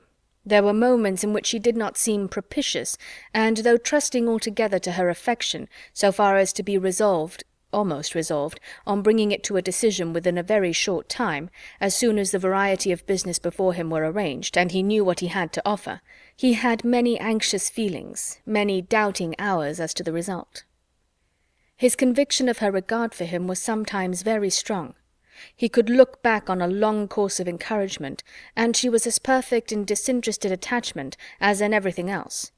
But at other times doubt and alarm intermingled with his hopes, and when he thought of her acknowledged disinclination for privacy and retirement, her decided preference of a London life, what could he expect but a determined rejection, unless it were an acceptance even more to be deprecated, demanding such sacrifices of situation and employment on his side as conscience must forbid?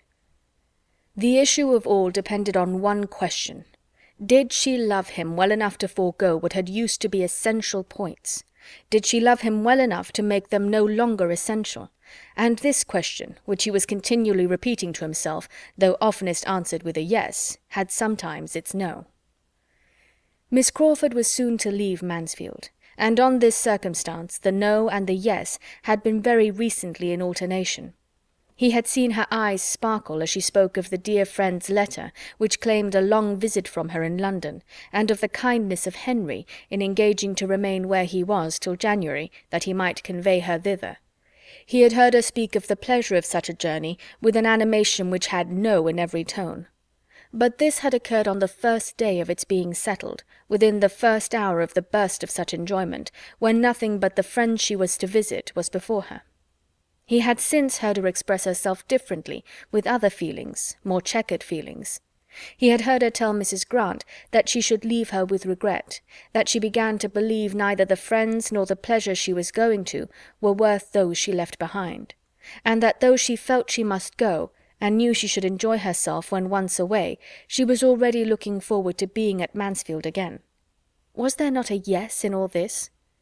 With such matters to ponder over and arrange and rearrange, Edmund could not on his own account think very much of the evening, which the rest of the family were looking forward to with a more equal degree of strong interest. Independent of his two cousins' enjoyment in it, the evening was to him of no higher value than any other appointed meeting of the two families might be. In every meeting there was a hope of receiving farther confirmation of Miss Crawford's attachment, but the whirl of a ballroom perhaps was not particularly favourable to the excitement or expression of serious feelings. To engage her early for the first two dances was all the command of individual happiness which he felt in his power, and the only preparation for the ball which he could enter into, in spite of all that was passing around him on the subject from morning till night. Thursday was the day of the ball, and on Wednesday morning Fanny, still unable to satisfy herself as to what she ought to wear, determined to seek the counsel of the more enlightened, and apply to Mrs. Grant and her sister, whose acknowledged taste would certainly bear her blameless. And as Edmund and William were gone to Northampton, and she had reason to think Mr. Crawford likewise out, she walked down to the parsonage without much fear of wanting an opportunity for private discussion. And the privacy of such a discussion was a most important part of it to Fanny, being more than half ashamed of her own solicitude. She met Miss Crawford within a few yards of the parsonage, just setting out to call on her, and as it seemed to her that her friend, though obliged to insist on turning back, was unwilling to lose her walk, she explained her business at once, and observed that if she would be so kind as to give her opinion, it might be all talked over as well without doors as within. Miss Crawford appeared gratified by the application, and after a moment's thought urged Fanny's returning with her in a much more cordial manner than before, and proposed their going up into her room, where they might have a comfortable cause without disturbing Dr. and Mrs. Grant, who were together in the drawing-room. It was just the plan to suit Fanny, and with a great deal of gratitude on her side for such ready and kind attention, they proceeded indoors and upstairs, and were soon deep in the interesting subject. Miss Crawford, pleased with the appeal, gave all her best judgment and taste, made everything easy by her suggestions, and tried to make everything agreeable by her encouragement. The dress being settled in all its grander parts, "But what shall you have by way of necklace?" said Miss Crawford. "Shall not you wear your brother's cross?" And as she spoke, she was undoing a small parcel which Fanny had observed in her hand when they met. Fanny acknowledged her wishes and doubts on this point. She did not know how either to wear the cross or to refrain from wearing it. She was answered by having a small trinket box placed before her, and being requested to choose from among several gold chains and necklaces. Such had been the parcel with which Miss Crawford was provided, and such the object of her intended visit. And in the kindest manner she now urged Fanny's taking one for the cross and to keep for her sake, saying everything she could think of to obviate the scruples which were making Fanny start back at first with a look of horror at the proposal. "You see what a collection I have," said she, "more by half than I ever use or think of. I do not offer them as new. I offer nothing but an old necklace. You must forgive the liberty and oblige me." Fanny still resisted, and from her heart. The gift was too valuable, but Miss Crawford persevered and argued the case with so much affectionate earnestness through all the heads of William and the cross and the ball and herself, as to be finally successful. Fanny found herself obliged to yield, that she might not be accused of pride or indifference, or some other littleness, and having with modest reluctance given her consent, proceeded to make the selection. She looked and looked, longing to know which might be least valuable, and was determined in her choice at last by fancying there was one necklace more frequently placed before her eyes than the rest. It was of gold, prettily worked, and though Fanny would have preferred a longer and a plainer chain, as more adapted for the purpose, she hoped, in fixing on this, to be choosing what Miss Crawford least wished to keep. Miss Crawford smiled her perfect approbation, and hastened to complete the gift by putting the necklace round her, and making her see how well it looked. Fanny had not a word to say against its becomingness, and, accepting what remained of her scruples, was exceedingly pleased with an acquisition so very apropos.